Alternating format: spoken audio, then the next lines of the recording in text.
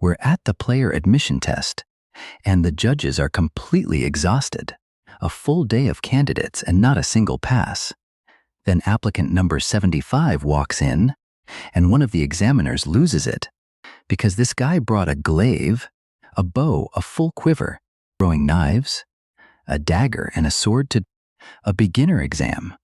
The judge asks if he's ready, while the tiny figure in the middle of the huge empty arena simply stands there waiting. He nods without saying a word. The test begins, and 20 goblins materialize around him. He calmly counts them, noting that they look much more realistic up close.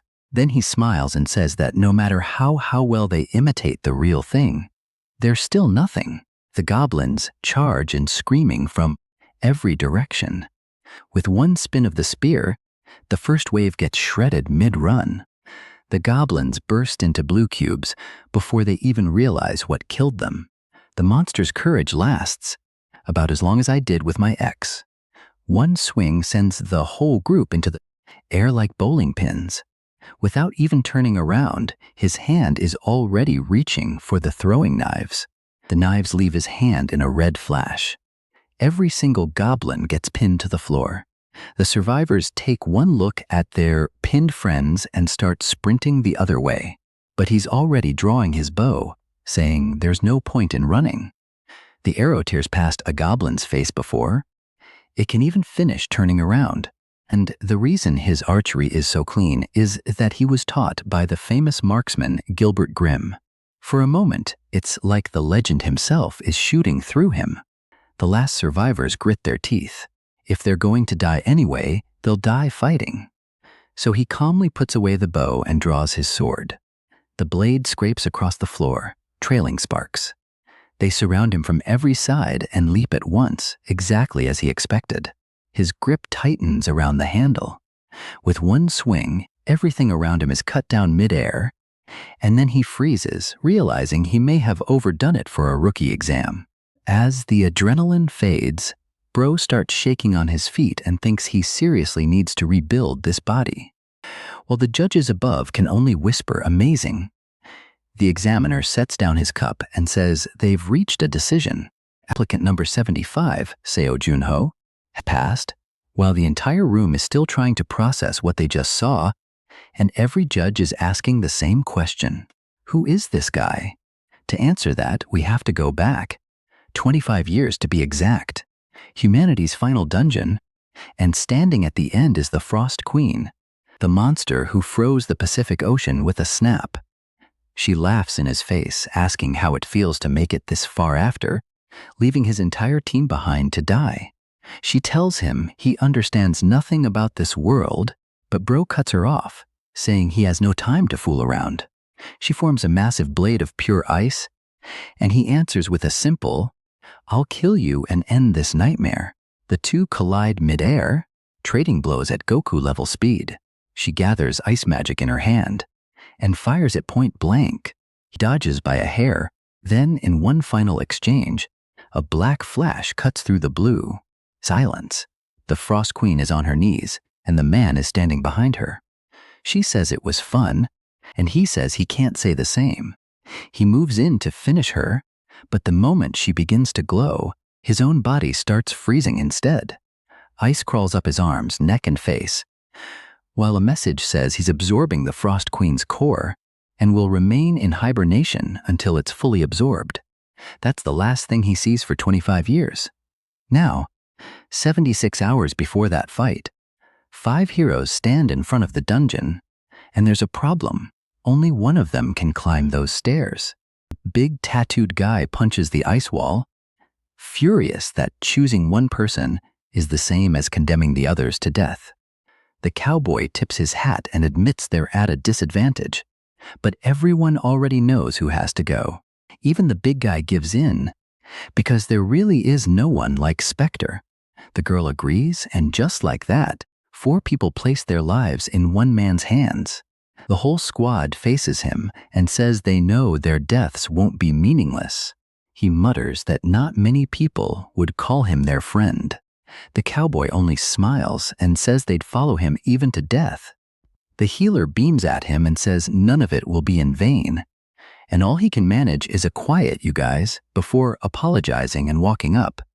Those stares alone. 25 years later, the year is 2024, and we're at a museum exhibit about the monsters humanity still couldn't defeat. A presenter explains how the Frost Queen froze the Pacific with a snap of her fingers, and how 5 legends went to Antarctica to stop her. Those 5 are displayed right there, frozen in ice as humanity's 5 heroes. Then a nerdy kid starts screaming, pointing at the exhibit. The ice statue just moved. The presenter laughs it off, explaining that the chamber temperature is controlled 24/7. There's no way anything could happen to those statues. Then she hears cracking. Behind her, the ice explodes and a figure bursts out through the shards. He drops to his knees, shaking. As a message says, the absorption has finally reached 100%. The only thing Bro can say after 25 years? Cold. Then another notification appears. X-rank skill acquired Frost. Within hours, the news explodes worldwide. The legend has awakened. Spectre is back after 25 years of cryogenic sleep.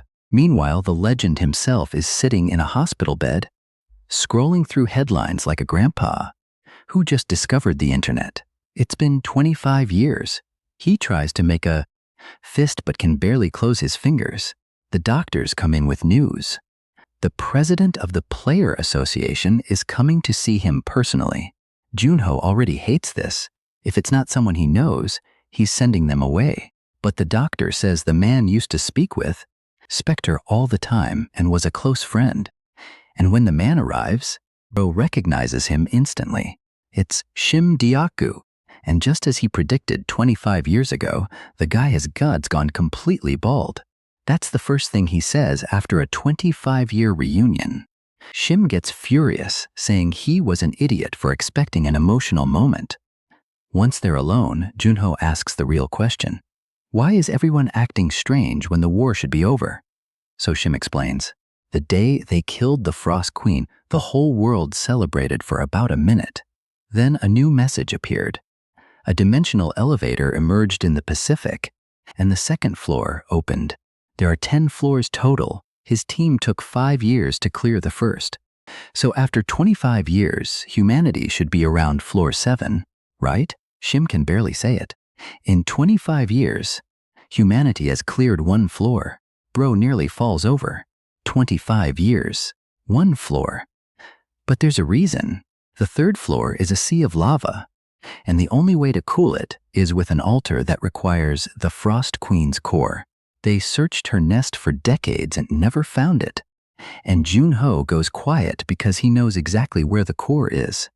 He ate it, it's inside him right now, so he forgives them with a perfectly straight face for a mistake they never made.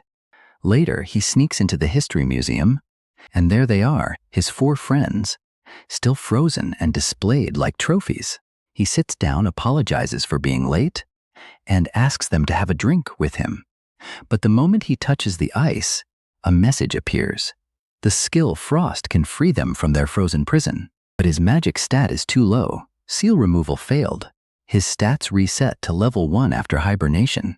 However, clearing each floor of the elevator gives a permanent boost. So the plan practically writes itself. Climb the tower, gain magic, melt the ice, and bring them home. He tells Shim that he's becoming a player again. Shim hates the idea.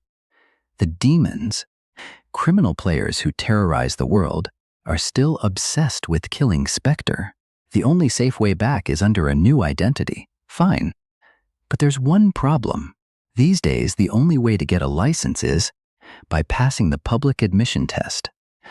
And now we're back at the exam where a level 1 rookie walked in, carrying every weapon known to man. Now you know exactly why the judges couldn't understand what they were seeing. They weren't grading a beginner. They were grading the greatest player in history, beginning his climb again from 0. And that little demonstration? That was him using a body that could barely make a fist 2 weeks earlier. Shim Diaku realizes recruiting him into the association won't be a problem at all. Shim Diaku says they've probably reached a decision. He also feels bad about lying on Junho's profile. Now everyone around Shimdyaku wants Junho. Sometime later, Junho starts laughing right in Shimdyaku's face, making him furious. The protagonist is eating junk food, drinking Coke, and talking about how wild the novel is. Even Shimdyaku has to admit he's right. It's hard to believe the world's most famous player, someone admired by everyone, acts like this just 2 days after leaving the hospital. Spectre really is lazy. Shimdyaku tells himself he just has to endure it. But then Junho suddenly starts shouting curses, then yells in surprise. Shimdyaku asks what he's reading, and Junho says the main character is a priest who only fights instead of healing. Shimdyaku asks if he's crazy, and Junho actually agrees. Still, Shimdyaku tells him to sit down because he brought what Junho asked for. That gets Junho's attention, but Shim asks why he wanted information on incomplete gates. He isn't seriously planning to enter one at his current level, right? Junho says yes. Why else would he ask? That leaves Shim stunned. He knows exactly what that means. If those gates still haven't been cleared, he asks if Junho is joking. Did he really think Shim would forget? He explains that gates are filled with monsters and traps that attack any human. Some are so dangerous that not even the player's bodies remain. Gates that were never cleared are called incomplete gates. Junho says they're the only gates beginners can enter, which makes them even worse. High-level players can't enter, while rookies chase the rewards and end up dead. With Junho's body in this condition, it's too much for him right now. But Junho asks why Shim is so worried. Doesn't he know him? Besides, incomplete gates must be a huge headache for the association. Shim admits that's true, but says he still can't let a friend walk into somewhere that dangerous. Junho turns serious for a moment, then ruins the mood by saying he knows this should be emotional, but he's going anyway because there's too much to gain. Shim asks what he means, and Junho explains that gate rewards increase over time. A gate left uncleared for years should give massive EXP. Shim asks if he heard correctly. Is the whole reason just faster leveling? Junho says yes, straight to his face. Shim asks if he already forgot that he died once. Why can't he take the safer path? Junho says his friends are waiting, and if they were in his position, they'd do the same. Shim says that still doesn't mean he should choose the most dangerous option, but Junho says that's not the only reason. Now that he's a player again, he'll run into demons sooner or later, and time isn't on his side. When that happens, he has to be strong enough to fight them. Shim admits he hadn't thought that far. He says he didn't realize Junho was under so much pressure. Junho doesn't call it pressure. And of course, he leaves out the fact that in the past, he was the one hunting those people. In the end, Shim says he can't stop him, so he'll find a gate Junho can actually enter. Soon he finds only one gate available at Junho's level, and Junho asks which one it is. Shim shows him the file. It appeared 7 years ago, and 142 people have already tried to clear it. Only level 1 players can enter, so it's called the Rookie Graveyard. Junho says the rules sound simple, and Shim says he's awfully confident. Then Junho receives a notification on his smartwatch. Shim says his payment came through. He adds that this means Junho is now under contract with the association and will serve them for 1 year. Junho immediately asks what the hell he means by serve them. He says he'll show Shim who the real servant is, and Shim quickly tells him to calm down. Junho asks about housing. If the association has rooms for players, will he stay there? Shim says that's a good idea because he'll be safer nearby. Junho asks for a nice room, and Shim says he can have whatever he wants. If he does well enough, Shim might even give him an entire floor. Junho says he'll be the one giving orders. Anyway, and they both laugh. Then Junho notices something else. Shim says it's his armor. Junho asks if he brought anything strange, but Shim tells him to open it, and when he does, he pulls out a coat and notices how light it feels. It's durable too. He gets visibly excited, saying it's actually excellent, and asks where Shim found it. Shim says that's because it was made by Kwan Noya. Junho is shocked to hear the name and asks if the old man is still alive. Shim says he turned 98 this year.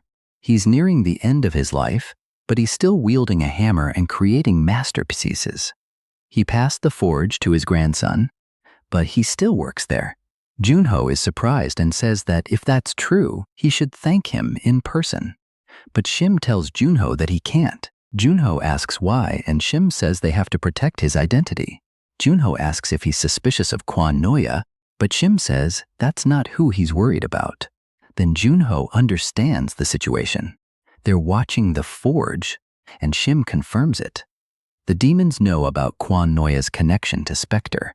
If Junho visits now, it would be the same as revealing his identity. Junho accepts that calmly. If a rookie like him suddenly left the country to see Kwon Noya, people would notice immediately. Shim reminds him that he already promised to support him, so Junho should understand. Junho says there's nothing else they can do. He just has to get stronger and visit later. He asks Shim to pass along his thanks, then says he'll take the gear. After that, he asks what weapon he should use, and Shim says the warehouse should have something good. He can take whatever he wants. Junho says they're finally speaking the same language. Shim asks when he plans to leave, and Junho says he was thinking of going immediately, but he should raise his vitality first. Even the exam drained all his energy. If his vitality stays this low, he won't be able to handle monsters, much less demons, so he needs to prepare. Shim asks how long that will take. A month? Junho says that's far too long. 10 days will be enough. After that, he heads to Naimyung province and Mount Cheongma. Once he arrives at the gate, he prepares to enter. It's the Curse of Dawn gate. The only clear condition is surviving until sunrise. When Junho enters, the sun is already setting, so at first, he thinks the place that feels surprisingly comfortable. He had been holding his breath, but when he sees the graveyard ahead, comfortable no longer feels like the right word. He wonders if he's going a little crazy. Still, after checking the information, he sees that the gate isn't supposed to be very difficult, and the goal is simple: just survive until dawn.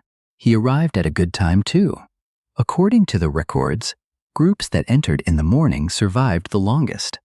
Time flows differently inside the gate, and those who entered later probably had no time to adjust. They were likely attacked immediately and had no chance to react. In the end, there wasn't much they could do because they were only level 1 players. But Junho has survived all kinds of situations, so he's ready for anything. As night falls, he feels an uneasy sensation, like something is watching him. Maybe it's the undead. He mutters that this is going to be a mess. The moment he stands, undead burst out of the ground. One grabs his leg, and he simply says he knew that would happen. He crushes its head, but it doesn't die, so he tells it to stay down and go back to sleep. More surround him as night fully falls. His A-rank hunter's vision activates, sharpening all his senses. That only makes things worse because now he can tell exactly how many undead surround him. They feel no pain, so fatal attacks mean nothing. They ignore damage and care only about attacking. That makes them the worst kind of enemy. They're perfect for terrifying beginners without healing skills. Now he understands why this place is called the Rookie Graveyard. More monsters crawl out of the ground and rush him, but he kicks them back and handles them calmly. After all, he may be a rookie, but he's not weak enough to lose to trash like this. Then, he looks back and sees their numbers continuing to grow. There are far too many. After a while, he's exhausted and wonders if it's finally over. He drops beside a gravestone to rest, then hears a voice asking who's there, startling him stiff. He asks where the person is, and the voice answers, saying it's right there. He runs over and finds a coffin. That's when he realizes the speaker is trapped beneath it. The voice confirms it, and Junho asks how he got there. The answer? He trusted his friends and followed them inside. Everyone else died, and only he survived. Then he begs Junho to pull him out. Junho says he understands, but first asks him to scream as loudly as possible. The thing asks why, and Junho says he needs the exact location, so it screams. That lets him pinpoint the head. He fires golden bullets into it again and again. He says he knew this portal was far too easy to have killed over 100 people. Then it hits him. That thing is what turned this place into the rookie graveyard. He calls out the faker and it crawls up, revealing its true form. It asks how he figured it out, then Junho charges straight at it. There's no way anyone could still be alive inside an incomplete portal. Once the battle starts, the gate closes even if only one player remains. The others probably knew that too, but panic makes people irrational. That's why the zombies alone shouldn't have been difficult. They died because of the faker. With that, all the hostile monsters disappear. He clears Curse of Dawn and gains 4 levels. His stats only rise every 5 levels, so the increase isn't huge, but he'll take what he can get. Then he wonders if that's all and receives a C-rank skill, Confession of the Dead. He's shocked because he expected no reward. Still, he's pleased. Instead of a random item, he received a new skill. Confession of the Dead lets him view the memories of corpses. Once he realizes it's essentially memory reading, he wonders whether it's useful if it only works on the dead. Then again, maybe he earned it for killing the faker. The conditions are specific, but it could still be valuable. And this is a skill he earned not as Spectre, but as a player. That makes him even more excited about what comes next. Later, when Junho returns, Shim is annoyed because the kid hasn't stopped talking since he came back, and Shim hasn't had a moment of peace. Junho points out that he still looks pretty happy. Shim admits it's fun watching those guild idiots get frustrated. But Junho points out that guilds usually ignore incomplete gates, so why are reporters making such a fuss? Instead of answering, Shim asks if he still refuses to reveal himself. Junho says yes for now. Shim warns that if people learn he cleared an incomplete gate, everyone will come looking for him. Junho asks why people buy luxury goods, even when they're made in the same factories as everything else. Is it because they're expensive? Shim says it's because they're special and not everyone can get them. So Shim asks if he plans to turn himself into a luxury product. Junho says not just that. He wants to become a legendary limited edition, something everyone wants but no one knows where to find.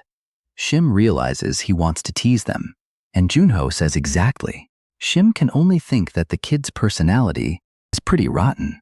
Even so, Junho says he can't leave things like this for too long. Smart people will figure it out soon and start wondering whether he'll appear at other incomplete gates. Reporters will begin camping there, waiting for him. He doesn't need to brag, the world will realize it on its own. Shim asks when Junho ever cared about bragging. Junho gets annoyed, but Shim drops it and calls him to eat. Sometime later, Junho is doing handstand push-ups. When he reaches 73, he nearly collapses, but still completes the yellow gate challenge before falling onto his back. His strength rises by 1 point, and he thinks he finally did. He remains sprawled on the floor, then grabs some water and says he finally feels alive again. After that, he checks his watch and scrolls through a long list of dungeons he could clear. One catches his attention. The Garden of Lyelf, Korea's oldest incomplete gate, discovered 9 years ago. If a gate remains open that long, monsters begin escaping. That's called an open gate, and the government and association offered a huge reward to anyone who could close it. People from all over the country tried. 124 attempts, 124 failures. In the end, they had no choice but to seek help from another country. They spent a fortune hiring India's superstar rookie, Tushar Vichy. He was a brilliant archer with the potential to reach Gilbert's level, or perhaps even surpass him. But he failed, and hope died with him. A 22-year-old with an incredible future lost his life there. Junho thinks that's a real tragedy.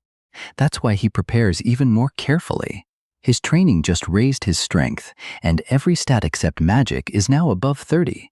For his level, that should be the limit. Still, if even Tushar couldn't clear the gate, he can't ignore the possibility of something hidden inside. So he prepares for every possible situation. Even then, he draws on a little of his magic. Since he can use frost now, he's getting used to it and wonders how strong it will be in a real battle. Then he heads to the Garden of Lyelf and arrives. To close the gate, he has to eliminate every monster. He doesn't know how many Lyelfs will appear, but if teams of 4 failed, there must be some hidden trap that killed them. He scans the area and notices a maze below. For now, he decides to avoid the suspicious place. Lyelfs only appear at night, so he waits until darkness falls. Then they begin bursting out of the ground. One makes a noise beside him, making him jump. At least now he knows they announce themselves when they appear, and with night here, his senses sharpen again. For now, he only sees 2, and thinks that's a nice welcome as they launch attacks at him. Junho charges forward, plants his halberd, vaults over the attack, and prepares to strike as he lands. He forms an ice spear and throws it straight through them, easily killing the first and the one beside it. Then he realizes that the spear is incredibly useful. The Frost Queen's power was definitely worth gaining. But another attack comes, and he sees an entire horde rushing in. So yeah, 2 was far too few. He dives back into the battle and cuts through them with ease, shredding monster after monster. He tears them apart, while the last one looks around in confusion. Then Junho appears behind it, ready to deliver the final blow and finish it off. But when it falls, he realizes that was far too quick. Worse, even more have appeared, twice as many as before. That's when he figures it out. They multiply when they die. After fighting a little longer, he starts running, wondering how many there even are. The whole thing is getting ridiculous. The monsters chase him and lash vines at him. He has to defend himself with everything he has, using the Frost Queen's power as effectively as possible. Now he has both an ice spear and a shield that blocks the vines. Behind the shield, he prepares to counterattack with shadow power. He slices through the one-eyed monsters with a clean frontal strike. When they finally fall, he realizes he's completely exhausted and wonders how many hours have passed. Closing the gate is exhausting, but not impossible. Still, one thing keeps bothering him. Even with an overpowered skill, if this is all the gate contains, then a team of 4 should have been enough. Among the players who tried to clear it over the past 9 years, many had incredible potential. Tushar was one of them. From what Junho knows, Tushar should have handled at least half those monsters alone. With a full team, they should have cleared the portal. Even as the monsters continue swarming him, he can't stop wondering why Tushar failed.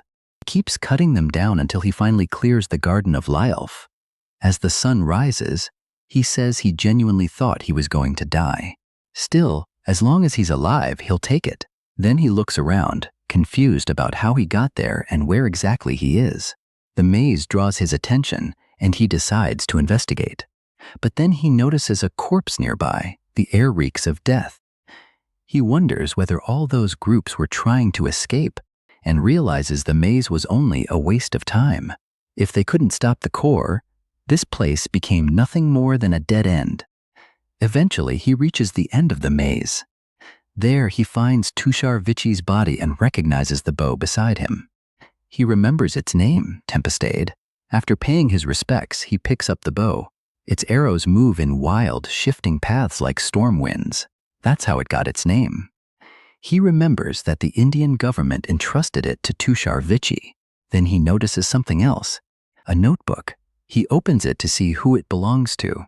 The first entry reads April 7, 2044, 1240 p.m. Tushar writes that he was sent to clear the Lilith portal in Korea and felt proud to be chosen. He says he'll do whatever it takes, though his father warned him to reconsider because the portal had remained uncleared for years. There was a real chance he would never return. Even so, Tushar says the Koreans came all that way to ask for help. How could he refuse? To him, that would go against the teachings of Vichi. He says he's level 10 now, making this his only chance to enter the Garden of Lilith. Later, he asks a girl if she's coming with him. She says, of course. She believes in him and will follow him anywhere. Even if he tried to go alone, She'd find a way to follow. She's simply happy he asked her to come. Besides, she says she has to protect him. That catches him off guard, and he says he's glad Zia is coming. There's no one else he'd trust to watch his back. Zia says she already knows that. Of course she does. She's his partner. And honestly, they're more than just partners. Together, they promise to close the portal no matter what. Somewhere else, Tushar Vici sees one of his teammates talking to his daughter and promising he'll return. Tushar apologizes for calling him so suddenly. The man says this is his first trip so far from home. But his daughter's grandmother is with her, and since Tushar asked for help, he couldn't refuse. Tushar thanks him. The man says that if he's traveling with a rising star like Tushar, he has to do his part too. After that, they head to Indira Gandhi International Airport in New Delhi and prepare to fly out with his fiancée and one more teammate. Once they arrive, they train for a while, and Tushar says he has a good feeling about this. Then on April 24, 2044, at 11:37, they finally enter the Garden of Lilith. As they step inside, they're struck by its beauty. None of them has ever seen a portal like this before, but they quickly regain focus because they're inside a dungeon and can't lower their guard. For now, they decide to observe the area. Then, at 833, 8 monsters appear, and they wonder if that's already a little too many. More keep coming, but the group handles them easily at first. Then the count doubles to 32. After that, the numbers keep rising, and eventually their tank is struck in the chest and starts bleeding. Tushar is horrified when he sees it. They tell everyone to grab the others and run. The group rushes into the maze, and Zia yells for Tushar to hurry because they need shelter. Tushar realizes that every time they wipe out a horde, the next one grows larger. This dungeon is completely insane. After spending some time inside the maze, the team's tank can no longer hold on. He asks Tushar to take care of his daughter before dying in front of everyone. Then on April 25, at 5:29, only 3 remain. Another teammate dies from his wounds, and Tushar can't stop crying. By 7:12, the sun begins setting, and he prays to Shiva for mercy so he can write again tomorrow. Before the next battle, he writes that they can barely continue. In his diary, he says they defeated the 4th Lilith horde last night, and the 5th will arrive soon. There are at least 120 of them, and even after fighting for their lives, around 40 remain. He can't handle that, many alone. Then he looks over and sees his exhausted fiancée sleeping nearby. Even so, he believes they'll make it out today and begs for there not to be a 6th horde. But after the 6th horde, Zia dies in his arms and he breaks down. He says he promised to close the portal, but asks what the point is without them. Then someone speaks to Tushar, saying it's time for him to die. The assassin attacks, but Tushar sees it coming through his fiancée's crystal ball and manages to dodge. The blade only strikes his shoulder, and he immediately goes on guard.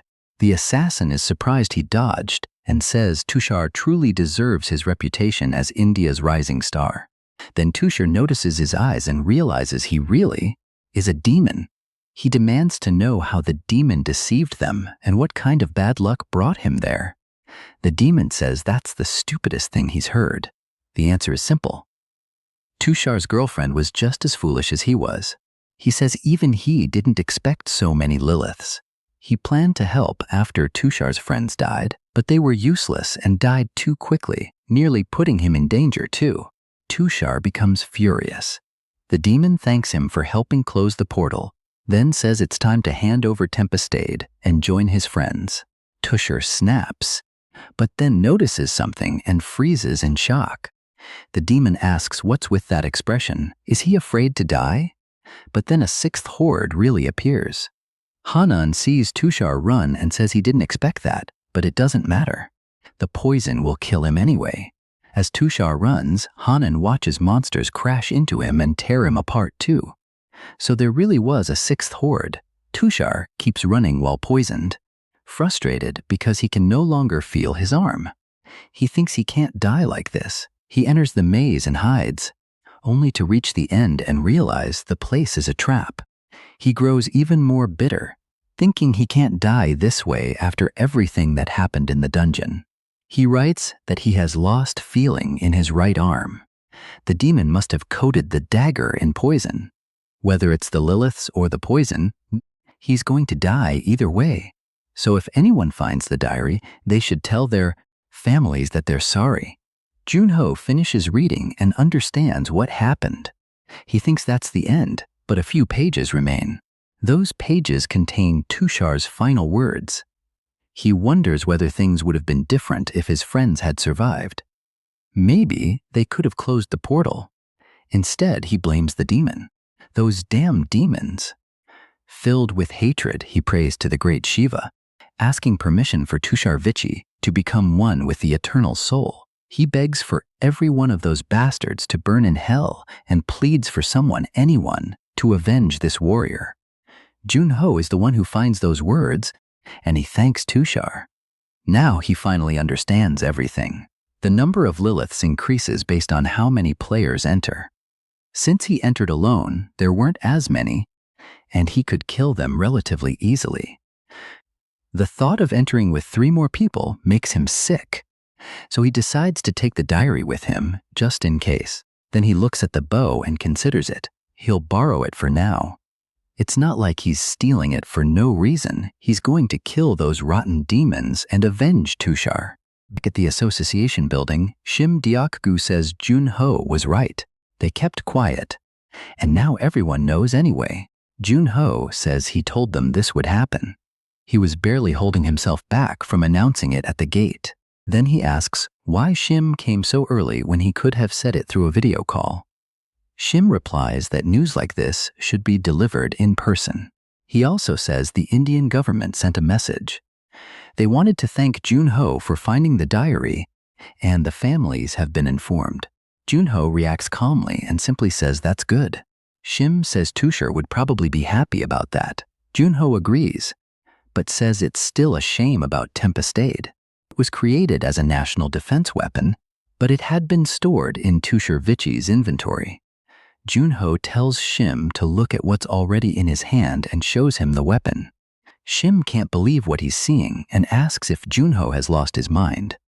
Then he demands to know why the hell Junho has it. Shim says he should have left it there because the bow belongs to the Indian government. But Junho says he's only borrowing it. Shim asks what he's supposed to tell them. Is Junho seriously claiming Tushar passed the bow on to him? In the end, Shim gives up and tells him to handle it himself. Junho says he'll be careful, so there's no need to get angry. Still, Shim warns him not to joke around.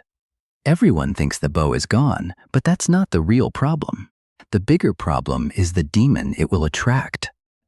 Junho explains that the demon was believed to have died inside the portal, but he suspects that demon wasn't the only one hunting the bow, and whoever else wanted it must have seen the news.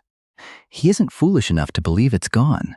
Junho says the man is insane and values items more than people. Once he learns Junho has the bow, he'll come after him. Shim realizes that's probably true, and only one person comes to mind, the demonic archer Cal Siner. He's famous for collecting bows. Even other demons talk about him, and he's one of the powerful ones, which is why he's wanted worldwide. Shim remembers that Cal didn't meet the level requirement, so he couldn't enter the Garden of Lilith himself. Junho says exactly. If Cal comes after him, he'll cooperate with other demons and wait for the next incomplete portal to attack. And he'll be stronger than when Tushar was alive. Shim asks what kind of insane idea that is. It's too dangerous, and they can still return the bow. Junho tells him to relax. If they prepare, they'll be fine. Does Shim really think he'll be easy prey? Shim thinks for a moment and admits he doesn't, but he's still worried. He tells Junho that he only wants to keep his friend safe. Junho gives a small smile and asks who Shim thinks he is. He's the one and only Spectre. He tells Shim not to worry so much. This won't be like 25 years ago. Shim realizes that Junho truly hasn't changed, even after all those years frozen. Just then, Shim gets a call and rushes out. He says they need to refuse them and ask someone to please send them away. Junho has no idea what's happening and asks what happened. Shim says reporters are flooding in because everyone heard Junho close the portals and now they all want an interview. Junho thinks for a moment and tells Shim not to send them away. Shim asks why. Junho says that if they're going to fight demons, they should at least choose the battlefield. Then he says he'll hold a press conference. So the reporters sit down and wait for Junho to speak. While waiting, they review Seo Junho's record. His first portal was Curse of Dawn, followed by the Garden of Lyelf. It's been a long time since they've seen a rookie this impressive, and some think Korea may have found another player like Kim Woo-jung or Shin Sung-hyun. They add that he stands out even among countless stars. Then they see him approaching and call for photos. But they're stunned when he arrives looking like a complete shut-in, wearing flip-flops, shorts, and a cheap t-shirt.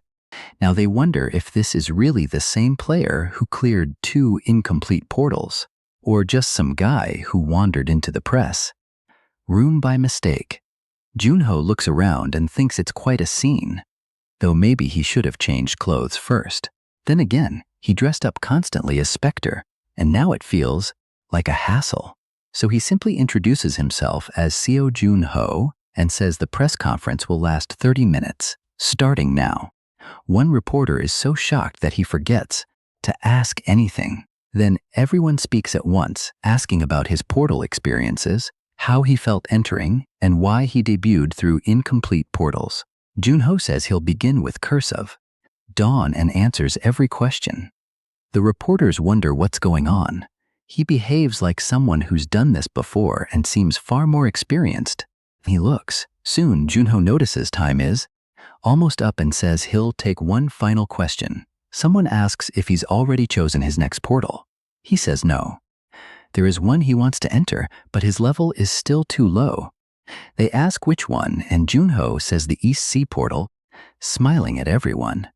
One reporter drops his pen, and the entire room erupts, taking photos and recording the moment. They ask if he really means that East Sea portal. It's the final incomplete portal in Korea. If he clears it, he'll have closed 3 incomplete portals, something that's never happened before. Junho says that's right, still smiling and shocking them even more. They mention that a boss is inside and ask if he has anything to say about that. The association has even discussed classifying it as a rank 1 portal, so doesn't he think it's too dangerous? He understands their reaction. A powerful boss changes everything. Bosses are on an entirely different level from normal monsters. They're incredibly strong, and some even rule over other monsters, like kings, even. So he simply tells the reporters that if he fights the boss, he'll win. That ends the press conference, and his words spread across the internet. Elsewhere, someone watches it all and says people are making a huge fuss over a rookie, though that only proves how important incomplete portals are. He says it's been a long time since the first floor produced news this interesting. His assistant suggests contacting Junho if he's interested, but the man says he isn't interested yet, not even close. When something extraordinary happens once, people call it fate. If it happens twice, they call it skill. But he says they should wait for the best 2 out of 3 before betting on him. There's no point remembering the names of people who may die soon. The stern man in front of him trembles and says that if player Junho performs one more miracle, he'll receive an invitation from Shin Sung-han himself, leader of Korea's largest guild, Goblin. Meanwhile, Junho looks through all the offers and says they're decent, but not good enough, so he'll pass. Then he asks whether they're all cooperation requests. Shim says yes. After the press conference, Junho became extremely popular. Junho says a good request needs 3 things: solid EXP and drops, reasonable difficulty, and good pay. Finding all 3 together is difficult. Honestly, he thinks they could try the final one, but Shim quickly says no. If he accepts now, it will set a bad precedent. Instead, Shim mentions another request from a father seeking a cure for his daughter's terminal illness. The key to saving her is a gray fox core. The name makes Junho pause. It's been a long time since he heard it. Shim says Junho encountered one when he first became a player, and Junho says he nearly died that day. Shim says it's easier to show him. The portal is the national ranked Divine Fox portal, surprising Junho. Junho examines the images while Shim explains that the portal appeared only 3 months ago. It hasn't been declared incomplete, but one monster inside has already wiped out 7 parties. Junho notes that the required level is even higher than the Gray Fox portal he cleared as Spectre, so this one will be tougher. Shim says it won't be as difficult as it sounds. Players are stronger now, and their equipment is much better. Junho says he hasn't seen many skilled players since returning, but he trusts Shim. If he wants to see what the new generation can do, this is the right place. Shim adds that the request actually came from one of his friends, which surprises Junho. Shim asks if he knows the Myung-ho group and says its chairman made the request. Junho asks if he means Choi Man-hyuk's son, and Shim explains that he has another son named Choi Pil-ho. While they're talking, someone knocks. A woman enters and asks whether the chairman called for her. Shim welcomes Cha Shi-yoon and says that from now on, she'll be Junho's secretary and assistant. Junho thinks that no matter how famous he is as a rookie, it would still look suspicious if the chairman personally handled everything for him. Sa-yoon greets him politely, and he returns the greeting. Shim tells Junho he'll speak with the group chairman and asks him to work well with Sa-yoon. He says she's highly responsible and trustworthy. She thanks him for the compliment, and Shim says he expects good results from both of them. Then Sa-yoon asks whether Junho knows the Myung-ho group. He says yes, they're #1 in Korea. She explains that they're famous for remaining clean, without the scandals common among wealthy families. Their lives seemed perfect, but tragedy struck. The eldest daughter, Choi Pio, suffers from 9-yin rupture syndrome. Junho says it's a condition some people born with yin energy develop. The only treatment is introducing something with powerful yang energy into the body to buy time. Sa-yoon says one treatment uses a Gray Fox core. 29 years ago, Spectre, the top player at the time, killed a Gray Fox and proved it worked. She adds that Spectre is someone she deeply admires. That makes Junho pause, and she asks why he suddenly looks so awkward. He brushes it off, saying the story affected him. When they arrive, he sees that the place hasn't changed. She asks if he's been there before, and he says it was a long time ago. Then she tells him to wait outside while she goes in first to make sure everything is ready. But before that, someone comes to the door and asks if he's Junho. The man says it's a pleasure to meet him. He's been waiting and introduces himself as the head of the family. Sa-yoon is shocked that he came personally, and Junho introduces himself as well.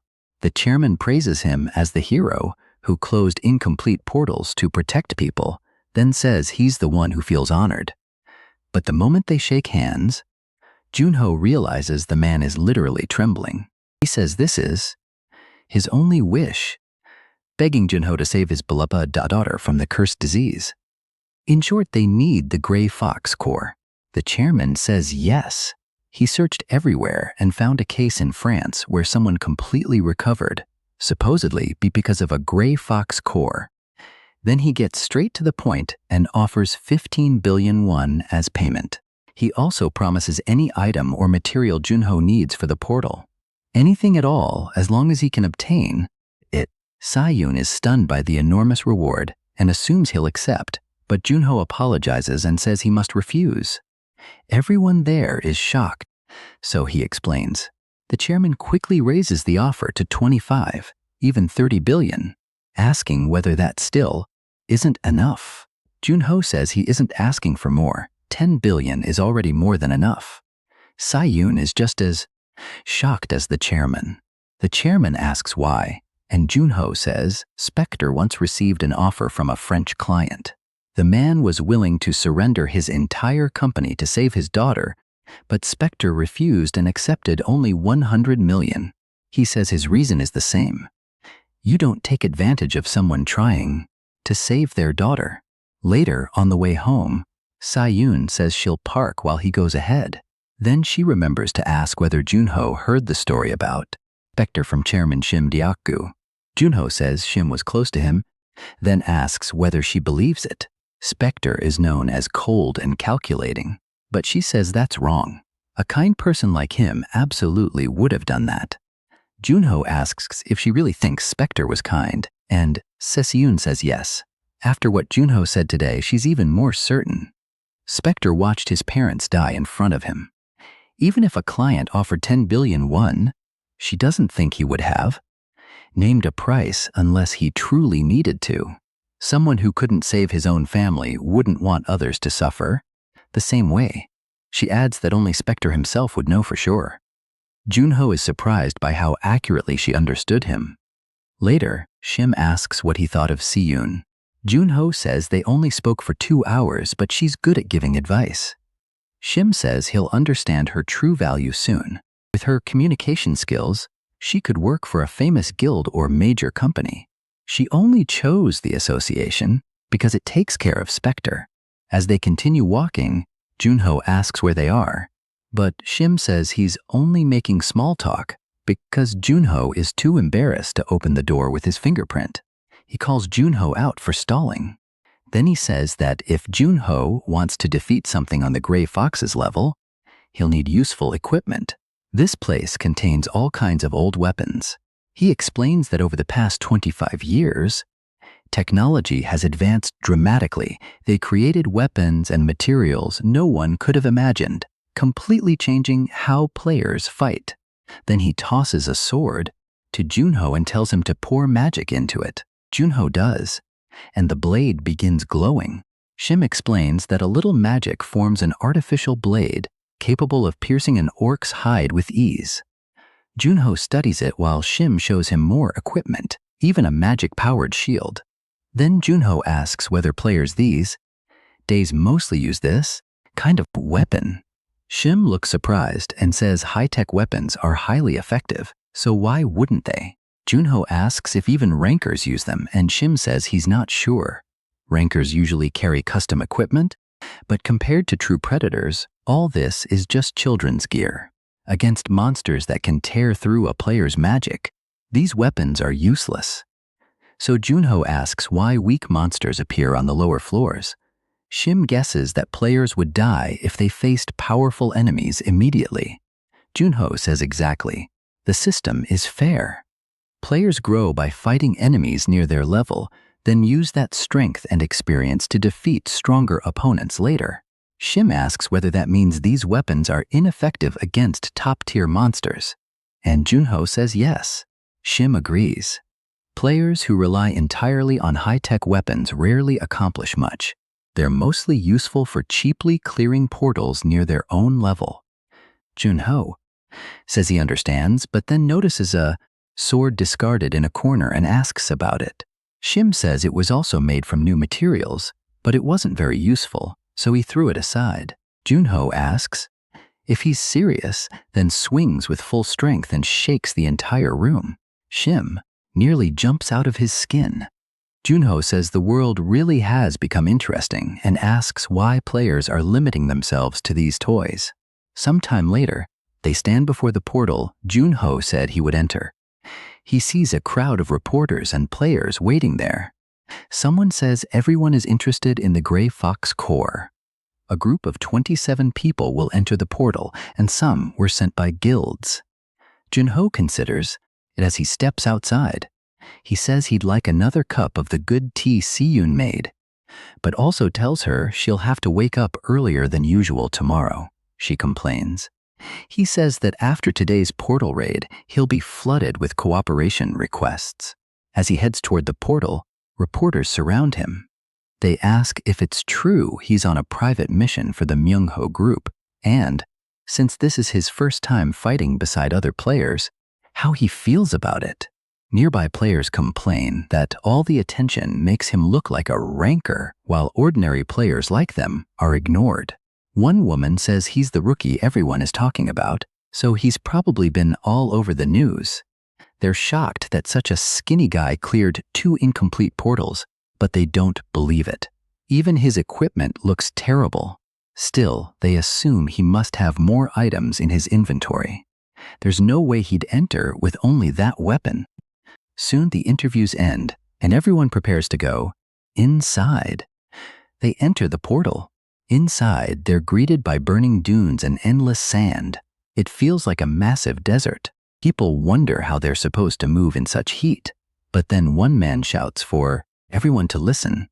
They ask who he is. He introduces himself as Cha Min-ho, a member of Korea's 13th ranked guild, Changhae.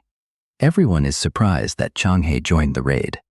He says they all know that a portal like this can't be handled alone.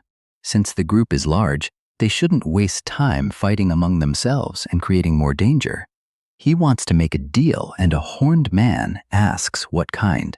Cha Min-ho says his guild will pay 10 million won to everyone who follows their orders inside.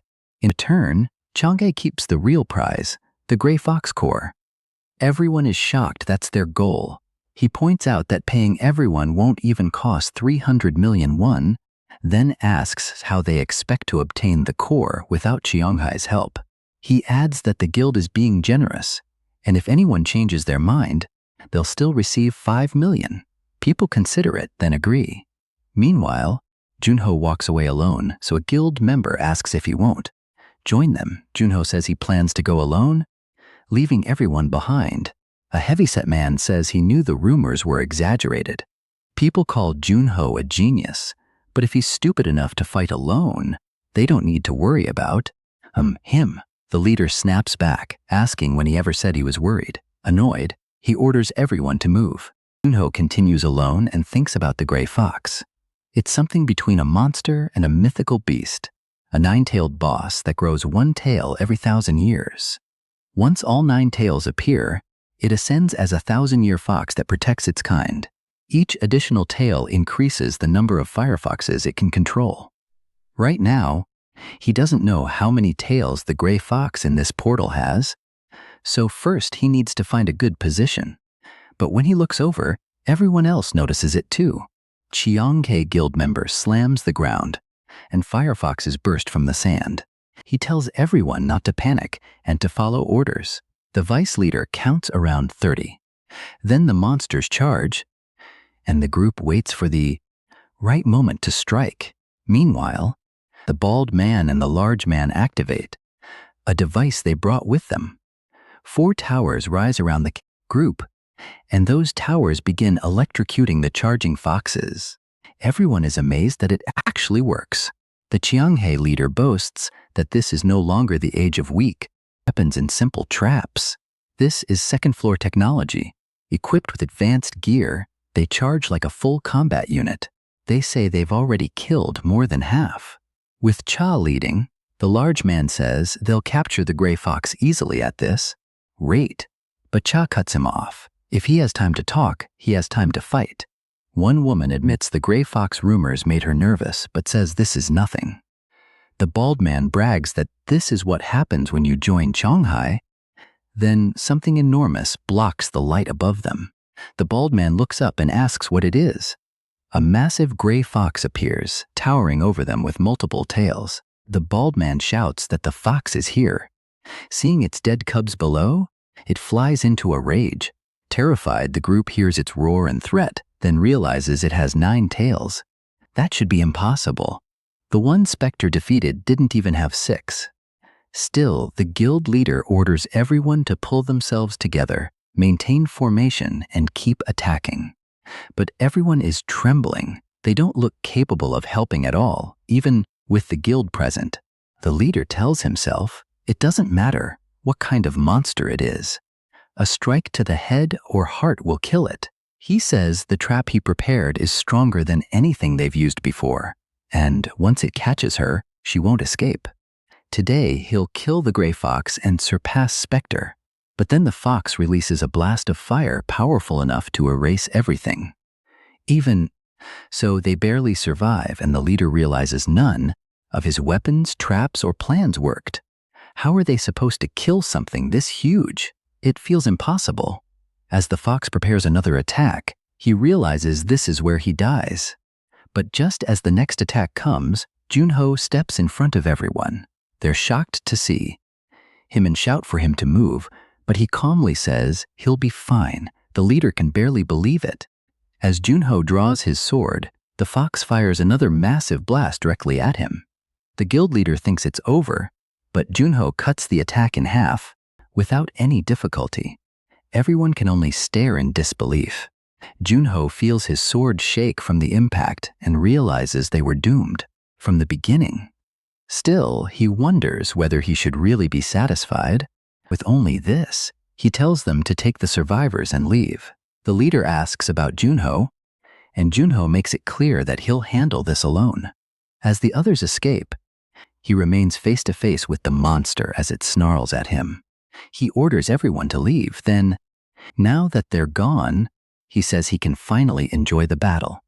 The monster summons several more fireballs, and Junho charges forward, dodging every attack.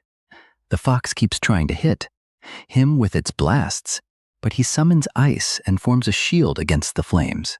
He realizes she won't let him get close, so he keeps advancing, closing the distance while the monster watches him and creates another massive fireball above its head. Junho recognizes it as giant flame explosion and knows he won't survive a direct hit. At the last second, he moves. The blast strikes where he stood, but the fox begins searching for him. Then it catches his scent and realizes he's alive. It swipes at him with its paw, cutting away part of his hair. He barely dodges and leaps onto the monster's snout, ending up face to face with it. The fox blasts fire upward, but Junho jumps away. In mid-air, he creates ice platforms and uses them like steps, rushing toward the fox even faster. He says the gray fox grows stronger with each tail, so he starts wondering what happens if he cuts some off. Several tails go flying, severed by the ice and impact. Just as he thought, its power decreases. Outside, the portal remains red, showing that the people inside are still alive. Outside, reporters say it's already been 10 hours since the players went in. The previous group survived 2 days, but one reporter tells another not to be disrespectful. All they can do is pray that everyone returns alive. Back inside, Junho continues fighting the fox, and it starts panicking as he attacks with ice. He realizes this is the first time it has ever experienced pain. It had no natural enemy and no rival. It only killed countless players, never imagining that it could one day become the prey. Fear takes over and it attacks wildly in every direction. Junho slips away, dodging another paw strike. The fox frantically searches for him until it notices where he's coming from. Junho gets close to its face and asks where it's looking, then slashes one eye, blinding that side. The fox begins gathering fire again and launches another attack at him, but he keeps dodging and counterattacking. The monster suffers more and more under his non-stop attacks. Now it's the one that's afraid, backing away from him. It retreats and creates another massive fireball. Junho says it's being dramatic and asks why it keeps resisting when it already knows it's going to die. Then he raises his hand and gathers the Frost Queen's power, saying it's already too late. A storm of ice spikes appears above the monster and pierces its entire body, killing it in a single blow. When it's finally over, he collapses from exhaustion. The gray fox is dead, and he receives its core as the reward. Sometime later, the people outside realize the group is coming out. They really cleared the portal. It took 13 hours, faster than the previous team. The portal turns green, and the players begin coming out of everyone. The first to emerge is Cha Min-ho from the Chiangkai Guild. Reporters rush forward for interviews and call for the injured to be brought over. Soon, everyone is being carried out on stretchers. Then Cha emerges carrying Junho, who is taken for treatment. After receiving first aid, they ask if he wants to go straight to the hospital. But he says no. He wants to explain what happened first. Reporters ask if it's true that he led the players and cleared the dungeon, and how he feels. They also ask whether the gray fox truly had 9 tails, saying his name is currently the most searched. He starts answering, but then notices the feeling. Even praise meant for the wrong person can become addictive after tasting it a few times. That reminds him of being a child when his teacher asked what he wanted to become. The boy said he wanted to grow up and become a great hero like Spectre. So he turns to the reporters and honestly says they're interviewing the wrong person. Then he says he'll explain what really happened inside the portal. Sometime later, Junho wakes up in the hospital with Sayun beside him. She says it's 6 in the morning at Ranguk Hospital and asks how he feels. He says he's fine. She tells him that while he was unconscious, she reviewed the cooperation requests he received, and he was right about needing to wake early. He asks if she's serious, but she notices he's already getting up to leave. Junho says he's going to see Chairman Choi Pilho because the man must be worried. Sayun tells him he still hasn't recovered, but he says he only ran out of energy and fainted. He'll rest after checking on the actual patient, so they should go see her. Then he meets the chairman, who's relieved to see him but asks if he's really okay after hearing that he collapsed. Inside the portal, Junho says it's true, but he was only exhausted. It was nothing serious. That calms the chairman. Then the chairman leads him to his daughter's room. When Junho opens the door, he sees her lying in bed with tubes in her arm.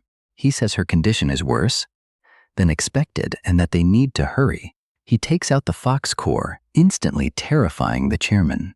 Junho says he forgot that normal people shouldn't stay too close to the core because of the heat and asks if the chairman can wait outside. The chairman says he should have asked sooner, then worries about using something so dangerous on his daughter. Junho assures him it's fine. Not everyone can handle it, but he knows the method Spectre used, so there's no need to worry. The chairman assumes Shim Diaku taught him, and Junho goes along with it again.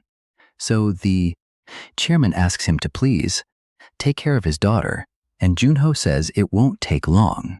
As soon as the chairman leaves, Junho walks over to his daughter. He says her condition is worse than the last patient he treated, so he plans to use the core's heat to slowly melt the ice magic. But then he notices something. The system says it senses intermediate yin energy from the target and that his frost skill can absorb it. That catches him off guard, and the system adds that absorbing it will increase his magic stat. He's stunned. Frost is an X-rank skill with almost no weaknesses. It works for offense and defense, and now it can even raise his magic by absorbing yin energy. Not even the X-rank Dark Observer could do that. Then he realizes this is the first time the skill has reacted this way. Perhaps Dark Observer would do the same if it found magic connected to darkness. That's definitely worth testing later, but not now. First, he has to treat the 9 yin syndrome before the patient suffers any longer. He needs to remove all the yin energy inside her, and he's going to do it all at once. So he begins drawing that energy out of her. When he was Spectre, he used the core's yang energy to force the magic apart, but that placed tremendous strain on the patient's body. Back then, he had no better option. This time, he'll reverse the process. He'll draw out and absorb the yin energy little by little until everything is balanced. It's far safer than using the core. Outside, the chairman grows increasingly anxious. Siyun notices the door opening. She calls out to him. Junho steps outside, and the chairman immediately asks about his daughter. Junho says it worked. She's completely healed, and there shouldn't be any side effects. The chairman collapses to the floor in tears of relief. Then Siyun says Junho's vacation begins as soon as they return to the association, and he should avoid physical activity for a while. He agrees. Still, he feels that he handled the mission well and thanks Siyun. She's happy to hear that. Then the chairman says he's thought carefully about how to repay Junho. He considered offering more money, but assumed Junho wouldn't want it. Junho says he only did what he had to do.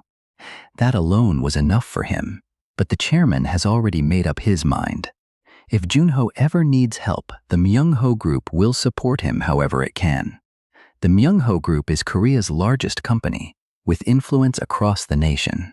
But its true strength is the eldest son, Choi Pyongho, leader of the Scarlet Tower Guild, the 5th largest guild in the country. Having them as allies would be a huge advantage. Choi Pilho says he'll be careful not to damage the group's reputation, and the chairman tells Junho he only has to ask. After all, Junho saved his family. Later, Shim Deok-gu says he just received a call from the chairman who is overwhelmed with gratitude because his daughter is finally healthy. He also asks how Junho's body feels. Junho says he only has mild muscle soreness, and Shim jokes that he must be taking something to turn to Captain America. Junho says no way. He overworked himself that day, but he also gained several recovery skills. Then they get to the point. He pulls out the core in front of Shim Deok-gu. Shim is shocked to see the gray fox core, and Junho says he didn't even need to use it on the chairman's daughter. Instead, he absorbed the yin energy using his frost skill. Shim loses it and asks if that's really possible. Junho says the system confirmed it, and it even increased his magic stat. He also learned something useful. Frost can absorb yin energy from anything, so it may work not only on illnesses like 9-yin syndrome, but on items too. Shim says he was wondering where this was going, but if that's true, Junho is basically asking him to find a useful item. Junho says they're finally speaking the same language. Still, there may be one problem. The syndrome was only rated intermediate. Shim is stunned that an incurable disease is only intermediate. That probably means ordinary items won't do much, and Junho agrees. So Shim says he'll search for suitable items while Junho checks the market. Junho mentions that it's been a while since he visited the player market, and Shim tells him not to cause trouble. Junho asks why he would think that. Honestly, because he probably would. Then Shim explains the player market. It's an offline market used worldwide, where people buy information and all kinds of portal items. That's why even ordinary people know about.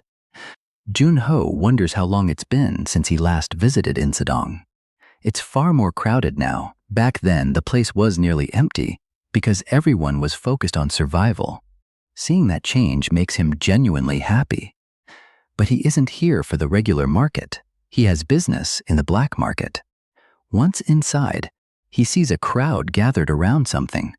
He heads to room 8, seat G10, and explains that the cinema in the player market contains a special seat used as a teleport point to the black market. The seat functions like a gate. He remembers one of his old companions complaining that the market's teleportation system was terrible. With portal resources, almost anything should be possible. So how does teleportation still make people sick? She used to say she'd rather rely on her own magic. Junho waits and is teleported soon after. He arrives in Ethiopia's underground black market. It feels nothing like the normal market. Only selected people can enter, and player markets worldwide are merely doors leading here. Nearby, people discuss how Wu Zhong of the 9 Heavens hasn't been seen lately, and ask how long the association plans to keep hiding Spectre. Junho explains that the black market has no guides or ordinary protections. It's an underground world where conventional science means little. Then someone recognizes Junho, the player who closed the incomplete portals, and Junho notes that the place still isn't entirely safe. Even so, there aren't many players here who could truly threaten him because most of the strong ones have already moved up. Those left behind are either too weak to reach the 2nd floor, or they reached it and couldn't handle the pressure. If they're that weak, he can deal with them. So when several block his path, he simply tells them to move. One of them immediately becomes frightened, and Junho thinks that was easier than expected. Then he walks over to a bald shopkeeper. The old man is surprised to see a celebrity. Junho says he came after hearing that some artifacts arrived, and the man claims everything available is already displayed outside. Junho didn't expect much, but he hit the jackpot. He senses weak cold energy from one item, several unusual energies nearby, and even intermediate freezing energy. Even if the level is low, those items should still increase his magic. So he tells the old man that, now that he thinks about it, he heard from some rookies that the shop keeps its best items in a separate room. The old man is visibly startled. He denies it and asks who would say that, but Junho says he already knew because the man is a terrible liar. He asks to take a look, promising he'll buy something and keep the secret. The old man grumbles, asking which idiot revealed that. Then he leads Junho into the hidden room, saying these are his finest artifacts. Junho says they all look impressive, but he doesn't see anything with a darkness attribute. Those are rare. Then he spots an ice-type item, but the old man warns him not to touch it. He says it carries a powerful curse that freezes the wearer's body, but Junho calmly puts on the glove anyway. The old man is left speechless. It's the gauntlet carrying the rage of Han's ice fairy, a rare and nearly cursed item. The moment Junho wears it, he feels intermediate freezing energy. That means he can purify it. Since intermediate is the same level as 9 Yin syndrome, he should gain roughly the same amount of magic. So he says he'll buy it along with the earlier artifacts. The old man can only thank him with a huge smile. Afterward, Junho heads to a bar. When he walks in, everyone turns to stare at him. He asks to be teleported to Insadong, Korea, and orders a drink. The bartender agrees and says the wait is 10 minutes. The entire room continues watching the new player who just arrived. Then someone calls out, asking if he isn't the famous player Seo, Junho. The man says he's heard plenty about Junho's rookie act and, as his senior, feels proud. Junho thinks the black market isn't a place where anyone can remain comfortable for long. A player's reputation matters greatly. It affects cooperation requests and even guild recruitment, but it's difficult to build real fame through portals alone. So some cowardly players seek easier methods, like picking a fight with Junho. One of them smashes his glass, and the thug says his senior is talking to him. They continue pressuring Junho, calling him rude and saying they need to teach him manners. Junho shrugs and says keeping the streets safe is a job for people strong enough to do it. They keep insulting him, but he suddenly bursts out laughing. To him, they only look pathetic. He mocks them in front of everyone, then asks how exactly they're protecting the streets. That kind of work is for top-ranked players, not nobodies like them. All they do is bully weak rookies, then get their names in the newspapers. That touches a nerve, and they clearly hate hearing.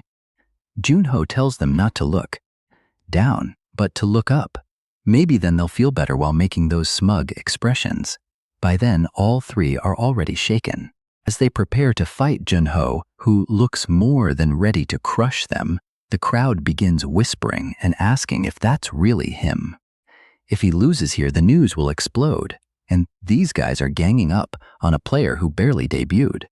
How pathetic is that? The redhead snaps that Junho can talk all he wants. Only the result matters. He may have defeated the Gray Fox, but now he's facing the Gangnam Trio. Junho calmly asks the bartender how long remains until teleportation. 4 minutes? That's enough for him.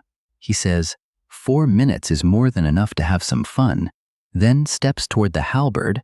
The man can't hide his nervousness. He begins swinging his halberd wildly, points it at Junho, and boasts that he's the trio's Reaper Lancer. Junho should feel honored. Then he notices the dagger and asks about it, since he thought Junho used a sword. Junho answers without a care. He doesn't need a sword to crush trash like them. That enrages the man, and he charges. But Junho watches the strike approach and avoids it with a slight lean. He grabs the shaft, pulls the lancer close, and drives an elbow directly into his face. Everyone freezes. Blood sprays instantly, and the man collapses unconscious. The hooded man curses him for falling for such an obvious feint. Meanwhile, the redhead attacks and asks whether Junho can block. This as he fires a spell at him. Junho slips through the mana darts, while the other man rushes in, ready to strike. Still, Junho handles every attack with ease. The redhead says Junho is only a rookie who killed a few monsters and probably has never killed a person. People without that experience become careless the moment they think they've won, and that's when they die. He says that's the difference between them because his side never intended to stop halfway. He keeps talking tough to Junho, then realizes his partner is already on the ground while Junho breaks his arm without hesitation. Then Junho looks back and sees the redhead completely lost. The man can't understand it. Junho is just a rookie, yet he crushed the entire Gangnam trio. Panicking, he gathers more magic and says this can't be happening. He insists it isn't over yet and launches another attack at Junho. But Junho remembers that as Spectre, one reason he killed so many enemies was his ability to read breathing. Using that, he closes in, neutralizes every attack, and gets close enough to pin the redhead against the wall. Junho tells him that his breathing reveals everything. Then he pins the man's hand above him with his dagger, driving it through and leaving him stuck there, screaming while Junho turns away. He walks back to the Lancer and asks if he'll bother him again. The answer comes immediately. Of course not. They won't even look in his direction. Again, Junho can tell they understand, while the crowd starts cheering that he won. A rookie defeated 3 experienced players, and everyone calls it unbelievable. They even demand reporters hear how amazing Junho was. To him, the world feels twisted. People treat this like a game. Some kill for selfish reasons, while others cheer for the winner instead of helping the injured.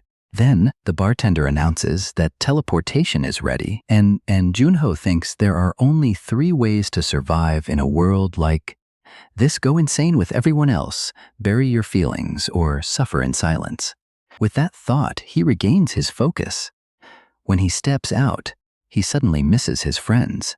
Soon, the clip of him pinning the man's hand to the wall spreads across the internet. A blonde man says the video came from the black market only minutes ago. Junho defeated 3 level 20 players with overwhelming skill and far exceeded expectations. Then he asks what the princess thinks, and she keeps watching, clearly interested as she asks for Junho's name again. Later, Junho takes a photo with a woman, wondering why this is happening. Then he sees an entire line of people waiting to take pictures with him and is shocked. At this rate, he figures he won't get home before night. Then someone calls out to him and a woman approaches, asking if they can talk. Junho notices her light orange hair and the intense heat radiating from her. Only one person matches that description. One of the Big 6 guild members, the Dokkaebi princess, Gong Juha. She hands him a card and says she isn't suspicious. He replies that he knows. If Dokkaebi came to see him, then they're interested. And honestly, that feels good. She asks if they can talk at a cafe, and he agrees. It also gives him the perfect excuse to escape the crowd. Once they reach the cafe, he sits across from her. She says she hates going outside, hates heat, and hates wearing so many layers. Junho asks if that isn't strange for someone with fire powers. She says that's exactly the problem. She likes cold things. Junho remembers hearing that even demons fear her and wonders whether this is truly the same Dokkaebi princess. Then she gets to the point about why Dokkaebi wants him. She asks if he wants to join them. Junho is caught off guard by her directness. She explains that the vice leader sent her to recruit him, and going through endless paperwork takes too long. She planned to decide after meeting him, and now she's convinced. First, his achievements alone justify a personal visit. He's the famous super rookie. Junho knows no one at his level has accomplished what he has. She also rates his combat instincts and future potential as top class. He asks if she already heard about the black market fight, and she says she liked what she heard. He's skilled in combat. The last thing she wanted to confirm was his registered skill. Is it really only that low-rank ability? He says that's what the fake profile shows, at least. That only makes her want him more. She tells him to imagine what he could do with more skills if he's already this strong with only a D-rank ability. If he joins her guild, he'll gain access to countless skill books, along with trainers who will design his schedule. Junho knows that's an incredible offer. Guilds don't just provide better resources and benefits. Their pay and support surpass the association's too. That's why so many powerful players left the association. Guilds thrive for a reason. She adds that Dakabi is one of the strongest guilds in the world and knows far more about the second floor than the association. So wouldn't joining them be smarter than staying there? Then she asks what he'll do, already convinced he won't refuse Dakabi, especially when she personally came to recruit him as a team leader. But Junho declines. At first, she acts like that's fine, then fails to hide her surprise and asks why. He knows joining Dakabi would bring fame and money, but nothing is free. Their orders would be absolute, and he'd have to accept every mission. It might help now, but someday it would feel like chains. She asks whether he understood the offer. Junho says he knows Dakabi gave him a good one, so she asks again why he refused. He asks whether she's heard the saying that it's better to be the head of a snake than the tail of a dragon. She says she understands. That answer makes her reconsider him. He's smarter than she expected. Even if he joined Dakabi now, it would take time to rise through the ranks, and in a place filled with the best, the competition would be brutal. She asks one last time whether he truly doesn't want to join. He apologizes, so she says there's nothing else she can do. It's not like she can force him to join, but she gives him one personal warning: be careful. Junho asks if she means revenge. She says no, they're not that childish. Then she warns that demons have been more active lately, even on the first floor. He asks whether they're planning something, and she says probably. The association likely still doesn't know, which is why she warned him. She'd be disappointed if he accidentally encountered them and got attacked. He simply thanks her, and she says she'll see him another time, calling him Snakehead. That catches him off guard. Then he returns to Shim Diaku and tells him everything. Shim asks if the demons are moving again. Junho says Dakabi has no reason to lie to him, so it's probably true. Shim says he knew their intelligence was better than the association's, but that isn't the main issue. Then he asks if Junho will regret refusing them, since Gong Juha came personally. Junho says not really. Sure, he'd gain fame and money with them, but he doesn't care about those things. Then he asks why Shim is making that face. Does he want Junho to join them? Shim says no, he only thought they might be more useful to him. Still, Junho doesn't like that kind of thinking. Guilds are strict, while the association lets him do what he wants, so Shim shouldn't worry. That leaves Shim looking soft and touched. He says all right, then adds that they'll renew Junho's contract tomorrow and even give him an entire floor. Junho appreciates it but asks if that's really okay. Shim says of course. It makes sense for someone wanted by the Big Six, and the budget for him isn't small. He adds that once they gather enough information, they'll begin trying to catch up. Junho is pleased and thanks him for it. Then he asks which floor he'll receive. Shim says floor 77, and Junho says he'll go get his belongings. But before that, he speaks to Shim again, asking him to schedule the East Sea Portal raid for 1 week later. Shim asks if he really needs that long, then realizes Junho plans to target the demons. Junho says exactly. Once the bait is on the hook, he only has to wait. That's how you catch a big fish. Soon, news reports announce that Junho will attempt the East Sea Portal. No one has ever cleared it, and if he succeeds, Korea will become the world's first safe region with no incomplete portals.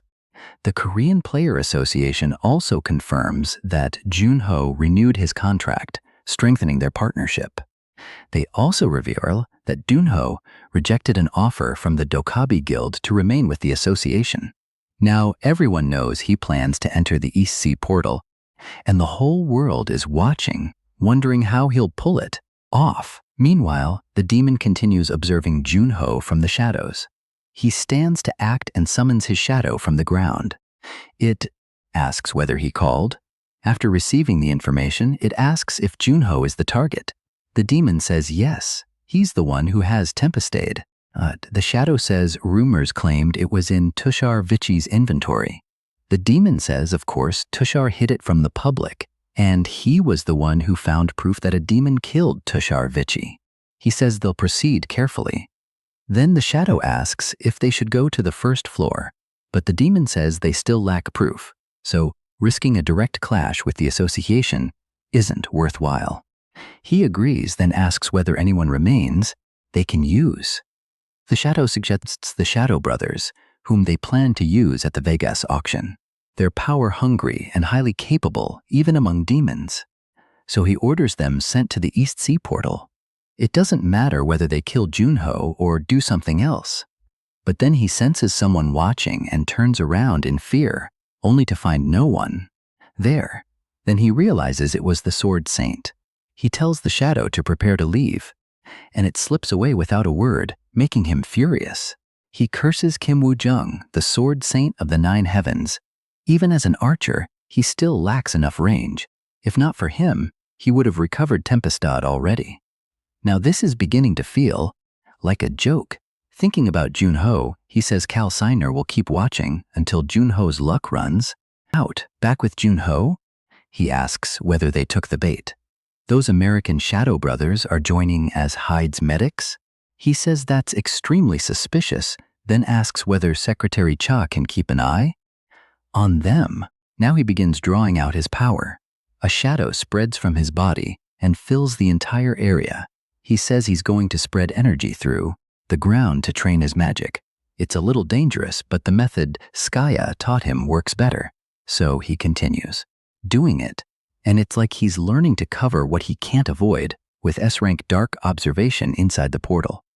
He keeps training to prepare, and sometime later, at the East Sea portal on Forgotten Dragon Island, he arrives there. Just from the name, Junho guesses the boss is probably some kind of dragon. Dragons are high-level monsters, and the goal is simple. Defeat the nameless dragon, a boss rookies can't even touch. He fought dragons several times before, but it was rough because he had no flying skill. He used to be stuck on the ground, furious while trying to hit them. So this time, he figures he'll either climb onto its back and fight there, or bring it down. Then he thinks of something and receives a message from Cha with the information he requested about the Shadow Brothers. He notices she's incredibly fast. The Shadow Brothers, Vincent and Edvar, are a duo from the United States. They specialize in escorting VIPs and are veterans with over 200 completed missions. Both brothers' awakening shadow abilities is extremely rare. In an interview, they explain why they chose the East Sea portal. Then comes the question, why this portal? They say they were moved by Junho's determination, with perfectly straight faces. Asked whether that means they believe victory is guaranteed, they say it's simply admiration. He's a player who keeps accomplishing the impossible, and they're honored to help him close Korea's final incomplete portal. Junho wonders if he'll be able to use that. Then, sometime later, at a dump-like place, the day of the raid finally arrives. At the East Sea portal, a massive crowd gathers in front of it. There are countless reporters, and Deokgu asks Junho if he's nervous.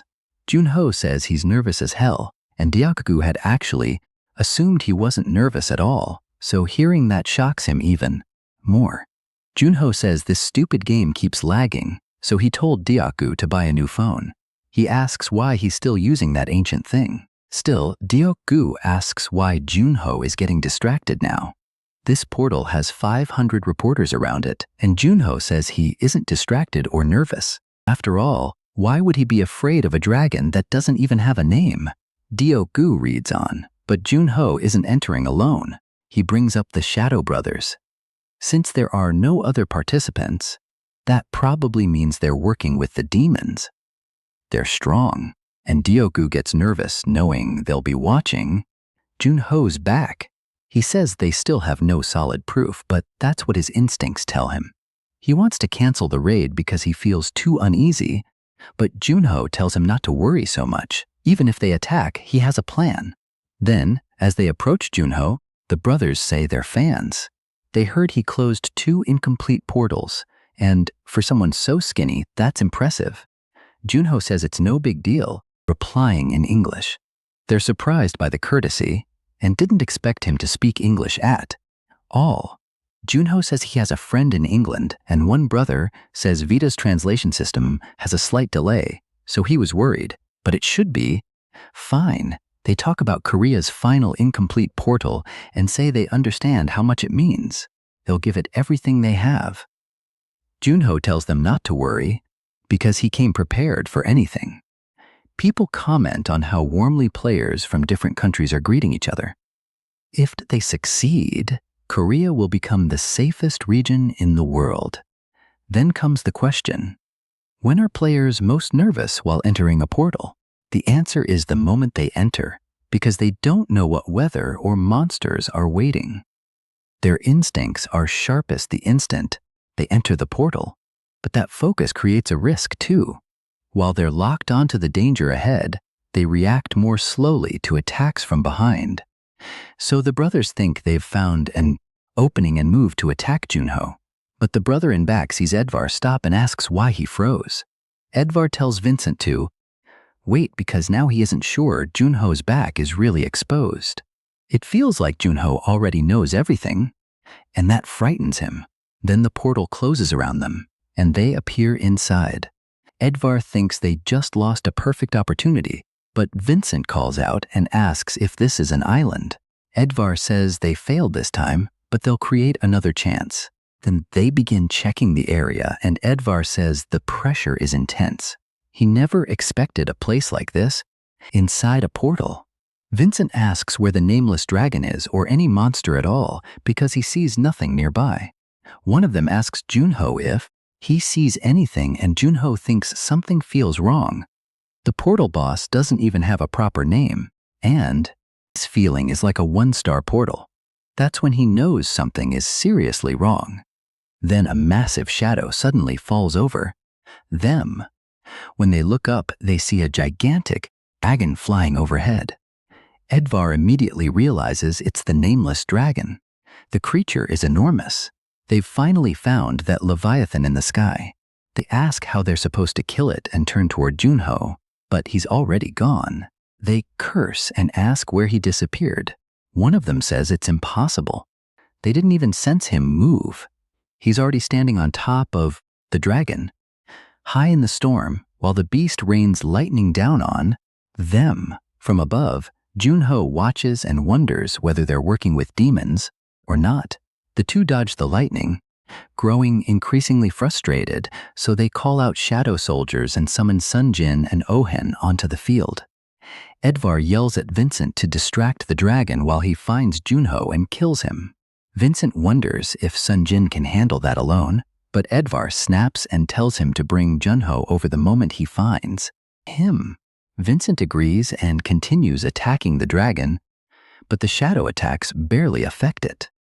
Then, Vincent takes off running, wondering when things last went this badly. If this becomes another Vegas auction disaster, they're dead. Then he notices a shadow nearby. He assumes it's just a rookie who can't even conceal his aura. Calling out to Junho, he says Edvar is fighting right now and needs help, so Junho should stop making things difficult and come with him. He attacks the shadow, but it isn't the real Junho, only a magic trick. Vincent realizes the trees and bushes have made the area dark and full of shadows, perfect for Junho's shadow skill. Still, something feels wrong. Junho's magic was powerful a moment ago, and now it's completely gone. Then Junho appears and says they really are demons. What a shame. He's suddenly right beside Vincent's shoulder, almost close enough to smell him. By the time Vincent notices, it's too late. Junho is far too close. Shaken, he asks when Junho got there. Junho answers in English and tells him to stop pretending they aren't demons. Vincent argues that Junho is making false accusations. After all, Junho attacked first. If he'd already exposed one of them, of course they would respond. Junho says it was a nice attempt, but Vincent should have hidden those red eyes first, the scarlet eyes of demons. Vincent realizes he's been exposed because no one had ever suspected him before. Junho asks if he can't control them. Vincent asks whether Junho thought he'd get scared and run just because he was found out. That would be a pathetic way to die. He grips his sword again and activates his shadow skill. Demon clans almost never appear inside portals, but if someone kills one and drinks its blood, they become a demon too, losing their emotions and becoming violent while gaining demon energy. Vincent says using it feels incredibly exciting every time. Then he tells Junho that he'll cut off those useless legs first, so Junho can stop dancing around, and he slashes at his legs. Junho doesn't move. He calmly uses Shadow Walker to slip away from the attack, shocking Vincent. Vincent asks where he went, but Junho's black energy wraps around him from behind. Junho says that at first, all he could do was slightly hide his presence. When Vincent attacks him, Junho vanishes again, reappearing elsewhere, as he explains that over time he trained the other aspects too: instinct, sound, smell, magic, aura. Then he asks what Vincent thinks comes next before completely overpowering him. Meanwhile, Edvar is still dealing with the dragon and thinks the beast won't even descend from behind the clouds. Then he sees someone returning. Vincent appears and calls to him. Edvar asks why he's alone and where Seo Junho is. Vincent says something is wrong with him. Junho already knew they were demons, and even after Vincent used demon energy, he still couldn't find him. That bastard had been hiding his true strength. Edvar asks how Junho escaped. If he's truly that strong, why didn't he kill Vincent? Vincent insists that what he felt was real, but Edvar says he was deceived. Why would Junho waste the chance to kill him while they were separated from each other? Still, Edvar decides it doesn't matter. Vincent needs to forget that and help with the dragon. One of them must attack while the other draws its attention. Vincent asks if the dragon is really that powerful. Edvar says that's not all. It's incredibly annoying because attacks from the ground are useless. But dragons have a weak point, the reverse scale that grows in the opposite direction. Vincent figures he'll use shadow movement to reach, but the dragon reads their plan and begins charging an attack below. Edvar shouts for Vincent to dodge, and they barely avoid the blast. Their shadow soldiers are wiped out, and Edvar feels the damage from losing them. Vincent calls to his older brother, but Edvar tells him to forget it and stay focused. Vincent nods, forms a spear, and prepares to strike upward. He aims at the dragon and actually lands a hit. The spear cuts the dragon's cheek, but it isn't enough. Vincent says he missed, though at least the dragon is flying lower now, so he uses shadow movement to get close, climbing onto the dragon's back. Then he realizes the beast feels even larger up close. Down below, Junho watches and calls them idiots. After taking damage, Vincent falls back beside Edvar, battered. He says they're screwed, and Edvar asks what he means. The dragon charges at them again and blasts more lightning their way. Edvar says of course it reacted like that. They attacked its reverse scale. People who've never fought dragons always make that mistake. The reverse scale is its weak point, but striking around it makes the dragon feel threatened and become even more violent. And if the item they offered wasn't enough, that only makes things worse. Junho wonders if he should use the bow this time. He draws it, lines up a shot, and tells those damn demons not to die yet. They only need to buy him time. He isn't going to sit around while they keep struggling against the dragon. Edvar tells his brother to stop talking because it's ruining his concentration. Vincent wonders when this will end and asks if the nameless dragon's attacks are endless. Then, he realizes things just got worse, with even more attacks coming. But suddenly, the dragon is struck directly in the center of its head and starts reeling. The brothers ask if it was Junho as they notice him nearby.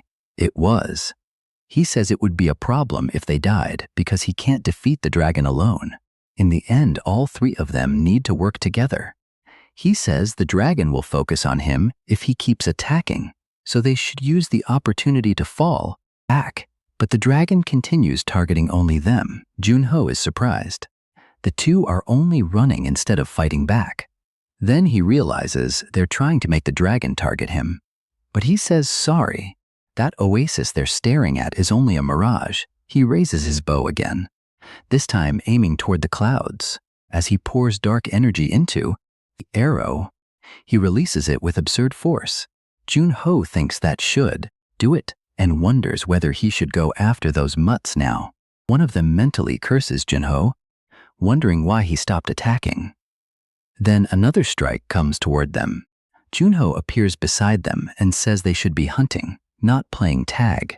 They ask if he wasn't supposed to support them, but Junho says he did. When they look up, they see a sky filled with stars, and those stars rush toward the dragon from behind, slamming it down onto the beach. Looking back, they realize they couldn't even scratch the dragon, but Junho brought it down with ease, even though his main weapon is supposedly a sword. What was that? Junho asks if they're impressed. He says Tempestade truly is an incredible bow, and it works perfectly with these skills too. Now he understands why Calciner was so obsessed with it. Now that Junho knows everything, the two begin begging. They say they helped in the battle, so they should talk. They're only underlings. They offer information about his whereabouts if Junho lets them go. Junho tells them to go to hell. He has no interest in making deals with people like them. They've seen too much, so he can't let them leave. One asks if Junho really thinks they'll die that easily. He charges straight at Junho, but Junho doesn't hesitate.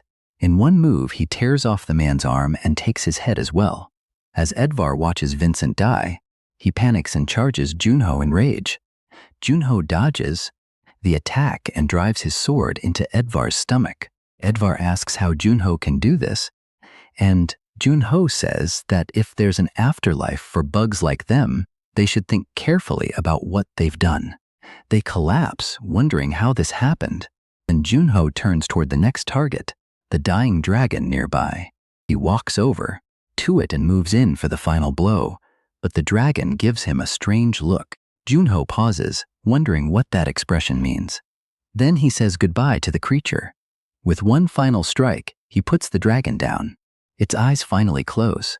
The nameless dragon is dead, ending the raid. He receives 20 kilos of dragon bones and levels up twice, but decides to check the rewards later. What he wants to test now is his new skill. It came from Curse of Dawn, Confession of the Dead. This ability lets him view the memories of the dead, so he starts with the two brothers.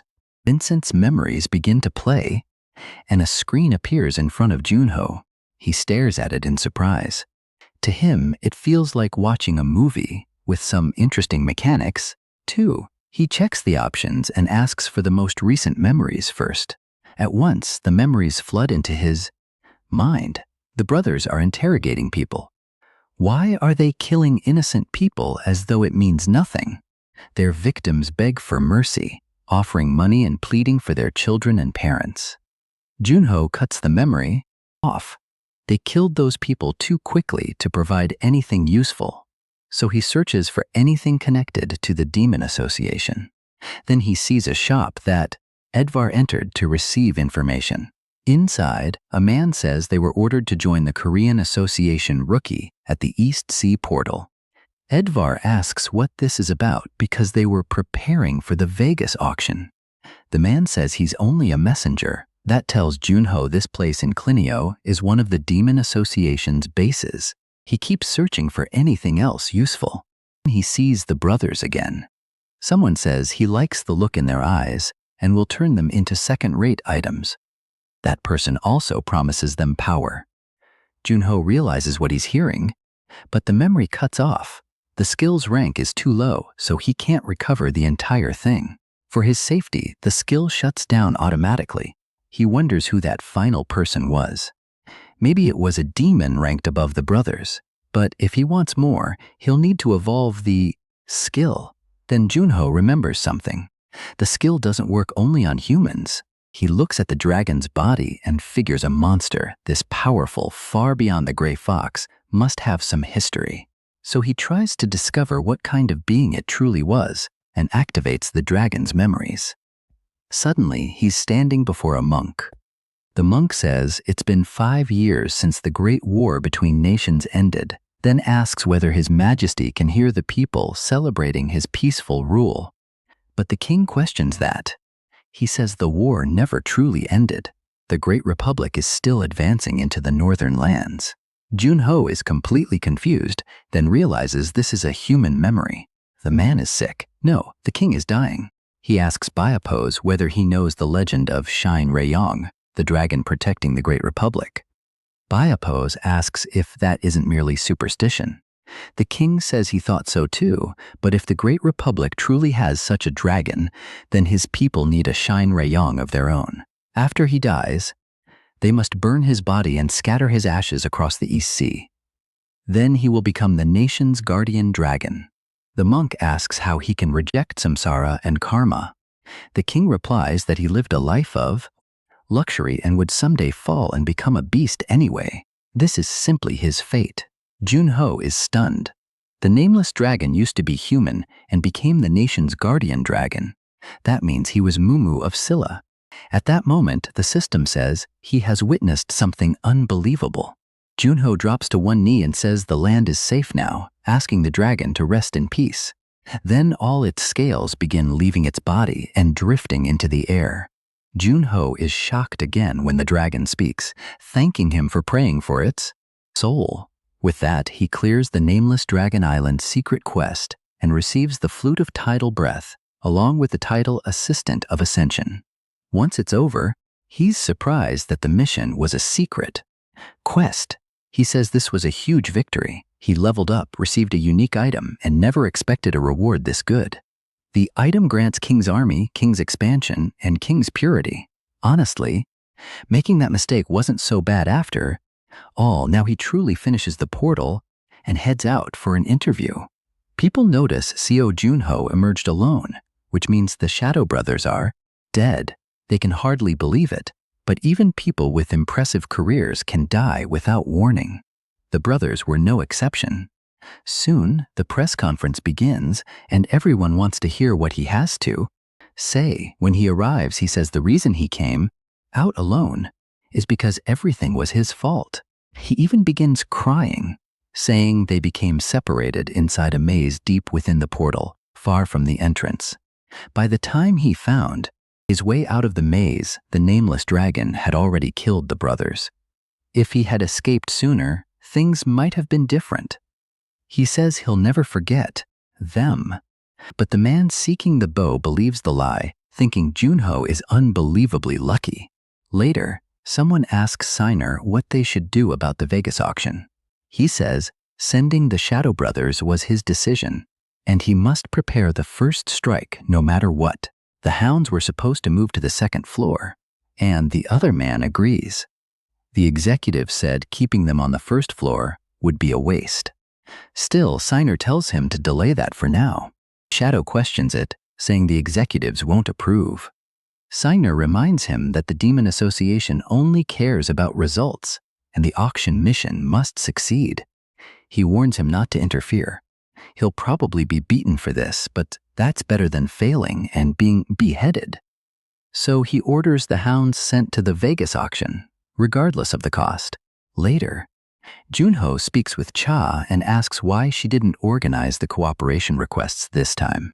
With dark circles under her eyes, she says she already did. He asks if all this really came from cooperation requests, and she says yes. It's because he cleared the East Sea portal. Junho says he barely even helped, but Cha reminds him that reporters can say whatever they want about players. Luck counts as a skill, too. Then she adds that he seriously needs a haircut. Right now, he almost looks homeless. He asks if it's really necessary since he isn't a celebrity, but she says yes. His hair looked terrible in the press conference photos. Then she shows him the profiles of famous players, revealing a bunch of ridiculous-looking men. She says their careers aren't as impressive as his, but at least they don't look that messy. Junho hates hearing that, and when she asks whether he has a day off, he says yes. So she hands him a card and tells him to visit that salon immediately. At that moment, he really misses his mask. In the end, he agrees and says she can go home early too. Since she worked hard organizing all those documents, that makes her light up. She thanks him and leaves right away, while still reminding him to cut his hair. He can tell she's genuinely excited. After she leaves, he wonders whether it has really gotten that long. At the very least, he figures he should let them trim it. He says there's nothing wrong with an expensive salon. But things were much easier when he was Spectre. No matter where he went, once he removed the mask, everything became simple. Now it's different. When he arrives, he's completely covered up, thinking maybe he should try breathing like a normal person sometimes. Inside, there's barely anyone around as usual, so he removes the mask. The place is so empty that he almost wonders if they're going bankrupt. He considers heading to his usual spot and ordering ramen, but then notices someone there and thinks this is a little too much, even for a novel. He just ran into his secretary years later in a completely random place, and that woman is none other than Miss Cha. She spits out her instant noodles in shock when she sees him like that. Junho sits down to read for a while, and she keeps staring. He tells her he isn't leaving just because she keeps looking at him like that. She becomes awkward and slams her book onto the table. Then she says she's a reader, and there's nothing wrong with reading whatever she wants. Her ancestors said the universe is hidden inside books. Junho says she isn't wrong, but the universe definitely isn't hidden in the book she's reading. The S-rank addict who trained for 990 million years. She fires back by asking Seo Junho what he's reading to talk like that, and he admits it's another novel, not much better. So he asks if they can call it even. She tells him to show her the title, and he does. That makes her laugh as she says, it's no different from hers. Things become pretty awkward after that. A while later, he finally finishes reading and asks Miss Cha if she's done too. Smiling, she says it was great. He says it was a little surprising, and she asks if he means seeing her in a manhwa shop. He says yes, he heard she came from high society, so he assumed she wouldn't visit places like this. She says most people assume that, but she enjoys reading here because no one bothers or interrupts her. She also loves turning real pages instead of reading from a screen, and says paper smells wonderful too. She likes old books even more because the smell becomes richer over time. Then her watch beeps. She says it's late and she should go home. He asks if she wants him to call a taxi, but she says it's fine because she lives nearby. She tells him she'll see him tomorrow. And Junho thinks Miss Cha works incredibly hard, so he decides he should do the same. Then Shim appears and brings up the United States, asking if Junho plans to attend the Shadow Brothers' funeral. Junho asks why he would, and Shim shoots back. Then why does he want to go? There? Junho says he found a place where demons gather thanks to that lead, and Shim is shocked, asking where it is. Junho says it's a secret, and that he's going there himself. Shim says he's worried, and Junho asks if he means worried about him, but Shim says no, he's worried the demons will die before giving up any information. Junho tells him not to worry because he'll be careful. He remembers the man from the hideout seemed low level, but he must know something. Shim says he'll trust him, but Junho still has to tell him if he needs help. Junho says he always needs Shim's help, then tells him to catch that while throwing over the dragon bones. Shim is stunned, and Junho says they're from the East Sea Portal's dragon. He can use half, however, he wants and give the rest to Quan Noya to make him a sword. Shim says he'll pass them along, then asks if there are any other details, such as size or weight.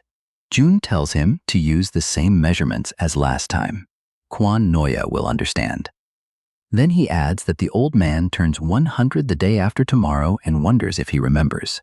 So he tells Shim to pass that along and say he should retire if he can't even remember that. Sometime later, Junho drops into the chamber to relax for a while and calls Miss Cha, asking if she can book him a flight to Las Vegas for tomorrow. She agrees immediately, and Junho notices she's become a little softer toward him. Then he checks his inventory and takes out the ritual item that ended every problem and brought peace to the world, the flute of tidal breath. Unfortunately, it breaks after 3 uses, but that only proves how powerful it is. Then he notes that the Assistant of Ascension title boosts his stats. It isn't as good as the title that freed Spring, but he's still satisfied. His magic stat has never been this high. At this rate, he thinks it won't be long before he can use Aura Sword. It requires deep knowledge of magic and high magic stats. Once learned, he can use it whenever he wants, and he thinks he may master it even faster than last time.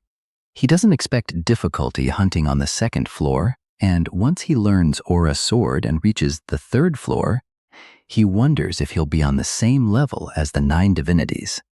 He imagines how powerful the top players must have become after 25 years, not to mention how troublesome the demons are. Thinking about all of it only makes him more excited for what's ahead. Then he talks about Las Vegas, a city of casinos and brothels open 24/7, which is why people call it the City of Sin. He notices it took forever to arrive, and his entire body aches from sitting so long. If Skaya were there, they could have teleported in a second. He misses her deeply, then notices people staring upward. That explains why so many people are outside. The Alcatron event is open, and famous people from around the world came for the artifact auction. But that isn't why he came. So he checks the map and heads toward his destination, saying he'll finish this quickly and get some rest. He finally reaches the shop operated by demons. Inside, a man is already losing his mind, asking when the electrician will come fix the air conditioner. He complains that nothing is going right. The Shadow Brother failed, and now the air conditioner is broken, too. Then he mentions those cursed hounds, saying he never expected to see them. The man beside him asks if he already knew them. He says yes. They said it had been a long time since they smelled blood, then killed his boss. Just then, someone arrives, and the man almost jumps out of his skin when he realizes it's the hounds. The woman asks what the hell this is and why it's so hot, demanding to know if he wants to die. The two quickly apologize, and she tells them to simply give her the orders already, taking the request. When she reads it, she's surprised, then realizes her assignment really has changed. They can't believe it and ask if they're no longer going to the second floor. She tells them to look for themselves if they don't believe her, and as soon as he checks, he becomes furious. She asks her leader if they shouldn't file a formal complaint, saying they're practically being robbed and Signer isn't even truly above them. The leader remains silent until he looks at the green-haired man and asks for the order. The man smooths out the paper and hands it over. The moment the leader takes it, he burns it and asks the scout if there are any other orders. When the answer is no, he simply tells the two men to leave, closes the door, and leaves the clerk collapsed in fear.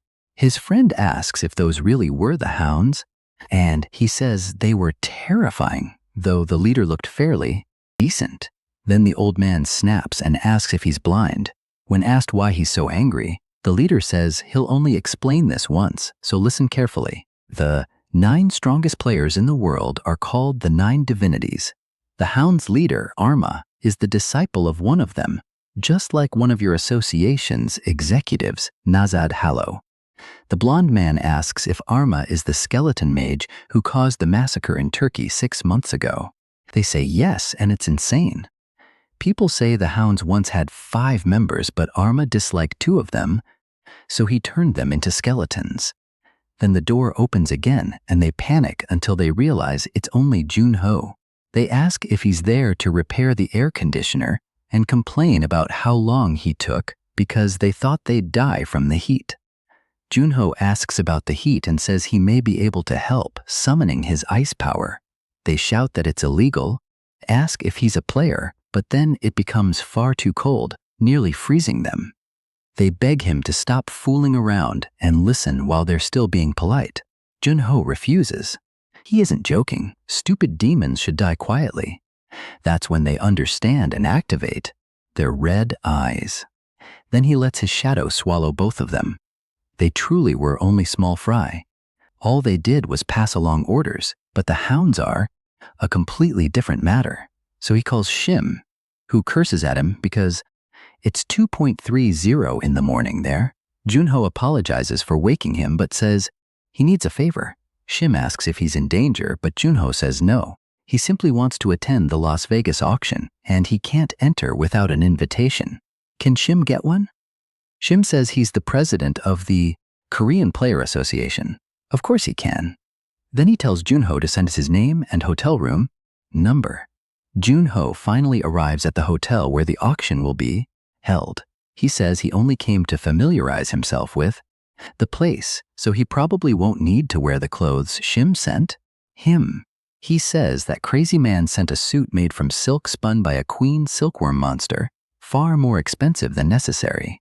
Then he keeps walking and reaches the casino. Arriving at the entrance, he says he's never been there before, but the moment he steps through the door, an alarm sounds. Then several men approach and ask if he's Seo Junho. He asks who they are, and the blonde man says they met in Insadong with leader Gong. He's Ha and Ho from the Dokabi Guild. Junho remembers he was the man standing beside Gong and says he remembers now. He apologizes for not recognizing him sooner, and Ha brushes it off, asking what brought him to Vegas. Junho says he's here for tomorrow's auction, but he didn't want to sit in his room doing nothing, so he came to look around. Then he asks about Ha. Ha says his group was hired by one of the owners as security, so they're simply patrolling. Then he asks if Junho was trying to enter the casino. Junho says yes. Since he came all this way, he wanted to take a look, but the alarm sounded. Ha says he can explain because the security system was changed. After the world changed, casinos began losing huge amounts of money because players used their abilities to cheat. Junho says that makes sense, so the hotel made a choice. They created a casino exclusively for players. He explains that players can freely use their skills there because the staff are players too. Junho asks if that doesn't simply favor high-level players. Ha says not really. A player's level doesn't always determine how skilled they are at gambling. He points ahead and says Gong is being crushed. The princess still hasn't won a single round. She insists it had to be the second cup and asks if this is cheating. She can't believe she lost again, and Junho has no idea what to say after witnessing such a pitiful display. Ha In-ho says this kind of game doesn't suit her. She isn't the type to calculate odds or play mind games, and it works better for people with strong eyesight skills. Junho asks if the game is fun. The woman says she's already lost far too much money. When he asks whether she's enjoying herself, she finally notices him and blurts out that it's Mr. Snakehead, or whatever strange nickname she gave him. She's shocked they met here and jokes that perhaps he came to become her subordinate. Junho asks why he would do that. Laughing it off, she says she was joking and asks what brought him here. He says he came for the auction but wanted to explore since Ha and Ho brought him inside. She tells him to call if anything happens because she's responsible for hotel security. He agrees, though he wonders if she should really be gambling while on duty. Then he asks if the game is truly that difficult, and she says yes. According to her, that man's hands are unbelievably fast. She also heard they were on the second floor before coming down. Here, Junho asks if she knows who they are, but she says no. Everyone is wearing masks, and Junho assumes that's probably to hide their abilities. So he buys some chips. She notices he's joining immediately and warns that it will be difficult because he isn't used to their speed yet. Junho asks whether she kept losing even after getting used to it. That hits hard and she looks completely crushed. Then the dealer calls them over to begin. He takes the small ball, hides it beneath a cup, and begins moving them at incredible speed. Then he tells Junho to choose. As he prepares to answer, Gong says she finally understands. She picks the left cup and says she feels good about this round. Then she wonders if she should bet again, but Junho says she really should stop. She asks why, and he bluntly says she has no talent for this. Then he chooses the middle cup. The dealer looks surprised. He congratulates Junho for choosing correctly, and Gong is stunned, wondering if this is the legendary beginner's luck. Still, she says that kind of luck only works once, so he should quit while he's ahead. Of course, she never won even once, so she never had the opportunity to stop. Junho asks what tragic backstory explains luck this. Terrible. Then he plays again. But at that moment, a woman approaches and calls out to Bondus, asking if he wants to play with her. That immediately puts Junho on guard. The man asks her not to call him that, and even Junho is surprised that he found them so quickly. His luck is holding. He didn't even need to search for them. Still, he has no proof that they're demons, and he can't cause a scene in public. They probably won't expose themselves either. So he needs to create his own battlefield. Junho says this is more entertaining than expected and decides to play a few more rounds. Gong thinks gambling addiction is terrifying if he already wants to keep playing.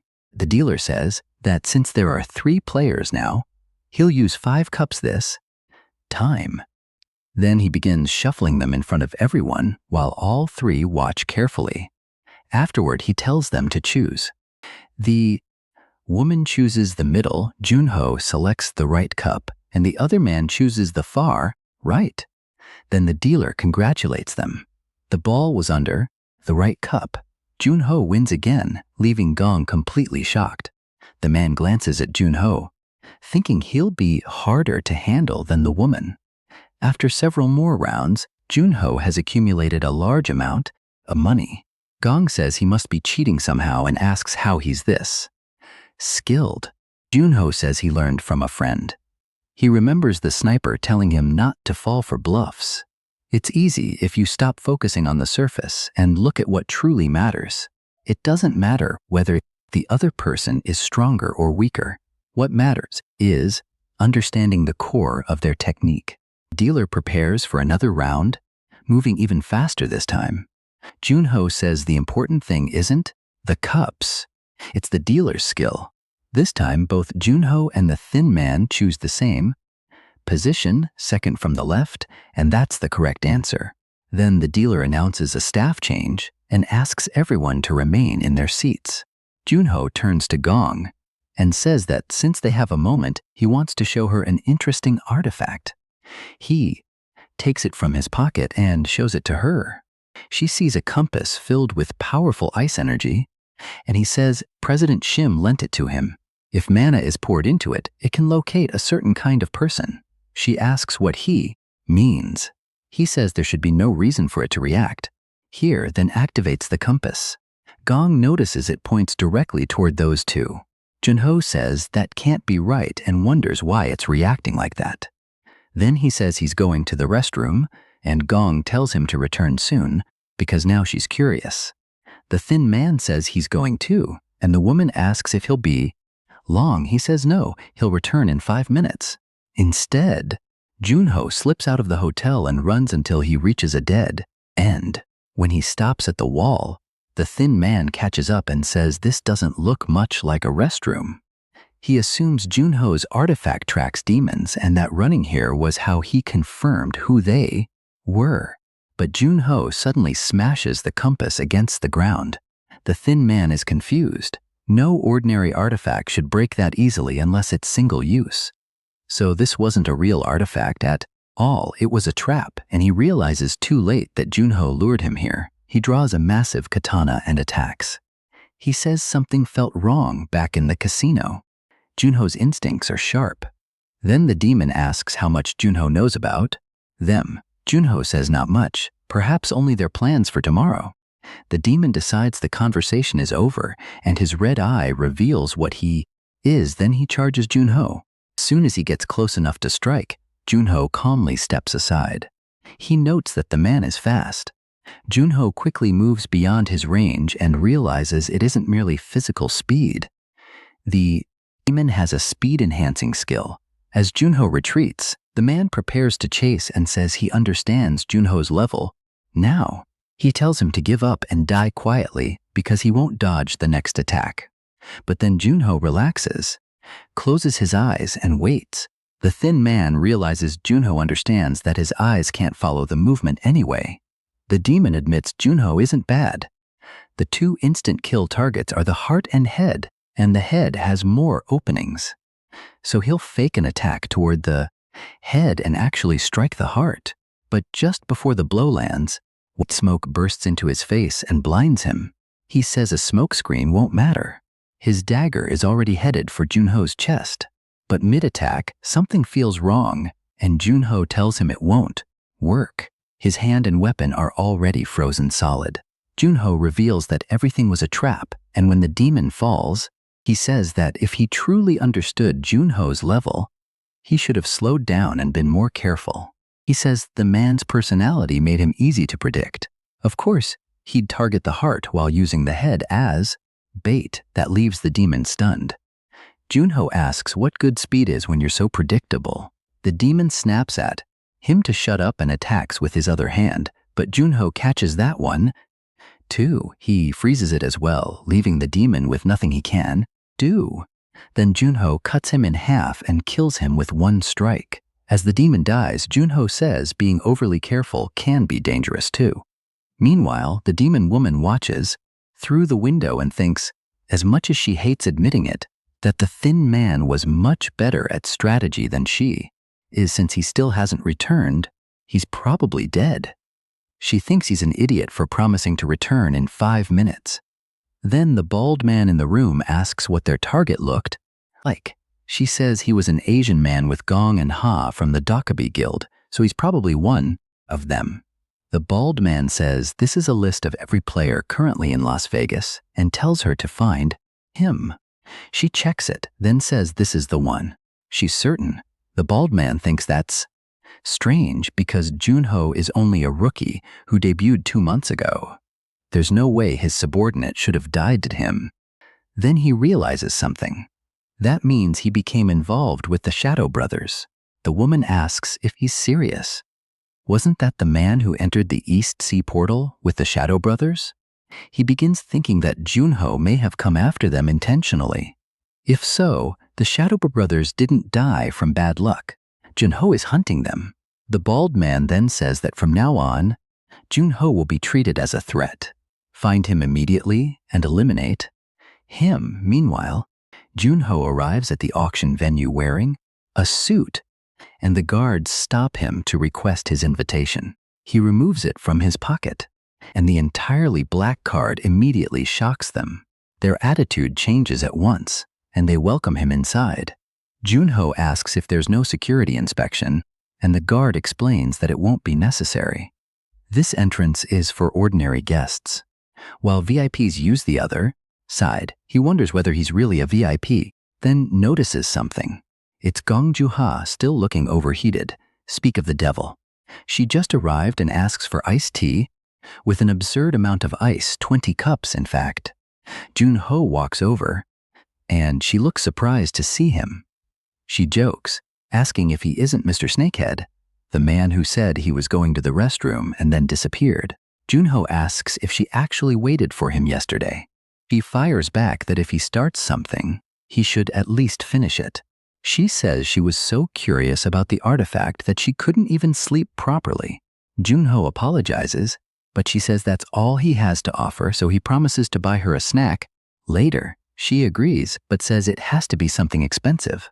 Junho asks what's inside the box, and she says it's a cooler filled with drinks and ice cream. Then she tells him to prepare because once the long, chaotic battle begins, things will become rough. Even indoors, she feels like she's burning, and he realizes she truly hates heat. Even though her power is fire, she admits that feeling hot all the time is incredibly annoying. Still, she tells him to go ahead without her because she has to wait for her iced tea. Junho agrees and says he hopes things remain peaceful for her.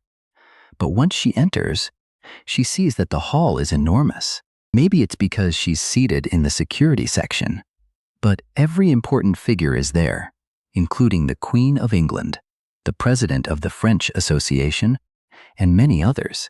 She becomes slightly nervous, but if she stays near the stage, she can respond quickly if something happens. So she heads towards seat 14 and notices Junho sitting nearby, catching her off guard. She tells him those seats are reserved, so he can't simply sit anywhere. Junho points out that he's in seat 13. That's what was written on his invitation. She's stunned that he received a VIP pass when even she only got a lower-ranked one. Looking closer, she notices he's dressed sharply, too. He only debuted 2 months ago, so if he's receiving this level of treatment, he clearly didn't waste all the money he won at the casino yesterday. Junho asks what she means, and she says his clothing looks incredibly expensive. Even if he spent all his money, she still wants to know how he obtained a VIP invitation. Junho says President Shim Dyaku gave him the invitation, clothes, and hotel room. That makes her nod in understanding. She says she understands now. She had no idea the president chose him as his successor. Junho quickly says he isn't anyone's successor, but she doesn't believe him. There's no way. He doesn't need to hide it from her. She isn't stupid. You don't receive that kind of invitation unless you're connected to one of the most powerful people in the country. So he must be attending as the president's representative. Junho thinks she's reading far too much into things, but arguing is pointless. He only says he's slightly nervous, then realizes that's probably why that jerk gave him these clothes. He decides to question him after returning to Korea. She asks what he came to buy, and he says he has nothing specific in mind. Then he asks if Gong does, and she says not really. She didn't come to fool around. She's a professional, so work comes first. Junho thinks that's funny coming from someone who gambled while working, but he's still glad Leader Gong is there. He originally planned to handle the hounds alone, but after reading the memories of yesterday's demon, he changed his mind. Right now, he isn't strong enough to defeat Arma alone. Whether he likes it or not, once the battle begins, he'll need help from the Dokabi Guild. And if the rumors about Leader Gong are true, he may not only obtain the divine breath, but also keep everyone at the auction safe. Then the lights go out, and she realizes it's beginning. The host steps forward and thanks everyone for waiting. With that, the exclusive Las Vegas artifact auction begins. Partway through, Seat 14 purchases the ice. Crown and Gong becomes excited, buying all kinds of cold-based items. Junho notices she's purchasing every ice attribute artifact, so he asks Leader Gong whether she wasn't the one who said professionals should stay focused on the job. She fumbles briefly, then says a true professional knows how to handle multiple tasks at once. Junho lets it go, and she asks if he isn't buying anything. He says he's uncertain. If something catches his attention, he'll bid. She says he doesn't seem very greedy for items. Junho says that isn't true. Nothing here simply stands out compared with the equipment he used before. So far, the only thing he's bought is that necklace. She asks why he purchased it since it only increases stamina recovery. Is it a gift for someone? Perhaps a girlfriend? He asks whether she shouldn't first ask if he even has a girlfriend. That makes her wonder if it's for his mother. But Junho says she passed away, and Gong's face turns pale with embarrassment. She says she'll stop talking, and he explains that it's for his nephew, so she doesn't need to feel so bad. The auction continues, and now an item unseen for a long time is brought out. Veteran bidders recognize it immediately. Item number 84, the unknown orb. The moment Junho sees it, he's shocked and wonders why. Of all his abilities, one is reacting to the orb. People nearby scoff, saying it doesn't matter that it came from the second floor because no one discovered its purpose after 20 years. Someone adds that a man once claimed he'd solve the mystery, but since it's being auctioned again, he must have given up. They laugh and ask who would purchase something so useless. Junho decides that's enough for him. He doesn't know why his skill reacted, but it has never misled him before, so he decides to trust it again. Gong is surprised that he wants the orb, and he eventually purchases it for 60,000. Junho says he simply had a good feeling, and she still has no idea what he's thinking. Then the announcer says the day's main event is finally here, item number 85. It was discovered in an ancient dungeon on the second floor and is a high-level magic core. This is the divine breath. Gong thinks it looks beautiful. The mana inside is incredible, and rumors say it could power an entire city, which doesn't sound exaggerated. Junho asks how much she thinks it will sell for, and she says probably more money than he can imagine. He's stunned they came to steal something so valuable. The bids continue rising, reaching $600 million. Then the ceiling begins collapsing. The host looks up but has no time to react. Smoke fills the room, and by the time he realizes what happened, the guards are already moving to protect the item. Gong asks if everyone is safe. He calls to Ha In-ho while Junho is shocked that he raised such a massive barrier. In an instant, skeleton-type monsters begin pouring in, and Junho says that's exactly why they call him the Guardian Knight. Gong thinks only demons would do something this insane, but who summoned those skeletons? Junho wonders if this is the skeleton mage behind the massacre in Turkey. That kind of ability isn't normal. Since he plans to leave the auction hall to them, he decides to at least provide some information. Gong agrees and tells everyone to listen. Their first priority is evacuating the guests. If they have extra people, they should protect the auction items. She orders Ha In-ho to secure the divine breath, saying they'll hunt the skeleton mage afterward. He obeys immediately. Then she turns to Junho and says some help would be nice, but he's already gone. She wonders where he disappeared this time because he's always vanishing. Just then, she hears someone shouting, telling everyone not to panic despite the chaos. They should move calmly. He says a barrier is active, so they're safe for now, but the wealthy guests aren't convinced. They shout that they aren't safe at all. The barrier looks ready to collapse. Do they really seem safe? They demand to be allowed out. Gong asks how long it will take to move everyone through such a small door and tells them to move faster. In-ho tells the princess that the place is expensive, so she can't simply destroy walls. She snaps that lives are in danger, so he needs to stop being picky. At a moment like this, he decides helping her was the correct choice.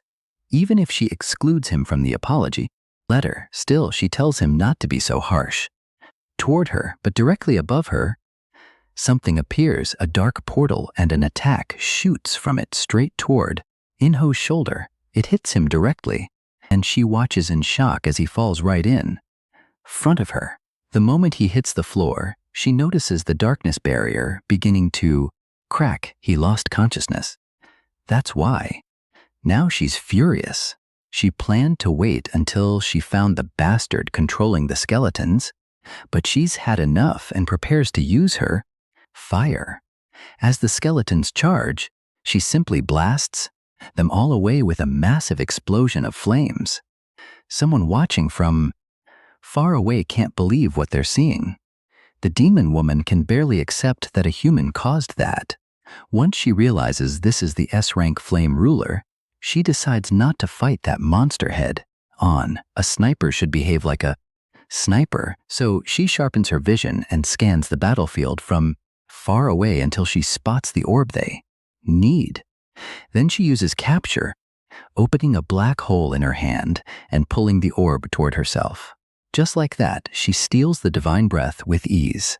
Immediately afterward, her phone rings. The leader asks whether she obtained the item, and she snaps that of course she did. He praises her and tells her to head to point B immediately. She says the mission is complete, and even though she didn't kill Junho, this is good enough. But then she looks down and sees Junho running toward her, and she lights up. Speak of the devil, there he is. She grins and says she'll kill him quickly, aiming at his head. She fires into one portal, then opens several more to move the bullet closer, including one directly behind Junho. But he dodges at the last moment and escapes the shot. She's stunned that she missed.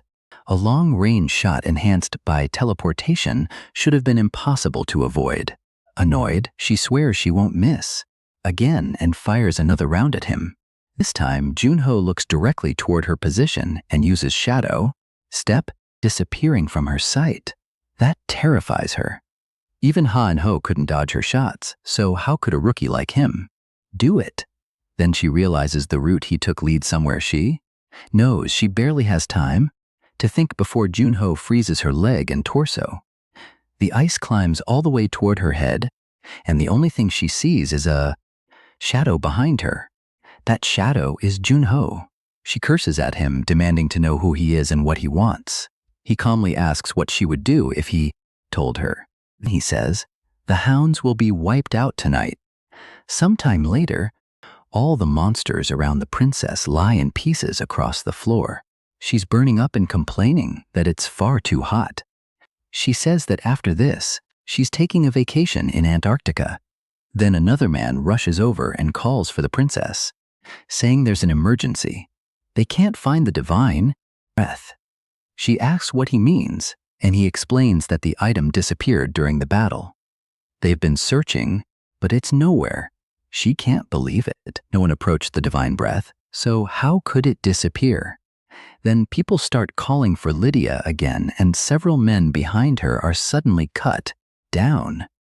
When she turns around, she sees an even stronger skeleton, and then several more begin appearing.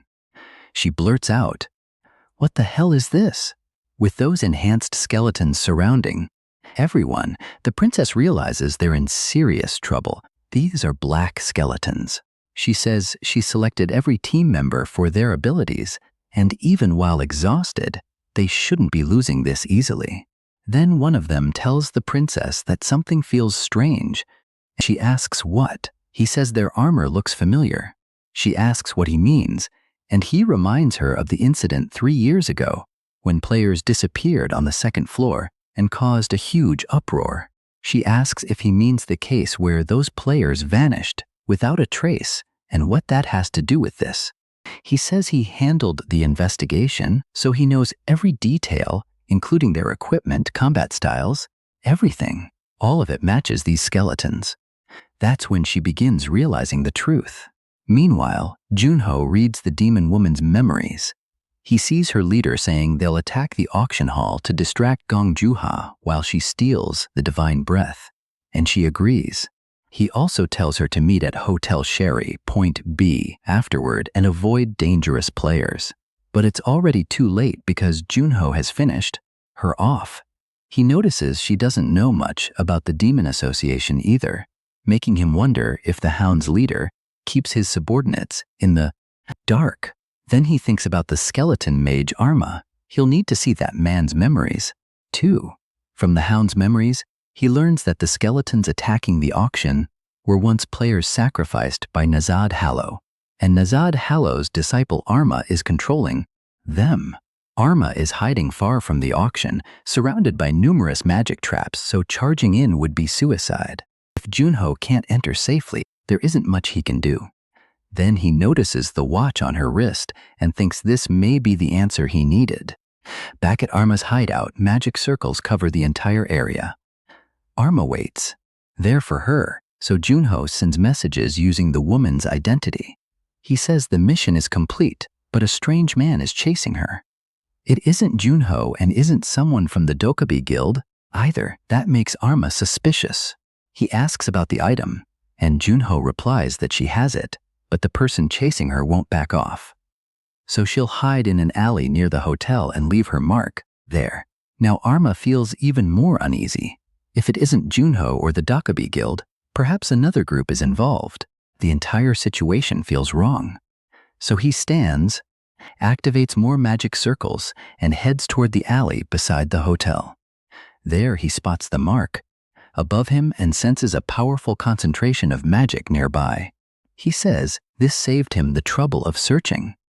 But when he opens it, he finds the highest level magic core, the divine breath. Yet when he picks it up, he wonders if magic cores are always this cold. It doesn't seem to contain as much mana as he expected. Then the ice sphere Junho prepared as a trap explodes in his hand, sending shards flying toward the mage. In an instant, he's covered in ice. He realizes the trap was created through mana condensation and demands to know who did this. Then he forces himself to calm down. First, he must defend himself, and whoever set the trap must be nearby. So he casts magic, summoning even more skeletons around himself, and says he didn't want to use his full power, but now he'll crush his enemy with an undead legion. That's when Junho appears directly behind him and says he did well except for one mistake. He's completely exposed while casting. The moment Arma looks back, Junho drives his sword through his chest, and Arma can't understand when Junho got there. Then he realizes Junho had been waiting for him to cast from the beginning. He knows he's been completely defeated. As he falls, he curses Junho and asks his name. But Junho asks whether Arma ever answered the people he killed. The man realizes Junho is right, and Junho raises his sword, saying there's no reason to ask questions. Then he finishes Arma. At the same time, all the skeletons disappear, including those fighting the princess. She doesn't understand what's happening, while the men beside her watch them crumble into dust. She wonders whether the mage recalled them or was defeated. It's the latter.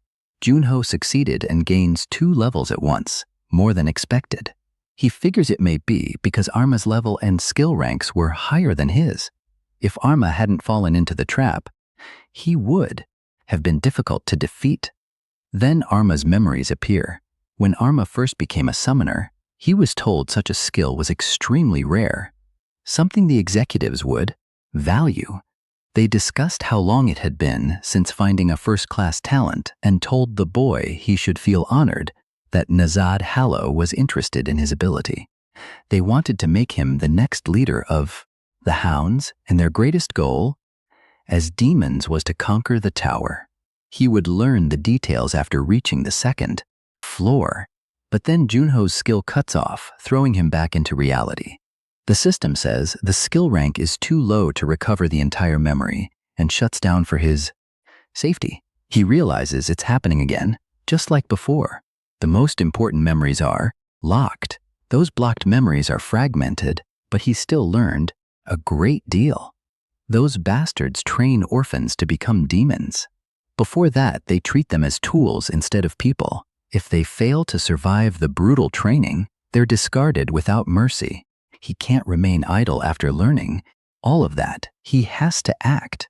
Arma, who caused the massacre in Turkey, also came from an orphanage, so Junho needs to destroy them before they create more monsters like him. And that name, Yahello. He's the person Junho saw in the Shadow Brothers' memories. Maybe it's the same man, but he can't be certain, because he doesn't know how many demon groups have leaders like that. Thinking about the master and disciple, he calls it fortunate and promises to wait for him. Then he'll tear out the evil at its roots and send them all to hell. The next day, the princess is a mess. She keeps asking whether they've found it yet. Everyone apologizes for failing, which only makes her feel worse. The thieves took the divine breath and immediately escaped. If they had fought a little longer, she could have followed the magic trail to their hideout. Then she asks the time. It's already 7 a.m. and she suddenly jumps up because if those demons hadn't appeared, she'd still be sleeping at the hotel. Just then, Inho calls for her and she asks what happened. He says someone left her a gift and she wonders what it is. Maybe a fan sent it. He thinks that may be true. She complains that people keep sending her things even though she told her fan club not to, unless it's for a signing event or something like that. But Inho says what's inside is actually good news. It made him happy. She asks if it's something strange and whether he already opened it. He says no, nothing unusual. Still, he checked it first because it might shock her. And when she sees it, it's exactly what she's been searching for. At first, she thinks it's a copy because it looks exactly like the divine breath from the auction. But he tells her it's the real one, and she lets out a massive scream. She asks if it's truly genuine since the skeleton mage stole it. Inho says that's why he warned her. After everything that happened, this would obviously shock her. He also says there was a letter in English. It says the writer already dealt with the skeleton mage and 2 demons, recovered the divine breath, and left the skeleton mage in an alley behind the hotel. It was signed, Passing Fan. Gong realizes her mysterious fan handled everything. Inho says that's what it seems like, and she says she didn't do anything. He says everything worked out, and they won't even have to pay for the damage. He doesn't want to imagine what would have happened if they hadn't recovered the core. She says she doesn't know who helped them, but she's extremely grateful and asks if they can discover who it was because she wants to meet him. In-ho says he was curious too, so he inspected the skeleton mage's body, but this fan is impressive. He left no traces at all. It was as clean as if a professional did it. With skills like that, he's at least a ranker. Still, In-ho can't think of anyone. She keeps wondering who it was because she truly wants to know. Then she suddenly shouts, "Junho." He tells her good morning, and she's still extremely annoyed with him. She demands to know how he could do that after running away during an emergency. He acts confused, knowing this was bound to happen. She says he disappeared last time too, claiming he needed the restroom, and adds that if he has power, he should use it the right way. She reminds him that Spectre said a player's strength is meant to protect people. Junho asks if he really said that. She stares and asks what he means. Spectre said it, not Junho. He's confusing himself with the character. That catches him off guard. He can't believe he said something so cheesy. Then he remembers it was practically scripted. He says one interview was almost entirely planned, so he doesn't even remember most of what he said. She tells him that from now on, if something happens, he shouldn't run and must think about people's safety. He says he'll remember and admits he was wrong. Even though the day was saved thanks to the ice girl, she brightens after scolding him and says she hopes he understood. Still, she asks if he knows who wrote that letter. He says no. Excited, she says a fan defeated the skeleton mage and other demons, then returned the divine breath. In-ho thinks the person must be a ranker. She's desperate to learn who it. But Junho asks what if it wasn't a ranker? She says that's impossible. They searched the area and the person left nothing on the body or in the alley. In-ho is a ranker too, so if even he found nothing, then it had to be another ranker, or someone at that level. Junho smiles to himself. At that, he erased every trace with magic. He learned the technique from Sky Achilleland, and it proved incredibly useful. Meanwhile, Gong thinks the handwriting looks natural, so the writer must be fluent in English. Junho asks if she really needs to find him. If the person wanted credit, he would have revealed himself. She admits that makes sense. Then she asks what brought Junho there since the auction is over. He says he came to collect the items he purchased, and they're distributing them there. She points toward the table and shows him where to go. Then she asks if he's returning to Korea now. Junho says yes. She says it's somewhat sad that they have to separate like this. Then she asks once more if he truly won't join her guild. He thanks her again but declines. She finds it annoying and says the next time they meet will be on the second floor. Junho says that won't take long, and she replies that everyone says that. He tells her she'll understand when the time comes, and she says his confidence is unbelievable. Then she says that if he really reaches the second floor within 6 months, she'll give him a gift. He asks what happens if he fails. She says he'll have to grant one of her wishes. Junho realizes she still hasn't given up on recruiting him. She isn't subtle at all, so he accepts the bet and tells her not to cry later. Afterward, he goes to the counter and collects the stamina regeneration necklace and unknown orb. He wonders why his sharp senses react so strongly to it. There is no item window, so he tries pouring magic into it, but nothing happens. He wonders if that's all, then decides it reacted for a reason. So he'll store it in his inventory and test magic on it occasionally. Good or bad, something is bound to happen. He also looks at the necklace and knows it's returning to its real owner. Then, in the residential district near the second floor border, the boy receives Junho's package through first floor teleportation. Inside is a note saying he hopes the boy is doing well and that he'll arrive in half a year. Signed, your uncle. The boy is shocked that he's finally making a move after all this time. Later, Junho's secretary meets him and says she didn't expect to travel all the way there to pick him up. She says escorting him home is also part of her job as his secretary, then asks if they should head directly to the association if there's nowhere else he wants to visit. He asks her to wait and says he has a gift for her. He wasn't sure what to buy, so he got her a book. He adds that he doesn't know whether she'll like it. It's the youngest son of the portals, and she asks if it's the English edition. He asks if she knows it, then explains that it was the final copy in the rare book section, so he bought it. She says, of course. She knows it. She searched everywhere but couldn't find a copy. He's relieved because he worried she might not like it.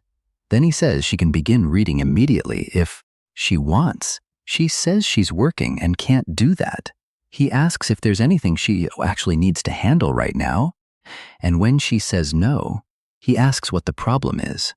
He isn't used to the time difference, so he's going to nap and tells her to wake him when they reach the association. So she simply wishes him good night and lets him sleep. Later, Junho goes to the association to speak with Shim. Shim asks if he brought anything expensive, then says he doesn't know what to do since he stopped drinking lately. Junho says he already contacted Arthur and told him he'll be going up soon.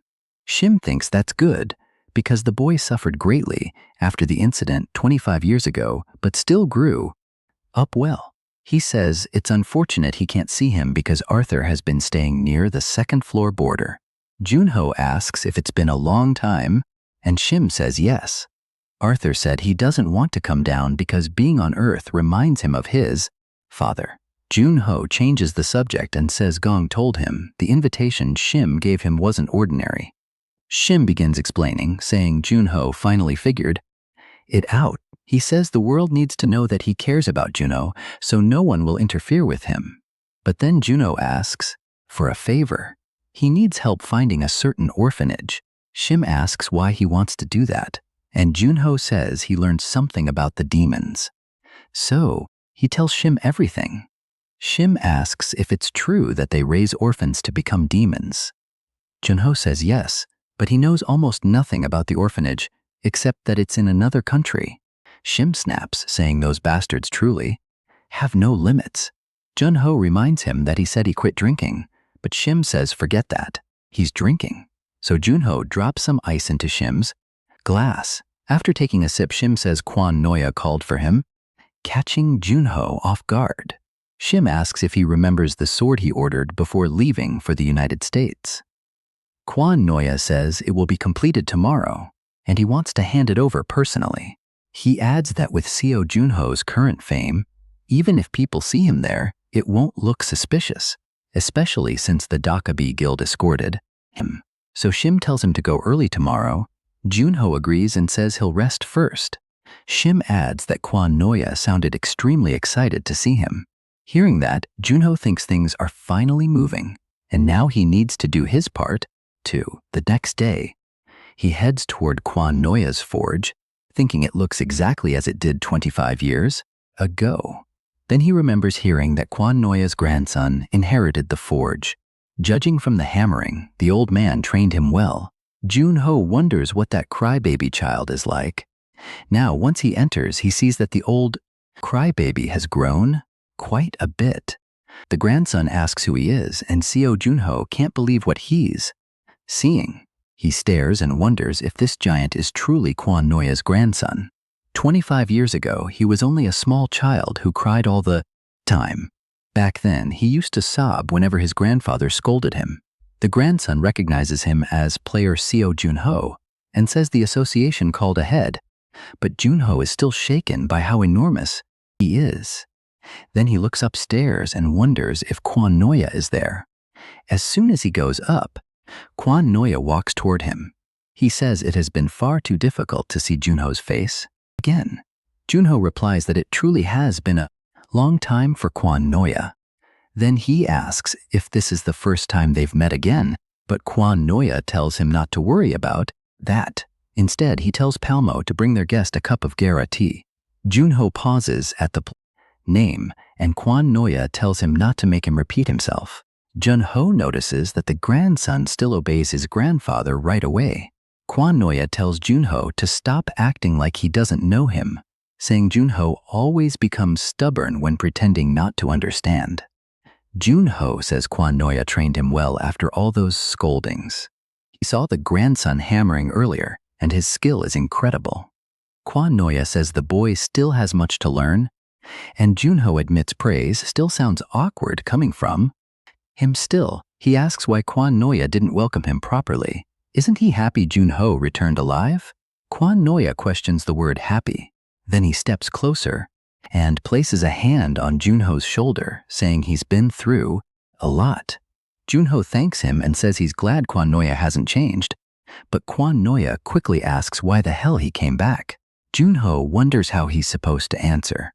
Kwan Noya says Shim gave him the short version, but never explained why Junho returned as a player. Junho says seeing is believing and shows him the Frost Queen's power. The old man recognizes it immediately. He realizes it's the Frost Queen's ability. So Junho explains everything to Kwan Noya.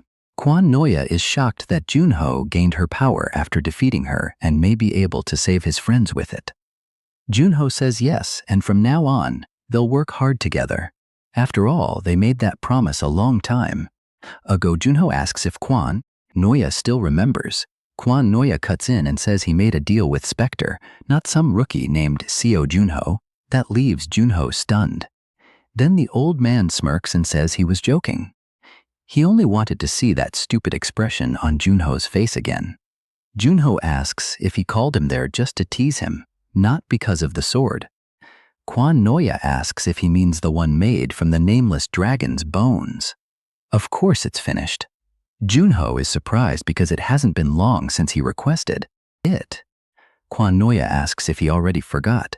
Kwan Noya used to hold the hammer for him while Junho held the sword for Kwan Noya. That was their agreement. Junho stares and says he never agreed to that. Or did he? Kwan Noya tells him to stop talking and look at the weapon. When Junho draws it, he sees a black sword with a dragon-shaped hilt and striking horns. It fits perfectly in his hand. He realizes Kwan Noya remembered him even after 25 years. Then Kwan Noya complains, asking who dumps a pile of dragon bones on an old man and tells him to make a sword. He says he added new materials too and tells Junho to inspect it. Both the magic flow and durability have improved. Junho checks the Black Dragon Fang's stats. It's exceptionally tough and durable. Its critical effect makes wounds difficult to heal, while Persistent Hunter lets him track the source of any blood left on the blade. He thinks this is what a real sword should be. It's on a completely different level from the random swords sold by the association. He tells Kwan Noya his skill remains as sharp as ever and says he loves it. Kwan Noya scoffs it as ever and says he's improved even more over the last 25 years. He teases Junho for speaking politely like an old man who spends all day playing Go, then asks if he actually plays now. Junho reminds him that Kwan Noya never defeated him before, and the old man becomes furious, asking if Junho thinks his Go skills remain the same. Too, he says he's much better now. Just then, the grandson enters, confused by their exchange, and asks Junho to drink some tea while they talk. Junho thanks him, and Kwan Noya warns that it's rare tea, so he shouldn't waste even a drop. Junho says he's tasted all kinds of expensive tea before, but the moment he drinks it, he's stunned. Kwan Noya can tell he likes it. He says Junho has probably never tasted anything like it. Junho asks what kind of tea it is.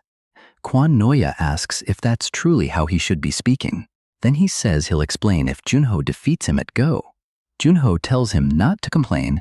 Later, once Junho begins winning too easily, the old man blurts out and asks what the hell this is. Junho tells him to relax because he won fair and square. Afterward, Kwan Noya sits down and asks if Junho knows about secondary races. Junho says he means monsters that walk on two legs and resemble humans, such as orcs and elves. Kwan Noya says that was the old definition. Since the second floor opened, the standard changed. Now, secondary races are intelligent enough to communicate with humans. Junho is surprised that even orcs can speak.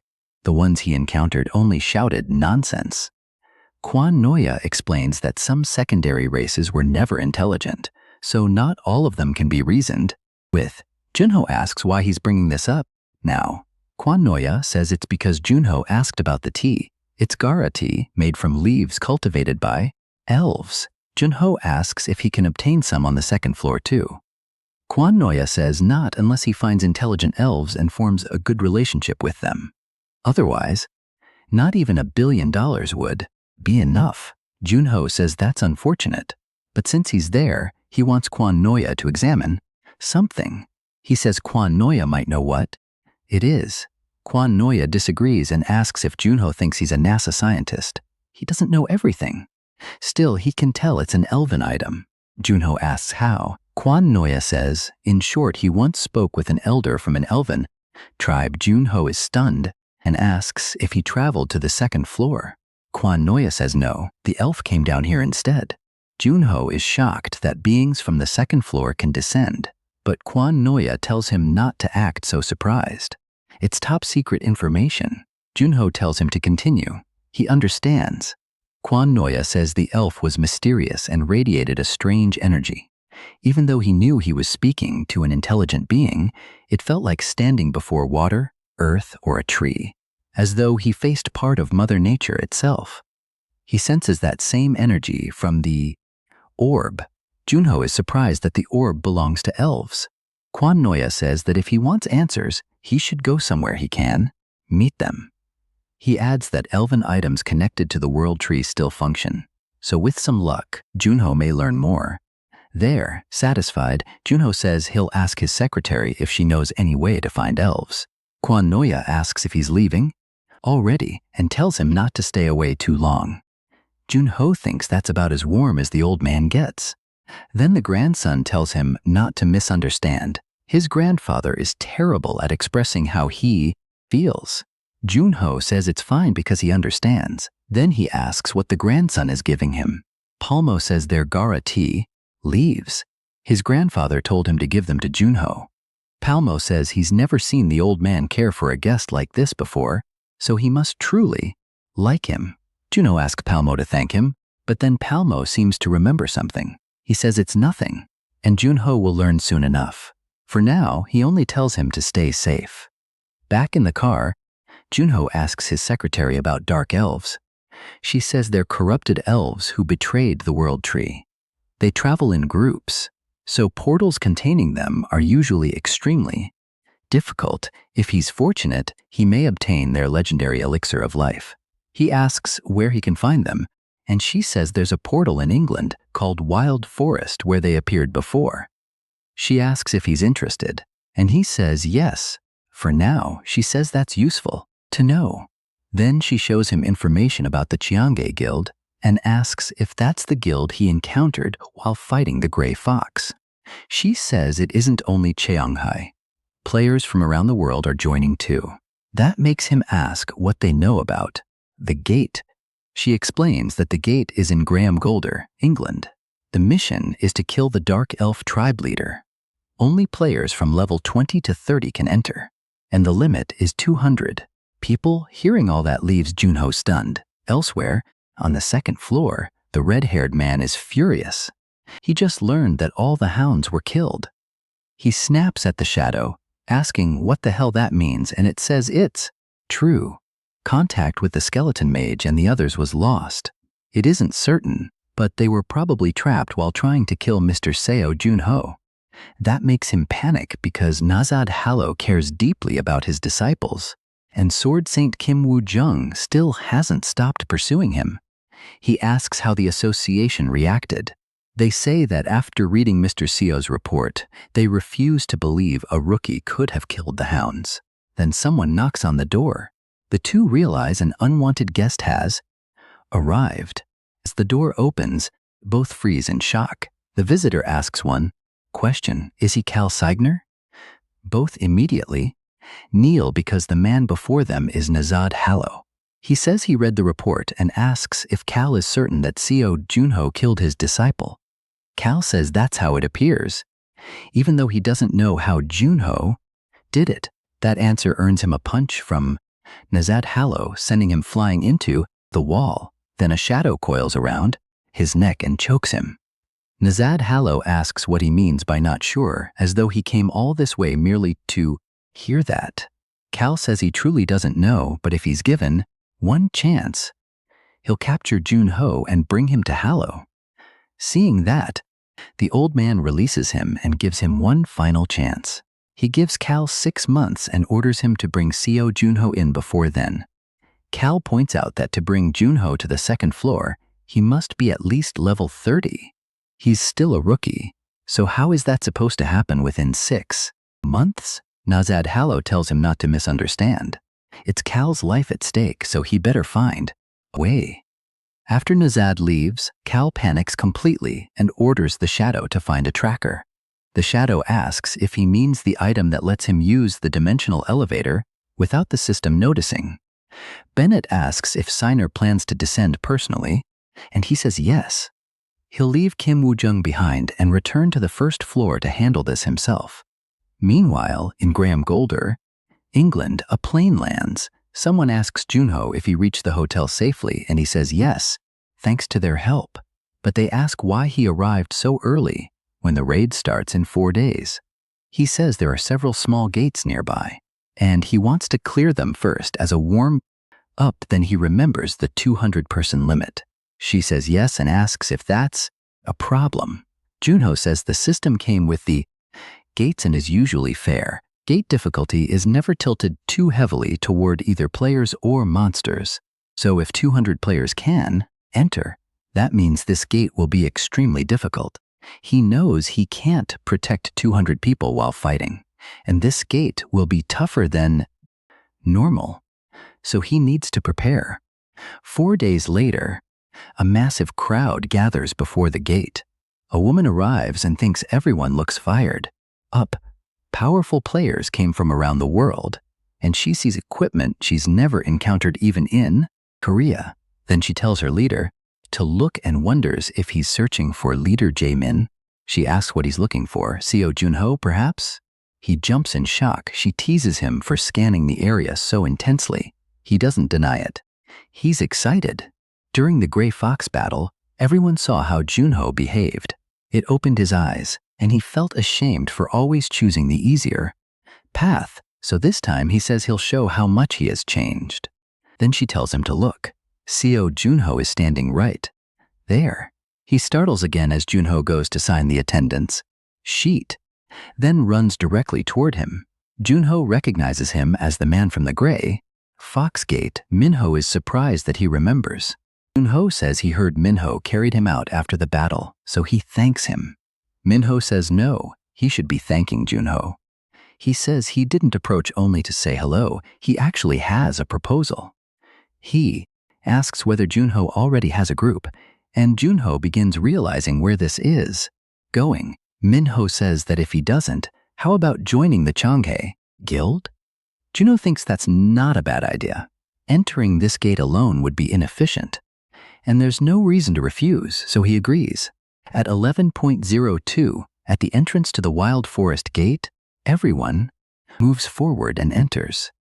Once inside, Junho's group finds itself in a massive forest. He asks why everyone is heading off on their own. Shouldn't the guilds hold a strategy meeting first? Minho says they use terminals now, so they don't need a meeting after entering. Junho asks what terminals are. Minho explains that they're items creating a magical communication network, allowing players to speak across long distances. That's why everyone separated right away. The woman asks if he's sure he isn't a time traveler from the past. Minho tells Mirai not to be rude, then he says he forgot to introduce his team. He points to the man with glasses, Jinpyo, their healer. Pyo has been with them for a long time. Minho adds that Pio also records their actions inside the gate so they can review them later, and says he's counting on everyone. Mirai complains that he called her a spoiler and says it's easier to simply show Junho her skill. She says she wants to read his fortune, then stares directly into Junho's eyes. He tells her she isn't actually looking at him, and that makes her pause in surprise. She says he's amazing because he'll defeat 10 dark elves by himself. Junho asks if her skill lets her see the future.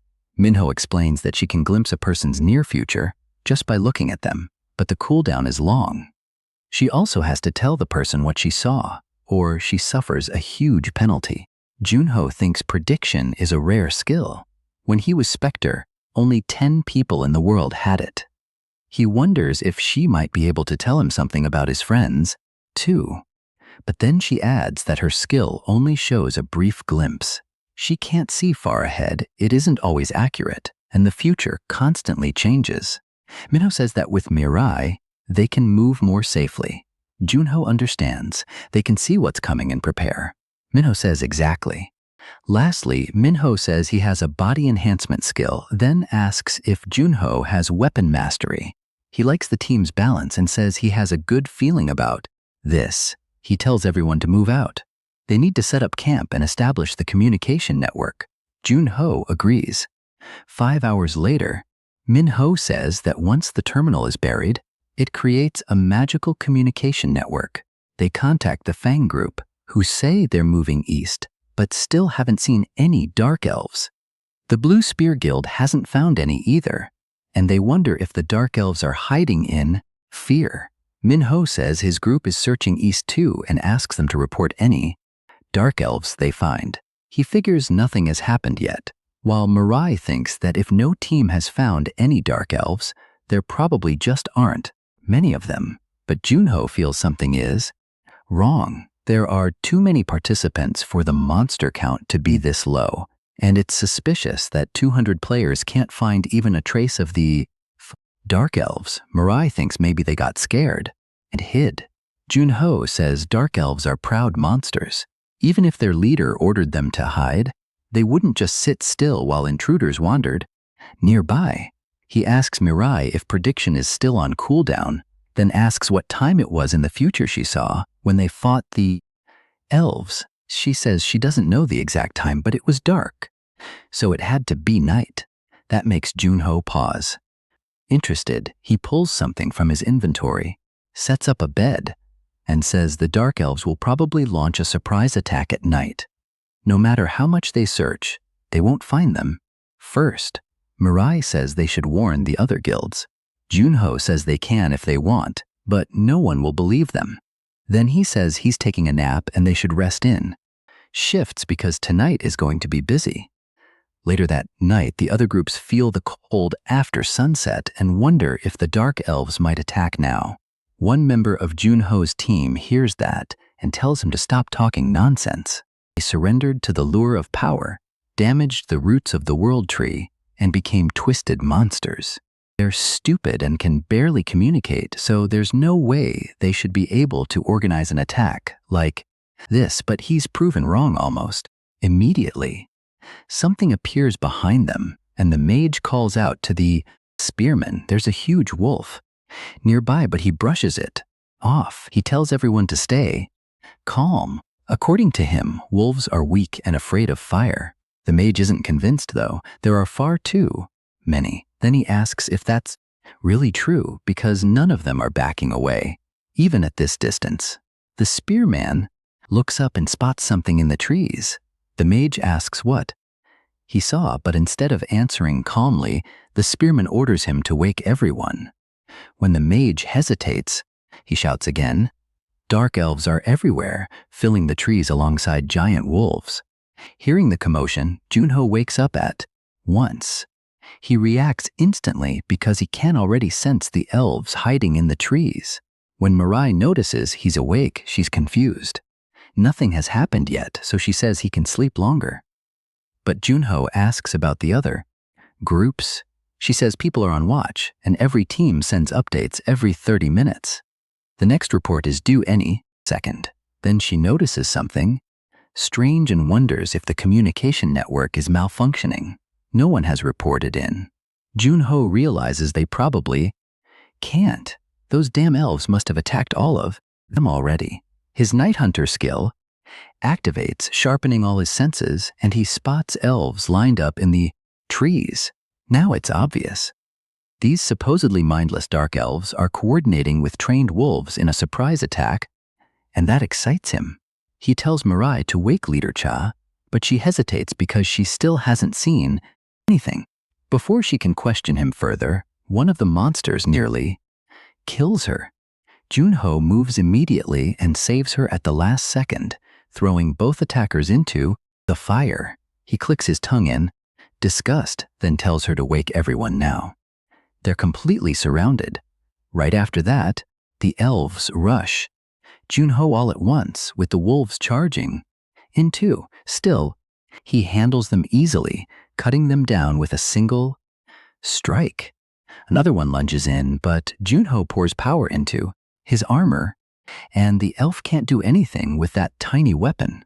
Just as he expected, Quan Noya's gear never lets him down. This is black armor, a unique rank item, and he really likes it. Quan Noya made it at the forge using the dragon bones Junho gave him. He even sent a note calling it a gift for Association President Shim Diakgu, and simply named it Black Armor. Junho decides he'll thank him after the raid. The armor gives him 10 extra aura. Then he looks at the elves and realizes what they're trying to do. He decides to let one escape on purpose so he can chase it into the forest. That's the only way to use Confession of the Dead without the others noticing. So he invites one to attack him, promising a painless death, and one actually charges. Junho cuts it down in one blow, while another seems to realize it's the last one left. It turns and runs for its life. Junho follows it and uses Confession of the Dead, and what he learns is huge. The tribe chief is different. The elves who ate the world tree's roots traded their minds for power, but his intelligence remains intact.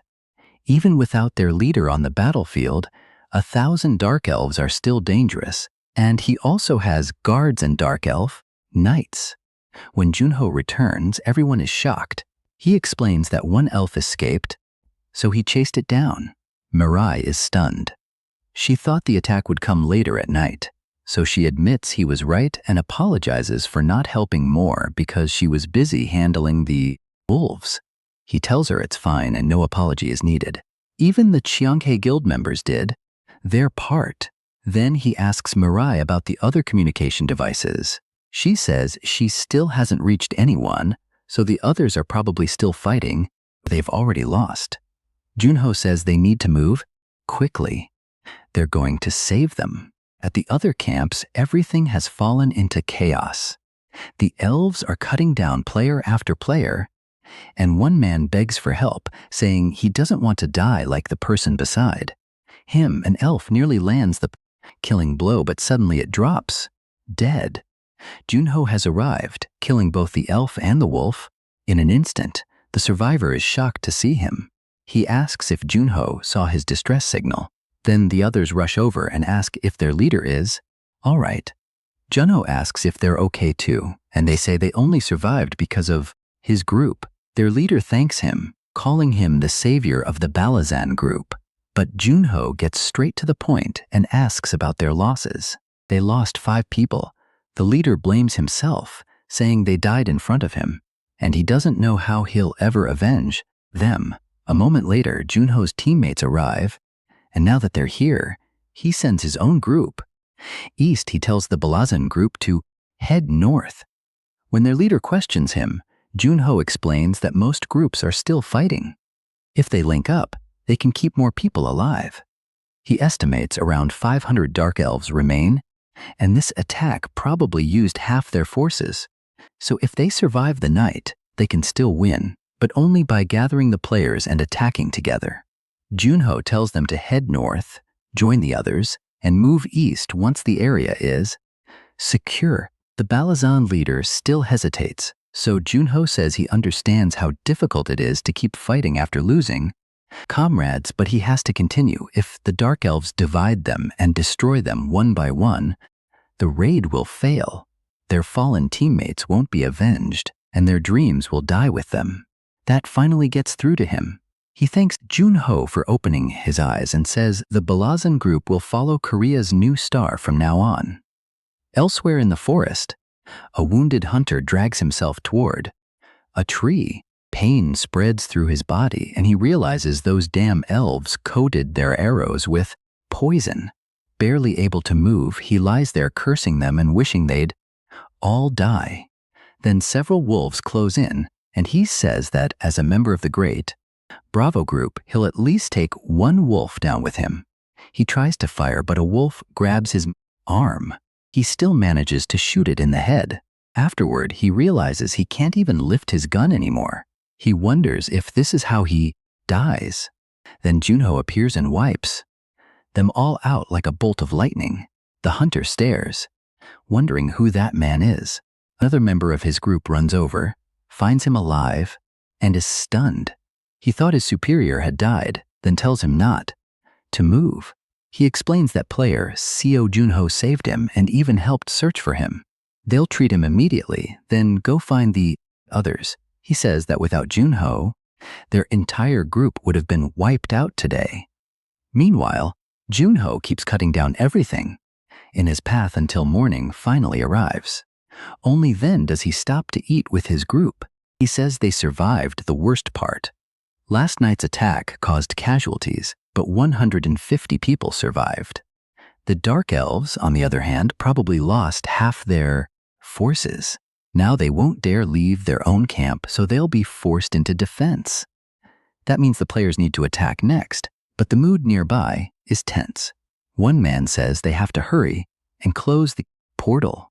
Someone in his group is critically injured, and they don't have a healer capable of curing poison. He's barely holding on, so they need to finish the portal and get out quickly to bring him to a hospital with a high-level healer. The blonde man says he understands, but the other groups still aren't ready and have too much left to handle. He also says it wouldn't be fair for everyone to risk themselves for one person. The other man snaps back, and Junho cuts in, asking how they expect to clear the portal while arguing like this. Then Minho asks what Junho thinks. Should they close the portal immediately or wait until everyone is fully prepared? Which option is more efficient?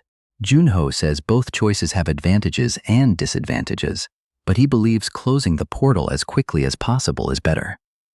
The man with the poisoned teammate brightens, but Junho says that's not because one life matters more than everyone else's. The real reason they need to close it soon is that the longer this lasts, the worse their position becomes. The blonde man asks why he thinks that. Junho says it's simple. They all know what dark elves are normally, so they made a plan based on that to reduce casualties. But after last night's ambush, it's clear these elves aren't normal. Mindless dark elves attacked in organized groups, which means some special being is giving them orders. That means their leader is both intelligent and powerful. One of the others understands now. Night attacks were strange, but portals are always full of surprises. Another person points out that even if only 500 dark elves remain, the wolves are still a problem. They may not be difficult to kill, but trained beasts can still cause trouble. Junho says there are no wolves left, so they can stop worrying about that. Everyone is shocked, and he tells them to remember when they rescued the last player. He asks if they noticed how large the wolves chasing him were. They were only pups. The Dark Elves had already lost all their adult wolves and were forced to use the young ones instead, so they can't launch another large-scale attack like last night. But that's the only resource they've lost.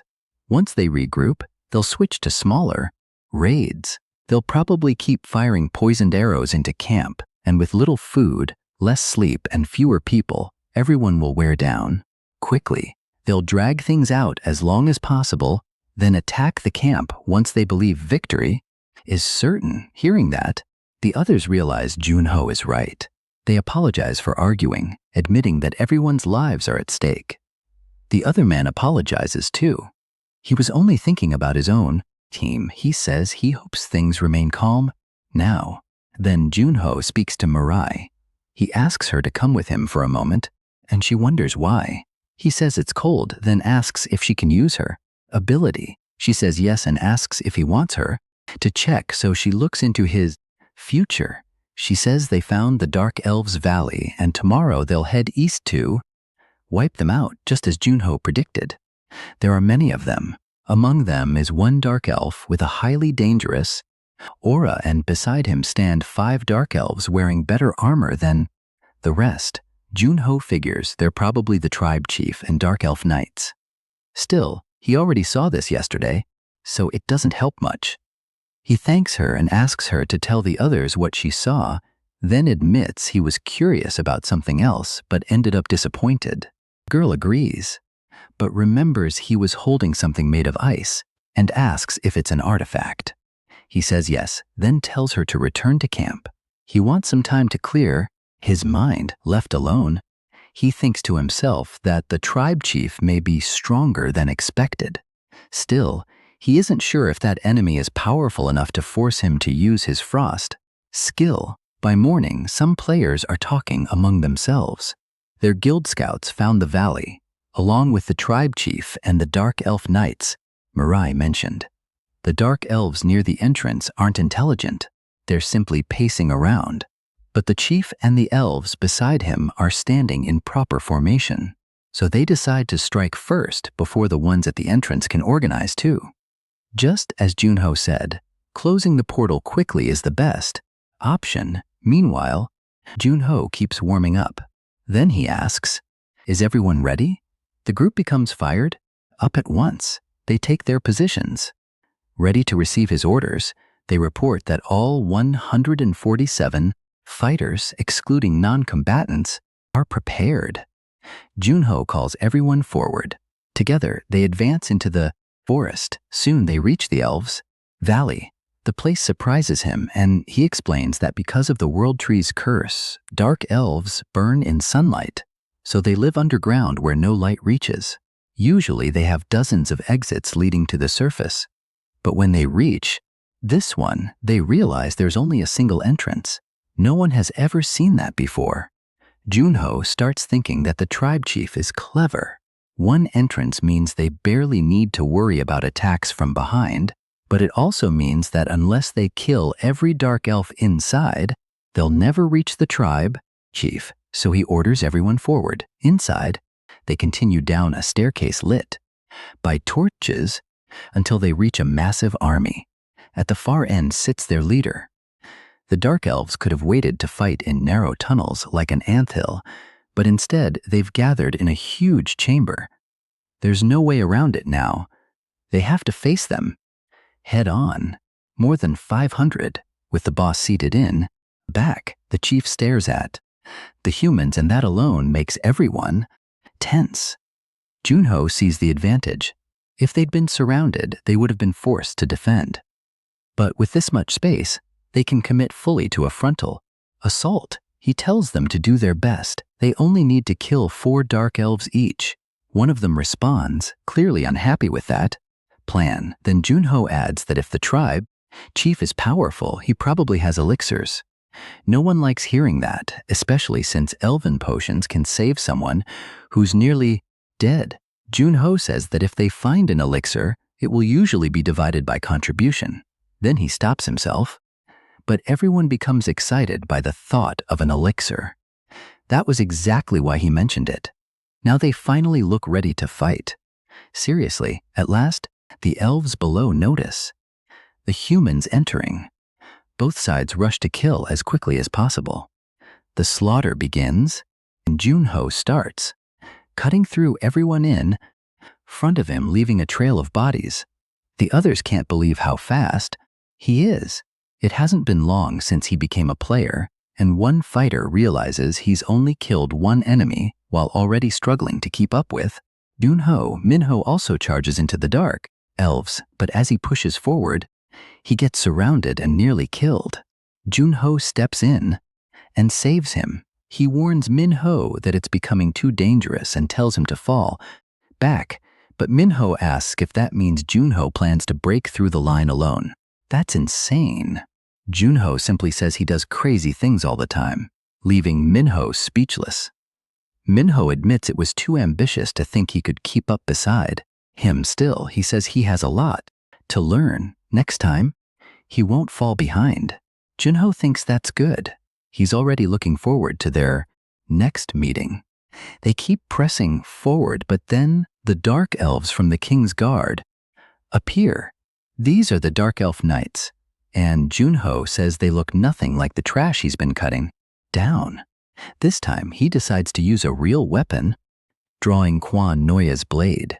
He remembers that before they were corrupted, the dark elf knights were elven knights who protected the kingdom. They used traditional elven swordsmanship and could also borrow power from great spirits. Normally, he wouldn't be able to defeat them, but their spirit contracts are gone now. If all they have are swords, he can take them all down by himself. He's never met anyone better at elven swordsmanship than himself. One of the knights lunges at him with a wild slash.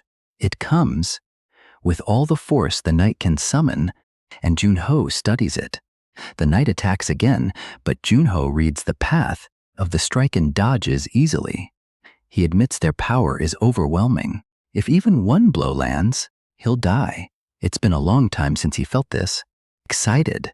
Then he prepares his own attack and slices off one elf's arm with a single swing. The elf screams when he sees the missing arm, drops his guard, and Junho closes in, stomping on his foot to keep him from moving. He asks where he thinks he's going. Running isn't allowed. Then he kills the first knight. If that one couldn't even dodge, then Junho is disappointed. He tells the others to do better, but then a scream rings out nearby, and he says they've managed to hold him off for quite a while. At the same time, one of the elves counterattacks and strikes a woman in the shoulder, knocking her aside. Minho shouts that someone is injured. He asks for a healer because they need support, and Jinpyo tells them to wait a little longer. He's still healing the others. Minho realizes there are too many enemies and wonders how many are still left. The mage says one person killing 4 elves sounds simple, but 100 people killing 400 isn't. He didn't expect the gap to be this huge, and those bastards are rotating fighters to conserve energy. It feels like they've killed 100, but the enemy line barely looks thinner. The old man says they need to maintain pressure so the elves can't rotate. Then they hear another scream, and even the elves react to it. Someone asks what's happening and realizes the screams are coming from the elves themselves. Those dark elf knights are killing their own allies. He can't believe it. They're cutting them down one by one. Everyone wonders how this is happening. Then they look ahead and see that Junho is making it happen. One of them understands. He lured the knight into the middle of the battlefield and is using it to break the elves' formation. He's helping them, but this goes beyond help. He's practically carrying the entire battle. Another says he thought Junho was only giving them false hope, but now he tells everyone to pull themselves together. Pride means nothing in a life or death battle.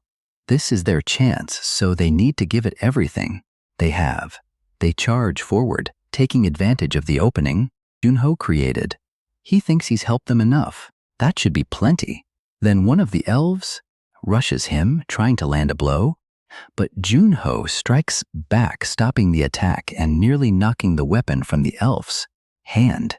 He tells the elf not to look at him like that. He knows he injured him and chased him down, so this time, he'll kill him without making him suffer.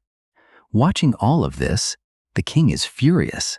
He realizes he can no longer stand by. His people were once known for their beauty and wisdom, but now they're no better than wild beasts, and now they're being slaughtered by 2 humans. Their days of glory are long gone.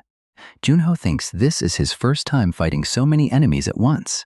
To him, they're like roaches, and that immediately enrages the elf. He snaps at Junho not to say that word in front of him.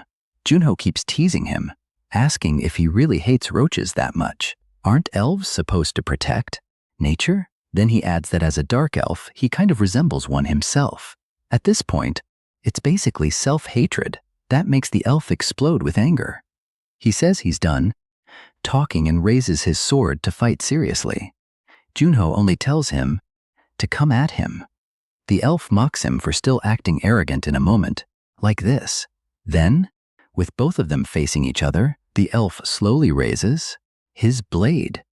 Junho recognizes the stance. It's a special elven sword style connected to the power of nature, spirits. But Junho points out that only true elves capable of using spirit power should be able to do that. Corrupted dark elves shouldn't. Even so, the elf charges straight at him. The strike is so fierce that Junho has to raise his sword quickly just to survive. The elf is shocked that he blocked it and jumps back to reset before attacking again. Junho figures it out. This must be a new technique the elf created himself, one designed for a dark elf's body. He even says it feels like the elf can read breathing patterns too, which makes the battle fun. The elf tells him to speak with his sword, not his mouth. Then he charges again, and they exchange blows for a while. The elf attacks with everything he has, but Junho slips away, then strikes back.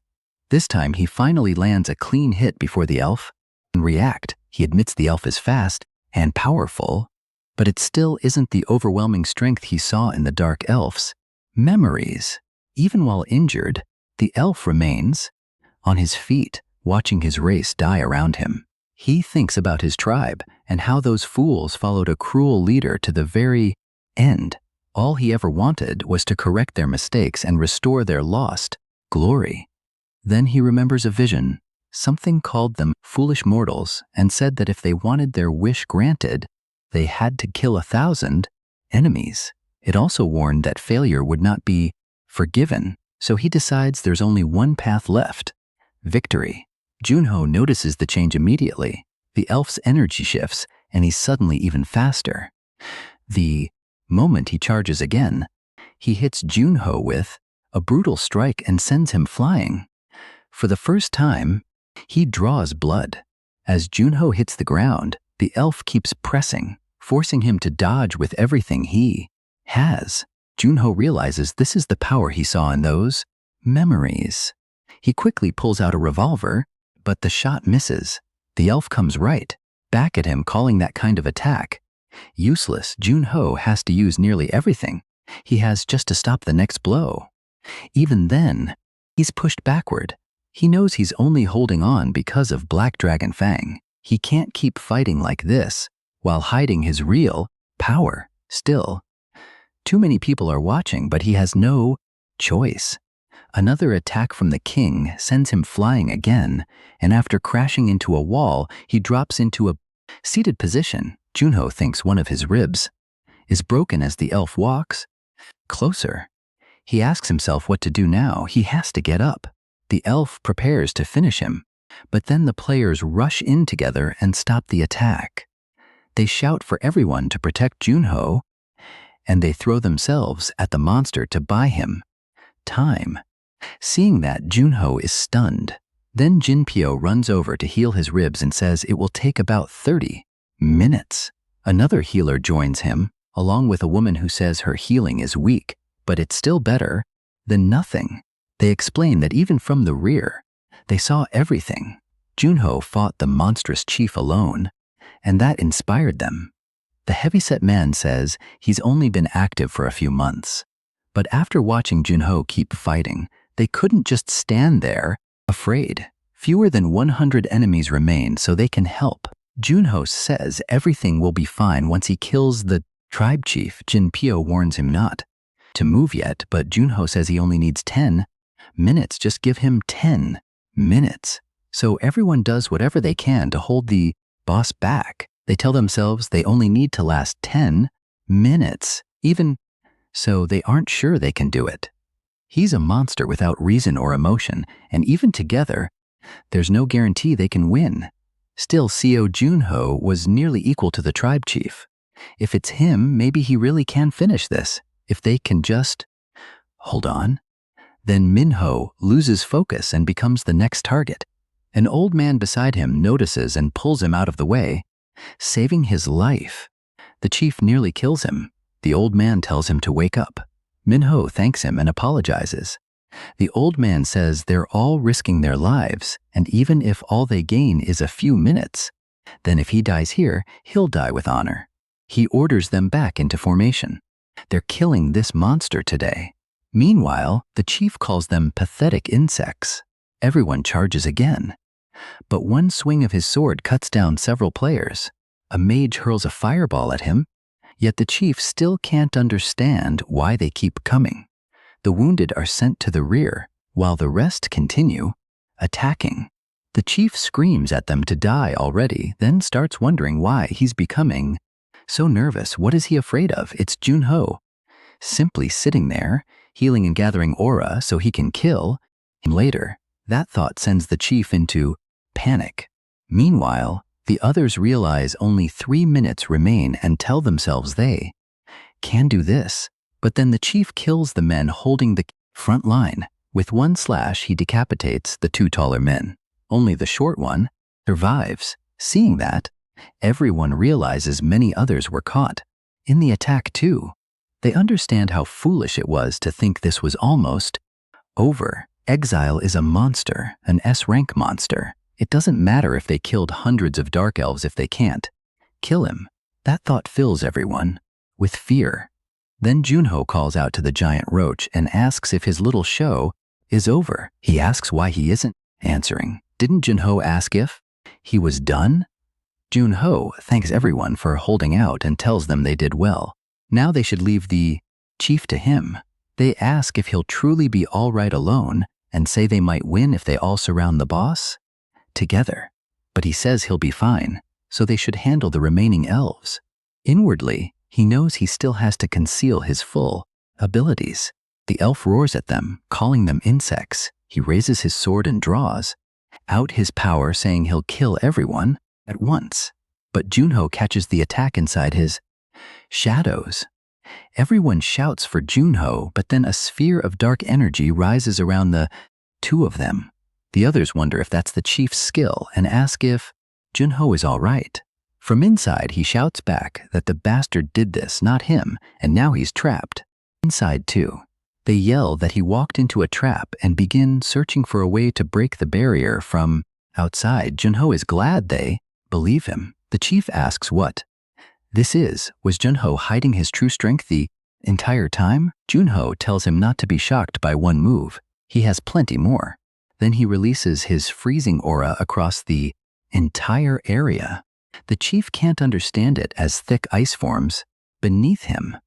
He asks what's happening until he notices a cluster of ice spikes aimed directly at his head. Junho reads his thoughts perfectly. The boss must have believed he was close to winning, but now Junho is using a new skill after covering. He asks if that doesn't make him want to scream in frustration. That's how bosses feel when they underestimate humans. The king becomes even angrier at that. Then Junho remembers going off to train while Dyaku kept asking if he was truly sure about starting again so soon after emerging from the ice. Junho said it was fine. He needed to test how quickly he could freeze things. Dyaku replied that he had already perfected his fighting style as Spectre, so what more could there be?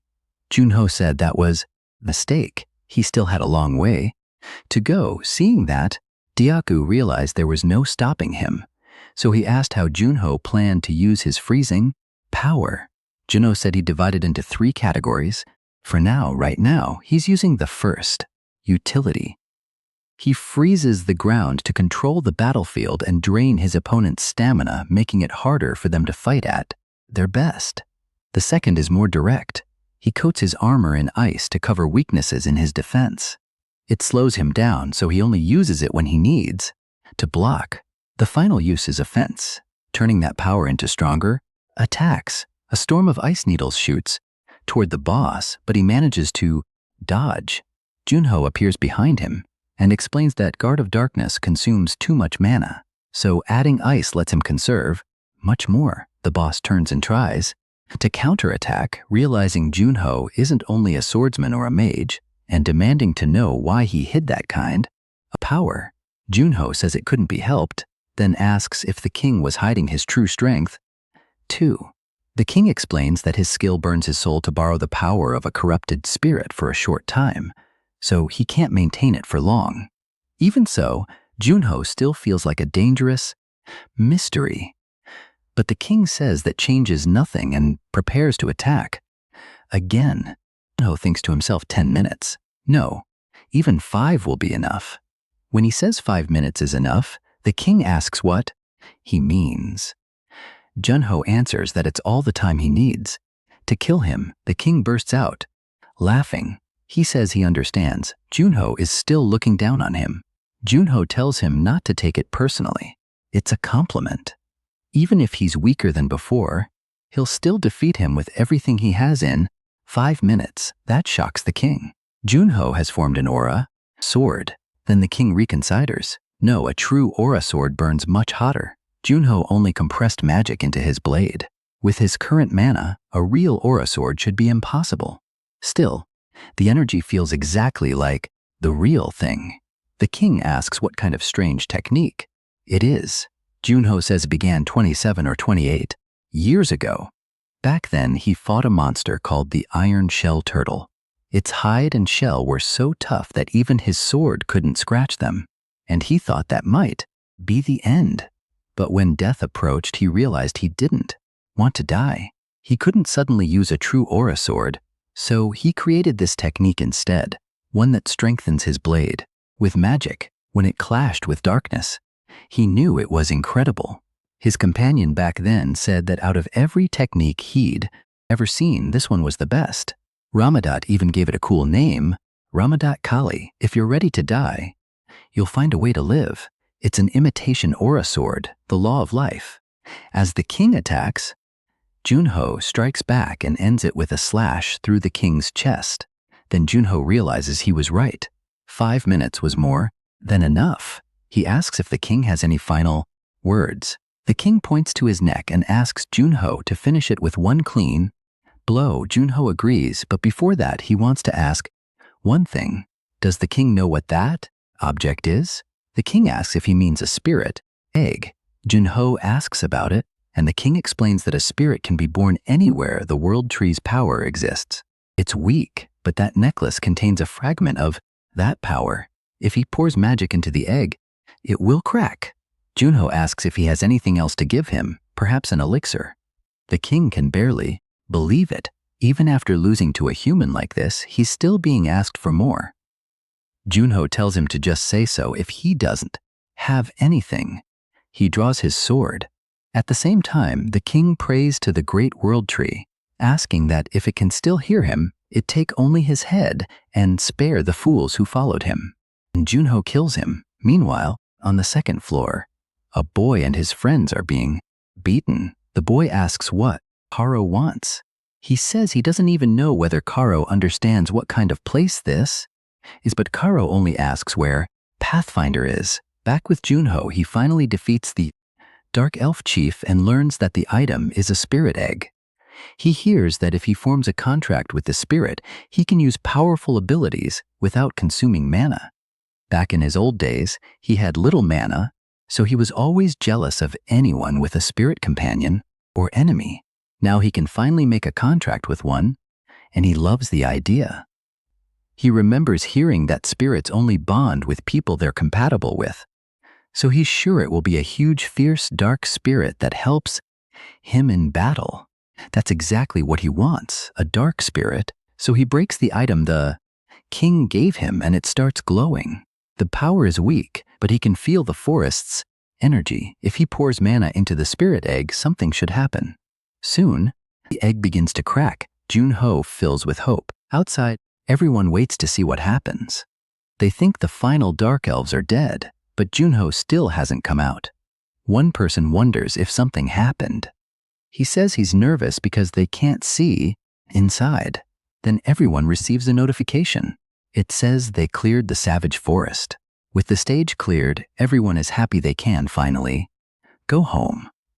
They say that when they saw the tribe chief, they thought they were all dead. But Co Junho saved them. They can barely believe he defeated the boss alone. Then the barrier begins to fade. Junho finally emerges with his head lowered, and everyone rushes over to ask if he's injured. They offer treatment. Junho says he's fine. He walks past them, looking slightly downcast, and thanks everyone for their hard work.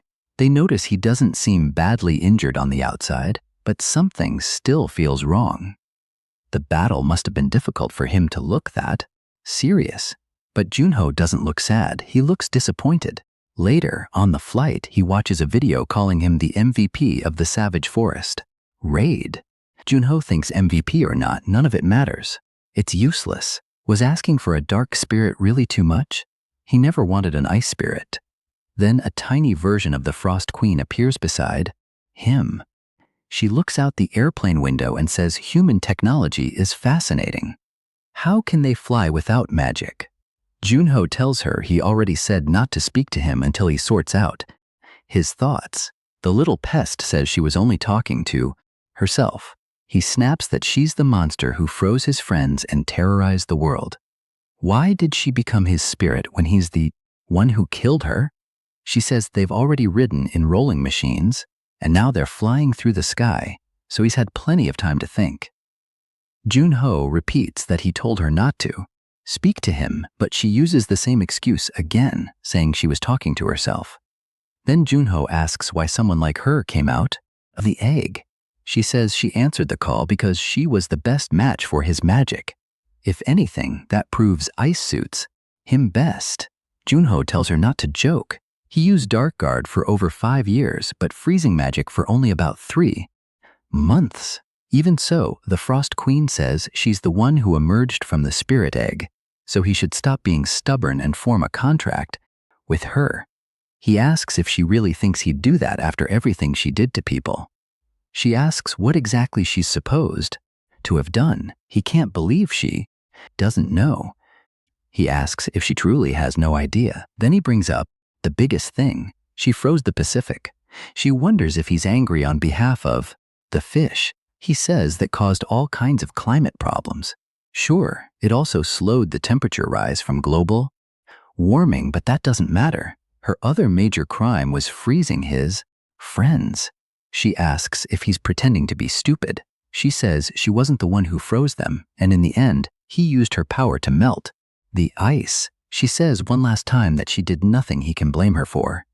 If anything, she's the victim because he killed her. With no response, Junho tells her to shut up and look out the window. Then he checks his smartwatch and calls Dioku, asking what he thinks the Frost Queen did wrong. Dioku asks why Junho suddenly brought this up, but Junho says he's in a hurry and demands an answer.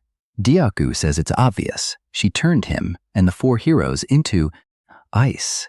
Junho asks if there's anything else. Dioku says he doesn't know and asks whether there has to be more. Then the Frost Queen leans closer and says that device is convenient. You can hear other people's opinions so quickly. Junho says yes and ends up admitting that she technically did nothing else. Still, he asks why he'd ever want to make a contract with her. She says she'll become his master. He says he admits she was powerful, but she still lost. To him, she agrees. It's true that he defeated her when she was at her weakest. Junho asks what she's talking about and whether she's trying to trick him, but she says no. She declares that she is the queen of the Frozen Kingdom, Niflheim, ruler of all ice in the world, and swears on her existence that she hasn't told a single lie. Junho knows that's an existence oath the kind mages swear with all their mana at stake, so she truly was weakened. He asks how weak she was. She says maybe 100, but Junho cuts her off and tells her to swear again. She refuses, saying that doing it too often would stain her dignity as a queen. Junho says fine, after all this they'll make a contract, but on one condition. If she ever puts the people around him in danger, the contract ends. She asks if he only knows how to state the obvious. She says a spirit and contractor are connected by the soul, so she has no reason to harm him. He admits he isn't sure this is the right decision, but he doesn't have many options. Right now, he's too weak to clear a ranked portal alone. Still, if he can use her power, it should be enough, so he forms the contract. First, he wants to learn how powerful the Frost Queen is as a spirit. Soon afterward, they head to the association's training room. The queen complains that she's bored because there's no one to fight. He tells her that's obvious. This place is for training. Then she asks what he's doing. He says he's testing artifacts from the last battle, the aura enhancement ring and the blue fairy bracelet. With all those magic boosts, his stats should exceed 100. If that happens, he thinks he can clear a ranked portal alone. She says he does look slightly better with that equipment on. He reminds her that he didn't ask for her opinion and says he also wants to see what she can do. She says he already knows her abilities better than anyone, but he points out that things are different now that she's a spirit. She understands. Once he sees how useful she is, she says he'll begin treating her differently. Then she summons an icy wind. The entire room begins freezing over. He feels it immediately. The cold sinks directly into his chest, just like when he first entered the Frost Queen's hall. But while she's releasing that freezing wind, she suddenly stops. He asks what she's doing. She says she lost interest. He can't believe it. She says she doesn't feel like using her powers right now. He asks if she's playing with him, and she says that whenever something makes her curious, she can't focus on anything else. So he asks what she's curious about. Her answer is simple. She wants to explore the human world. In the end, he gives in. He takes her outside for a walk, and she fires off endless questions. She points to a huge building and asks which lord lives there. He says it's only an apartment building. Then she asks about a strange carriage, and he tells her it's a car. Next, she wonders why everyone is staring down at the strange objects in their hands, and even he thinks this is becoming ridiculous. Then he asks if other people can't see her because she's causing a scene, and no one is reacting. She says she can reveal herself if she wants, but he quickly tells her not to. A moment later, she speaks to him in an unusually calm voice, asking what that adorable creature is. He tells her it's only a stray cat. She walks over to pet it, but he says the cat can't even see her. He's wrong. The cat notices her, stands up, and prepares to bite. That terrifies her. She runs away while the cat chases her, then asks why that creature is attacking her. She jumps onto his head to hide and asks how a monster that vicious can be allowed to roam the streets. He tells her cats don't bite humans because humans are larger. Then he reaches down and picks up the cat, saying cats only seem weak to creatures stronger than themselves. That leaves her completely shocked. Calling it a disaster, she tells him to keep moving. She'll demonstrate her power in the training room. He's happy he managed to push her into doing it. So they return to the training room, and she tells him to witness her power with his own eyes. He says that will be a pleasure, and she summons several magic circles along with her ice. They form swords, spears, and more. He is left stunned, because with all of that, she could fight an entire war by herself. He says it's pretty good, but she immediately calls him out. Only pretty good? She says he should pay close attention. Even weakened as a spirit, she's this powerful, so her true strength is far greater. He replies that he can already do something similar, even if his version is rougher. She says that's nonsense and asks if he truly looked closely. Now he sees it. Every weapon was shaped with incredible precision, as though a master crafted each one for maximum damage, and she created them all instantly. Compared with that, his current skills aren't even close. Even so, he sticks to his answer. He'll be able to do the same soon enough. All he needs is time. What he wants from her is something he can't do alone. She thinks for a moment, then remembers. She asks if he means something like this and reveals something behind him. That shocks him. He says yes. That's exactly what he wanted. Meanwhile, Sayun hears the noise from the training center and thinks he must be working hard. She can feel the vibrations even from where. Later, Junho asks Shim Daeku if he knows what the Frost Queen looks like. Shim says no. The only people who ever saw her were the 5 heroes. That makes Junho realize this won't be a problem. Shim asks what problem. Junho says she can reveal herself now. Shim asks what he means, but the moment the queen appears, he jumps in shock. He blurts out asking what that is and whether it's a ghost. The queen asks if this coward is truly Junho's friend, and he sadly says, yes. Shim argues that anyone would be shocked if something like that suddenly appeared, but the queen dislikes being called something like that. She asks how he dares speak about her that way and says his nerve is shocking. Junho cuts in and tells her to stop freezing everything because Shim is nearly dying. Then he reminds her not to bother his friend and asks if she forgot the contract terms. She warns that if Shim insults her again, she won't forgive him, friend or not.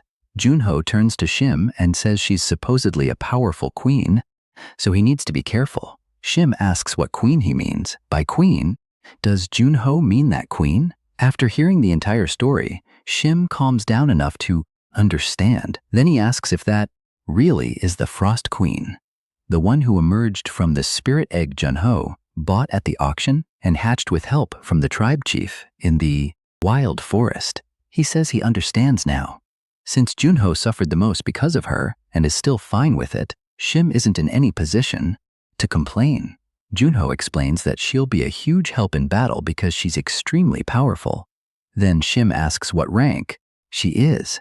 Spirit ranks range from low to arch, and usually only the spirits themselves know their own rank.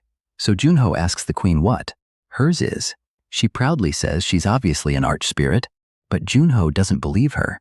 She tells him not to ask such rude questions. Then Shim asks if she's actually a low spirit, and Junho says yes, probably the weakest one. Still, she's powerful enough, so he wants to try a harder portal next.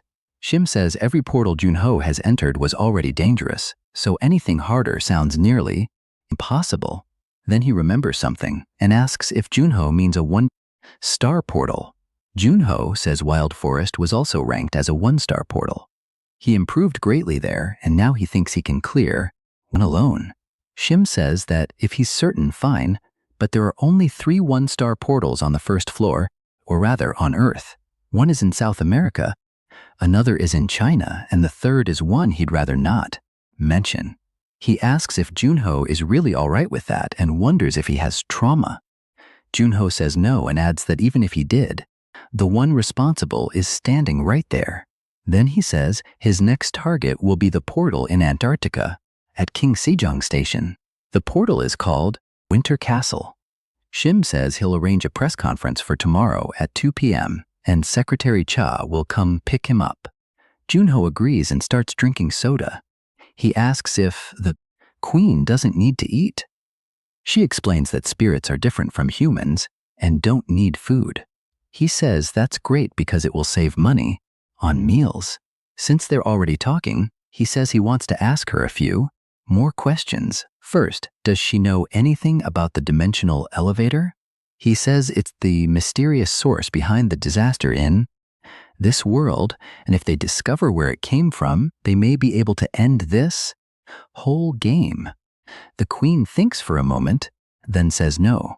He asks if she wasn't a floor boss and truly knows nothing, telling her not to be stingy and simply share what she knows. But she says she genuinely knows nothing and even swears on her existence. She explains that she once knew things about this world, but after losing to him, she lost her position as a floor boss.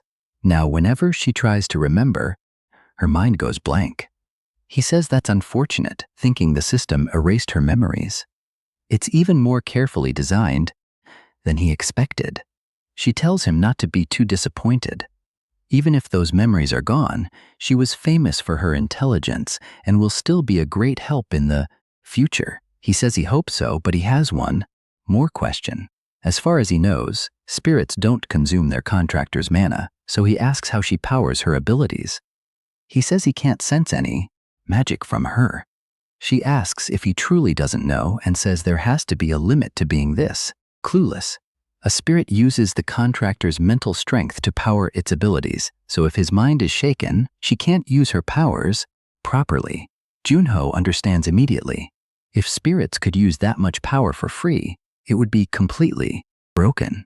She adds that the same applies to what she showed him earlier. Even someone as strong as him would need around a month of intense training before using it in a real battle. That sounds realistic. But once he hears it could take a month, he decides he'll reduce it to 2 weeks. The next day, before the press conference, Cha knocks on his door. He tells her to enter, and she says she brought the suit prepared for conference. But when she sees him, already dressed, she jokes that he isn't wearing pajamas today. She was worried, so she brought the suit just in case. Junho laughs and says that joke only works once.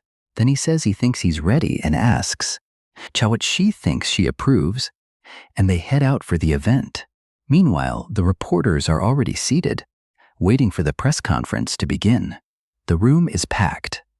It's only been 3 months since Junho's last conference, but his growth has been so rapid that people can barely believe it. Some say they saw him during the East Sea Portal conference, and his presence alone stood out. They even compare his talent to top players from the past. One reporter says he wouldn't even be surprised if Junho announced plans to clear a 1-star portal alone. Everyone else thinks that's going too far. He shrugs it off as mere speculation. Then Junho enters, and the entire room focuses on him. They quickly notice he's no longer arriving in pajamas. Then the conference begins. A reporter asks if he's planning to enter the cave trials. Junho says yes, and they're already working out the details. That answer shocks the room. One reporter thinks this is normal for rising players. No matter how quickly Junho is growing, there's no way he'd ignore an opportunity like this. The Cave of Trials is a portal in the Tibia region, and just as its name suggests, it puts players through test after test. Each time someone clears a trial, they can either continue or stop. Unlike most portals, quitting halfway still allows them to leave safely. Because of the system, no one knows what awaits inside or what rewards it grants. Still, so many players challenge it that there must be a good reason. The reporter is already pleased that she has enough material for her article. But then Junho adds something else. After the Cave of Trials, he says he'll head to Winter Castle. That leaves everyone stunned because he truly means Winter Castle. It's one of the 3 1-star portals still open in the world, and its difficulty is brutal. It's the same portal now haunting Antarctica after the Frost Queen. They ask if he truly means Winter Castle, and Junho confirms it. The moment he says it, it becomes breaking news. He can tell the entire room is energized. Frost asks if he'll truly be all right. People already think the Cave of Trials is too early for him, so a 1-star portal sounds even worse. Junho explains that entering the Cave of Trials requires being between levels 25 and 30. But there's something most people don't know. The rewards depend on how much the player suffers, while the portal's difficulty remains the same. So the lower your level, the better the reward for clearing the same challenge. Frost understands why that matters. Junho says it's only useful if you already know how the place works. The Cave of Trials doesn't allow players to return after claiming their rewards. And he already challenged it once under the name Spectre, but his rewards disappeared and all his stats were reset, so he may be able to enter again. Because of that, he plans to challenge those trials again. He'll see his frozen companions one more time, and he'll also try to surpass his former self. Then he tells Frost he hopes she'll help train him when they return, and she asks what he means. A second later, she realizes he's asking for her guidance. Junho admits she understands ice better than he does, so there's no reason not to learn from her. She starts thinking she'll become his master, but he immediately asks what she's talking about. Ignoring that, she excitedly tells him to begin already. It's her duty as a monarch to teach him properly. Junho says he wouldn't go so far as calling himself her student or servant, but he agrees. She warns that the training will be brutal, and he says he's looking forward to it. While all of this is happening, his friends are still frozen, and that's the end of Season 1. I know the season ended, and you made it this far without leaving a like. Yeah, I noticed. Then people wonder why there's no continuation. If you don't support it, I can't do much either. But relax. If you thought this was the end and we were closing the video, I'm not stopping here. Now we're at the Player Association, where Junho is training with Frost, and the session has completely worn him out. Right now he's exhausted, but he still raises his sword. Then he asks Frost how he did. She replies that he finally managed something a little useful. 15 days earlier, she told him he now controls 2 elements, darkness and ice. Junho asks why she's saying that as if he doesn't know, and she calls him stubborn. Using energy isn't the same as understanding it. The deeper his understanding, the better and sharper his techniques become. Then she asks how he thinks darkness energy takes form. He thinks it over and describes it as violent, proud, cold, and cruel. She says that's a good answer, then asks what he thinks of ice energy. He says it's simply cold, which clearly disappoints her. Still, she says it's only been 3 months since he started using ice, so he should listen carefully. Ice is calmer and more elegant than other energies, and it can be used in many different ways. Junho summarizes it by saying that means it's well balanced. In battle, she agrees. Darkness, fire, and wind strike hard but aren't good for defense, while water and earth defend well but lack offensive power. Ice users, however, were once known as one-man armies capable of ruling the battlefield. Junho can understand why, especially after seeing Frost's power for himself. So she tells him she'll personally teach him how to use ice energy. But first, she hands him a sword. He can tell it's impressive, and she says it's Fragarak, the finest sword in the Kingdom of Ice, Niflheim. Then she tells him to create an identical one and says the real lesson comes after that. Junho tells her to wait. He doesn't want to learn how to make decorative ice weapons. Frost says a one-man army must handle every role, and if he can't even do this, he still has a long way to go.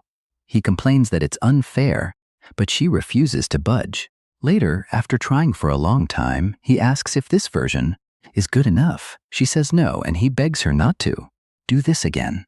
The blade isn't sharp enough, the weight is wrong, and she asks if he's seriously trying to copy her ceremonial sword with those toy-like attempts. Junho asks how many she's broken already. He can't help wondering why this is so frustrating, but inwardly, Frost is impressed. In only 34 minutes, he recreated Fragarak's outer shape with 62% accuracy. She remembers the power he displayed 28 years ago. It was so overwhelming that she could barely believe he was a human from Earth. Watching him now, she thinks she may be creating a monster. At the same time, she feels proud and realizes that watching his growth is actually enjoyable. She steps closer and points out that the sword's angle is still off by 5 centimeters. After more attempts, she finally says this: "One will do.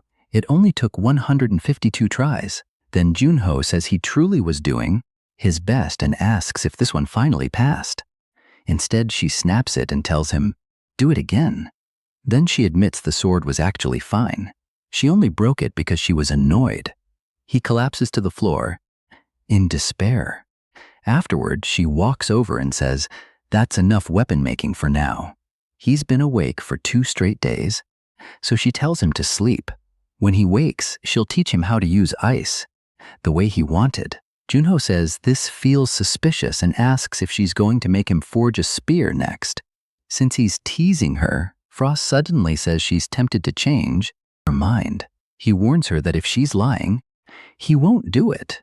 But then he collapses from pure exhaustion. Frost creates a blanket and tosses it over him. She says he's absurdly tough, and with talent like his, the gods truly are unfair. Then she tells him to become stronger, strong enough to protect the people important to him. Sometime later, elsewhere on the Tibia Plateau, Junho arrives at the Cave of Trials portal. A monk greets him and introduces himself as Jampa, the person in charge there, welcoming him to the Cave of Trials. Jampa says the Player Association contacted him first. They said Junho wanted to enter the cave, while the Frost Queen keeps telling him to look over because the monk is sticking out his tongue. On the ranking list, Spectre is still shown as the first person to reach the 9th floor. Jampa explains that the list records everyone who cleared the Cave of Trials before, and Junho realizes no one has surpassed the record he set 25 years ago. Jampa adds that only those who entered know what lies inside the portal and who knows what horrors await him there. He prays that the gods bless Junho's journey and hopes he returns safely. Then Junho steps inside. He arrives beyond the portal, thinking it's already been 25 years since he came here before. But then something glitches. The cave detects a second entry and asks the administrator for permission, leaving Junho completely confused. As he passes through, he suddenly finds himself in another dimension, standing in front of a door. Then the administrator appears and greets him. He says he manages the first floor of the dimensional elevator, and his name is Gray. Junho has no idea what a first-floor administrator is supposed to be. He asks if that makes Gray the god of Earth, but Gray quickly rejects the idea. He's only a public servant assigned to manage this region. Junho argues that anyone managing the first-floor Earth sounds like a god to him. But Gray explains that his authority is limited to the systems that keep the floor running, such as portals and monsters. Still, Gray says it's nice to see a familiar face after all. This time, referring to player Spectre, he congratulates Junho on his return, even if it came a little late. Junho thanks him, but then the queen notices Gray and asks if he knows who she is too. Gray says, of course, she's the queen of Niflheim, ruler of ice. Junho asks where they are, and Gray says this is a virtual space he created. Then he pulls out a book crackling with lightning and says there's a small problem. Exactly 28 years, 7 months, 16 days, 13 hours, and 32 minutes ago, Junho cleared the Cave of Trials, and by rule, anyone who already received its rewards can't enter again. Changing your name doesn't matter, because your soul remains the same. But Junho asks what happens if he no longer has those rewards. Gray pauses, and Junho says he means exactly that. He doesn't have a single reward he gained from the cave anymore. Gray notices that he's telling the truth, but becomes far too excited, and the pressure of an administrator crashes down on Junho. Gray repeats that he has no rewards left. Junho says that according to the rules, he shouldn't be prevented from entering. Gray answers that this is exactly what he, as administrator, must decide. The issue isn't merely breaking rules, it's fairness. Junho entered once already, so he knows what trials are coming, and that would be unfair to every other player. So Junho tells him to increase the difficulty, even if that makes things more unbalanced. Gray asks if he's certain. Does this kid really think he can handle that? Junho says if it lets him enter the cave, then yes. Gray says he can't tell whether Junho is clever or simply honest, but fine. Junho amused him far more than last time, so he'll grant this favor and wishes him luck. But then the queen stops him, saying he seems to know her very well. She asks if he knows why her memories vanished, but Gray says he can't discuss that. He only tells them to enjoy themselves, and Junho notices the damp air, proof that he's truly back inside the cave of trials. Meanwhile, the queen thinks Gray is difficult to read. Junho asks if she truly lost her memories, and she says that's what makes it even more frustrating. She remembers nothing about the floors. Even so, Junho says this trip wasn't wasted, and he's glad things worked out even better than expected. Then he sees the mission.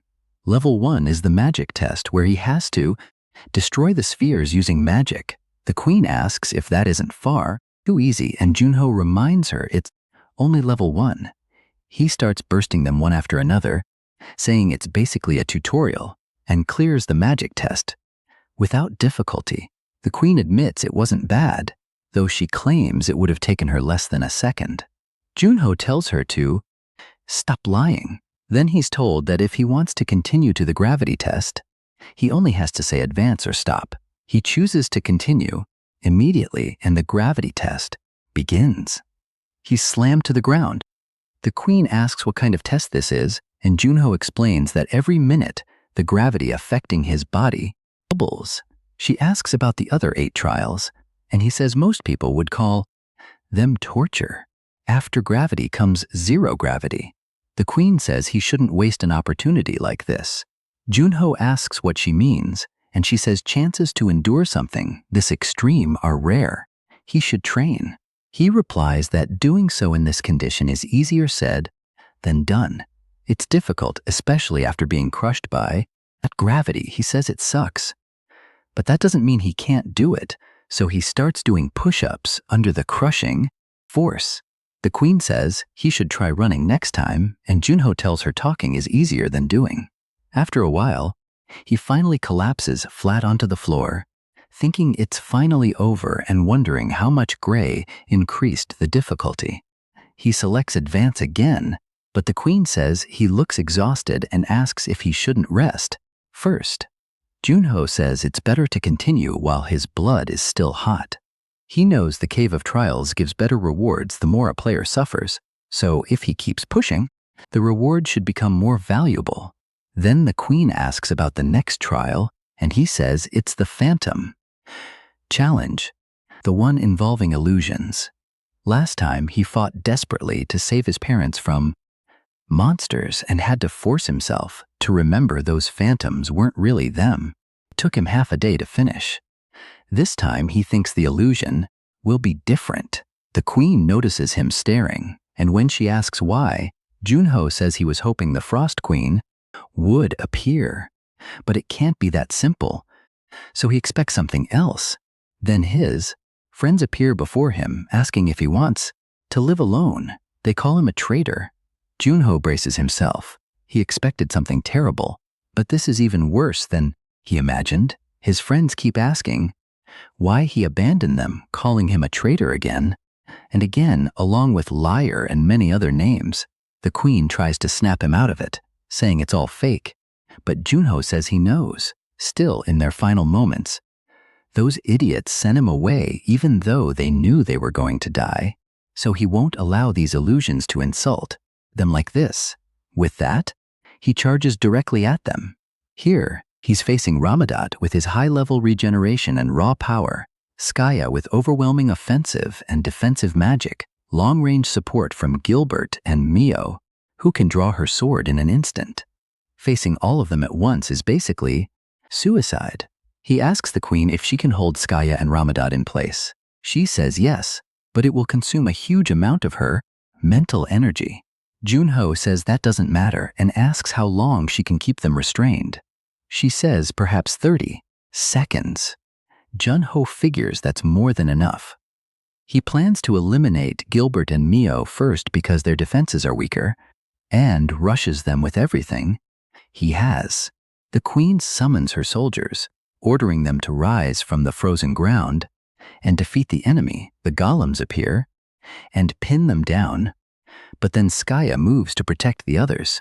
Junho is hit by a powerful mental shock and realizes the queen's energy is draining far too quickly. As he pauses to understand what's happening, Ramadat charges at him with full force, saying it's over, but the queen freezes him and locks him in place.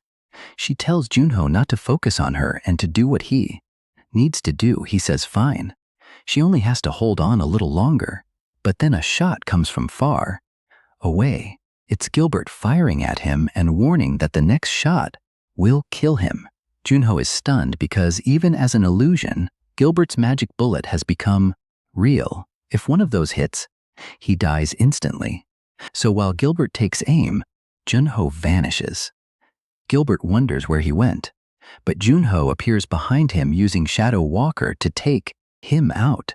With Gilbert on the ground, Junho thinks he probably can't use that again. After Gilbert, his next target is Mio, who demands to know how he could kill Gilbert as she prepares to use her draw technique. Junho knows Mio was called the Great Sword, so facing her head-on with a blade would be insane. As she swears he'll pay for killing her teammate, she lunges at him with everything he thinks he has a chance, because Gilbert's death shook her.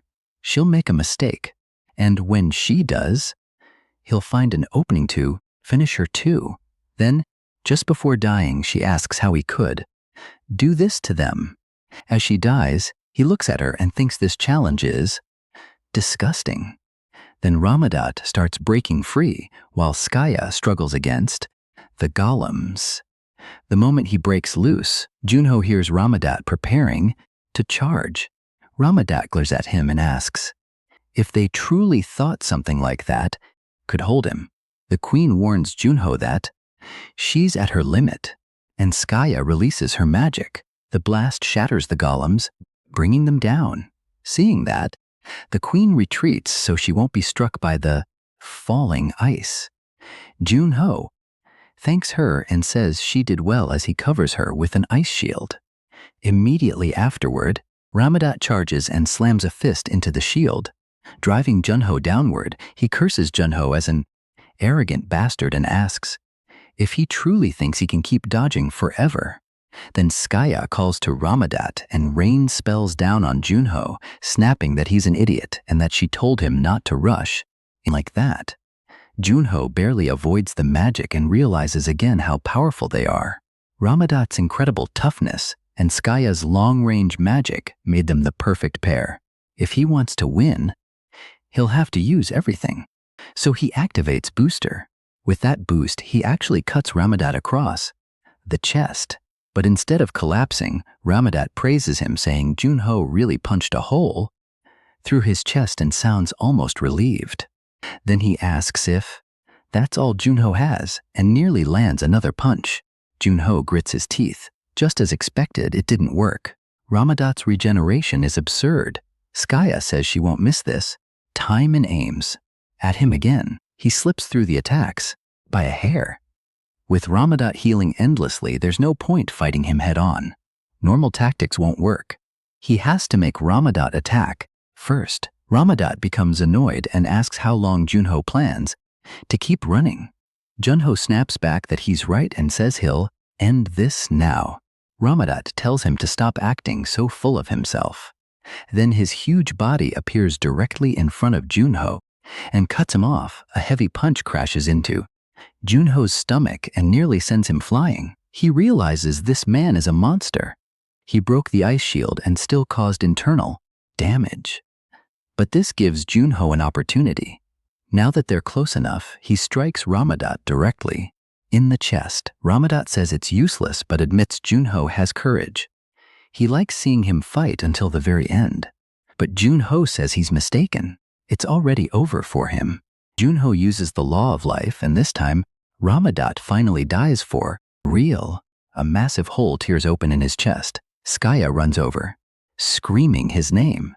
But as she does, she realizes she's the only one left and drops to the ground, swearing she'll kill Junho. The queen tells him this part looks dangerous. He agrees. Skaya is the last one. If he wants to defeat an enraged Skaya, he'll need every bit of strength he has left. He tells her to come at him. Then he draws the Scythe of Death to break through the King of Destruction and the 7 mana shields protecting her. The only things he can rely on are darkness and his hatred. He knows the weapon consumes enormous amounts of magic, but it's his only option, so he attacks, trying to finish her in one strike. He gets close enough to slash her with the scythe. Junho says it's fortunate she's only an illusion because if this were the real Skaya, he would have lost. Skaya speaks to him and says she'll be waiting. She smiles as she fades away. With that, he clears the phantom challenge. A voice tells him that if he wants to continue, he should say so. Junho says there's no need to ask and advances to the next challenge. After all of that, he opens his eyes again. The little queen asks if he's awake. Junho is completely exhausted. She says he slept for 30 straight hours, and she almost thought he died. He says he expected to be unconscious for at least 2 days, so he slept less than expected.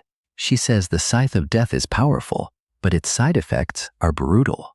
Junho answers that even if they were illusions, he fought all 5 heroes, so it was a small price to pay. Then the little queen asks how many challenges remain, and he says he doesn't know exactly because he doubts it ends at level 10. The administrator changed the content and difficulty, so he can't be certain.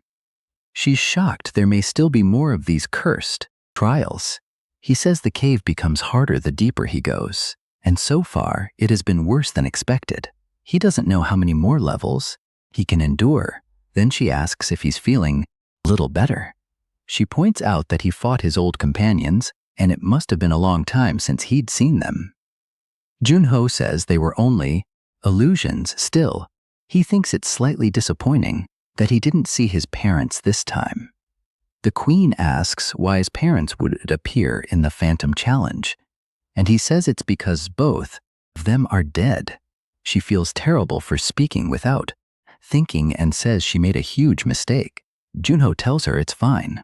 It didn't happen yesterday.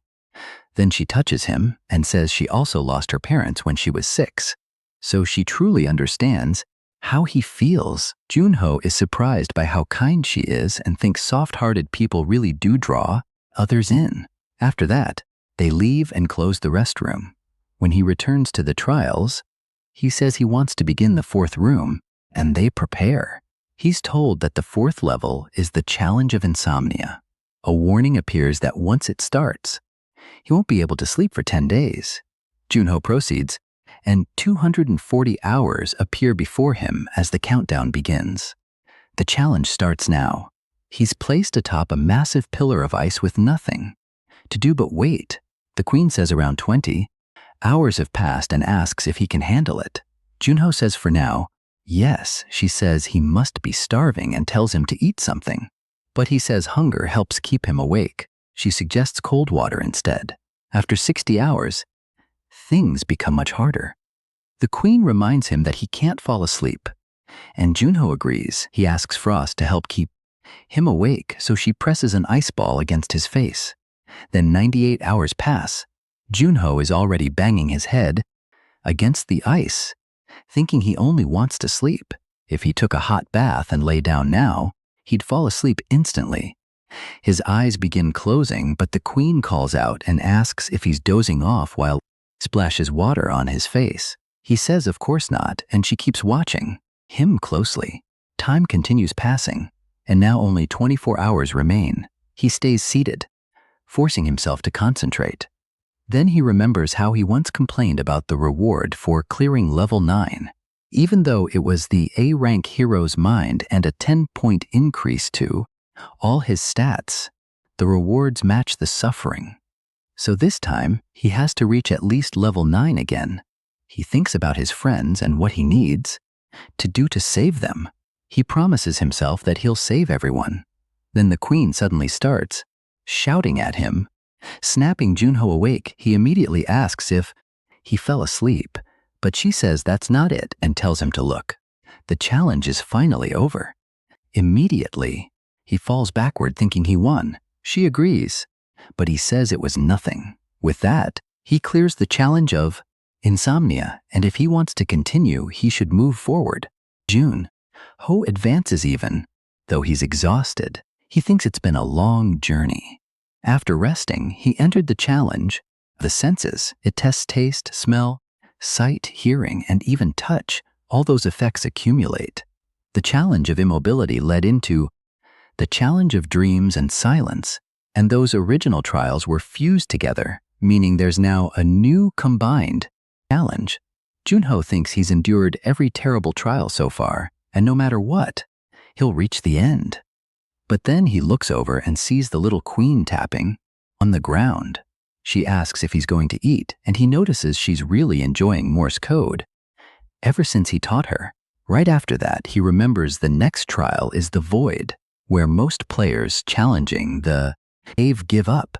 That place is pure nothingness, a fundamental fear most people can't endure, and humans become weak when they lose their 5 senses. If your mind is weak, you can lose yourself in the void. In the past, he fled from it too, and that's how he cleared the challenge of immobility. Then he's told that challenge 9, the void, and challenge 10, time, will occur simultaneously. Junho is shocked. The system even tells him to give up if he doesn't think he can endure it, because his very existence could disappear. The void is already dangerous, but adding time means he'll be trapped alone, unable to feel anything, not even time passing. Even though he speaks to the queen in Morse code and tells her he'll return. In this portal, you have to risk everything if you want to win. She wishes him luck and tells him not to worry.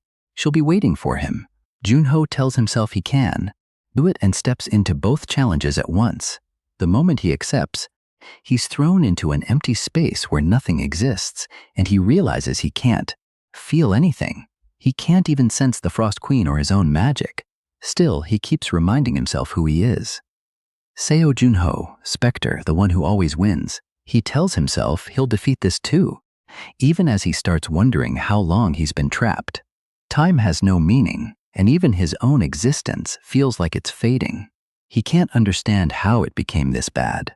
He only needed to master low-rank skills quickly, but now he wonders if he reached too far. For a moment he asks himself if he's going to run again, just as he did last time when he gave up on the Void Trial. But no, he already made his choice. He wanted power, even if it meant risking his life. He chose this because he truly believed he could clear the trials, and he refuses to die in a place like this. He keeps thinking, I'm Spectre. I'm Seo Junho. That determination is enough to carry him through the trial. Then he wakes up again, with the little queen there to welcome him back. Junho asks how much time passed, and she tells him 10 days. That makes him furious at the cave. He's certain he counted at least a month before collapsing from exhaustion, yet only 10 days passed outside. Then she tells him something about him seems very different now. He brushes it off, saying it's nothing major.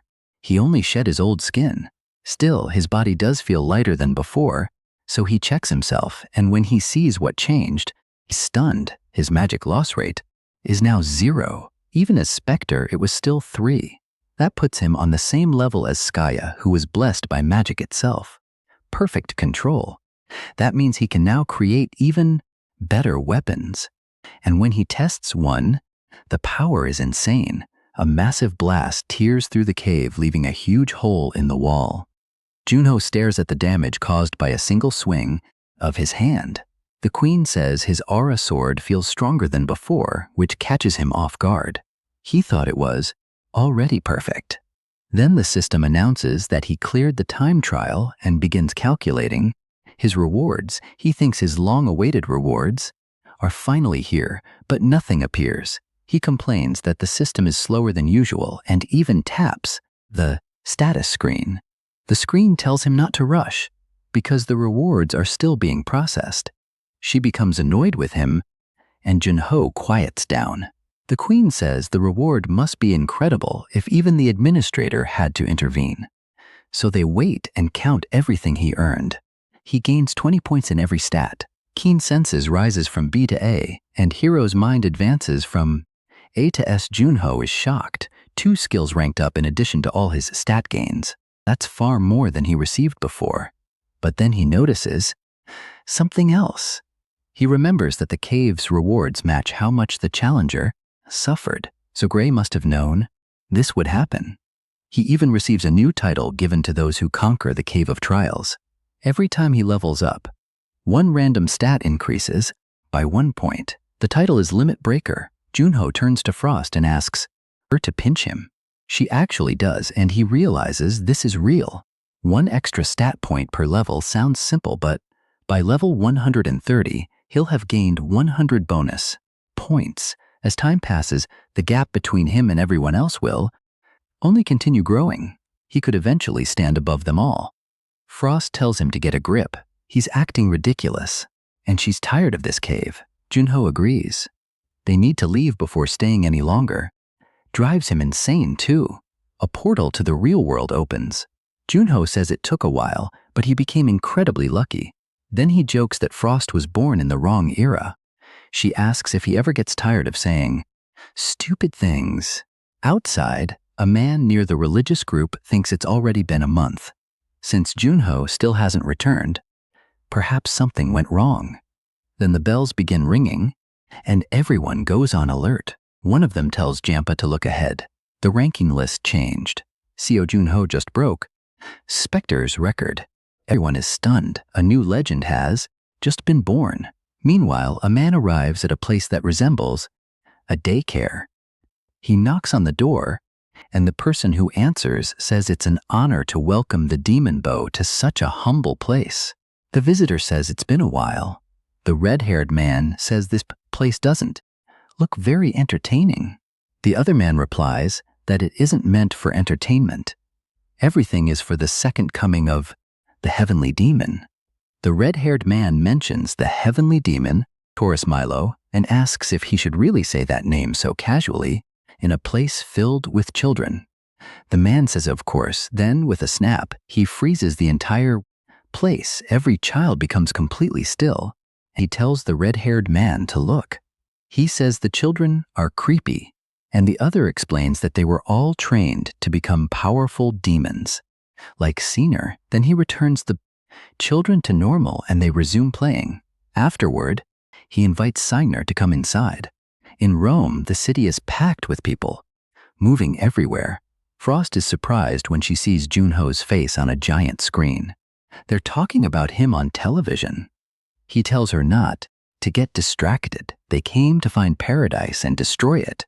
First, they need to locate the urban area where Torres was spotted. Frost complains that they came all the way to another country only to do grunt work, but it's the only way to track Torres. Junho says they have no other choice.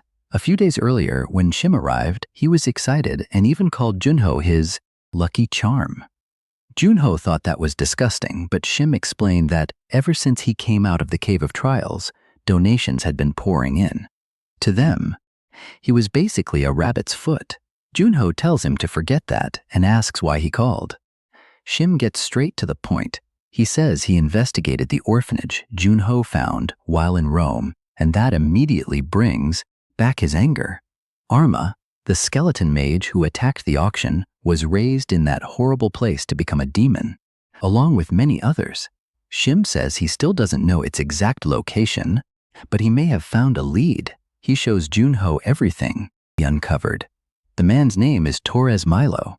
He used to be a famous player on the second floor, but now he's retired. That alone is strange. Top players usually don't suddenly lose confidence and quit. But after retiring, Torres began acting even more suspiciously. Shim tells him to look at the next photo. Torres is standing with two children. Junho is surprised, and Shim says an investigator took that picture. According to witness reports from the last few years, Torres has often visited Rome, but no one knows where he lives or what he does. He's only been seen in the city with children, and they're always different ones.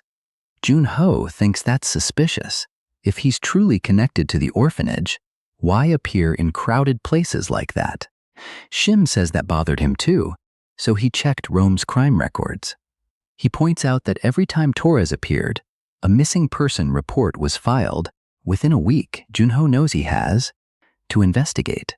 Shim says Torres appears roughly every 2 months, so he should show up again next week. Finding Torres become Junho's top priority in Rome, but by afternoon, he admits they still haven't found anything. Frost tells him it's only the first day.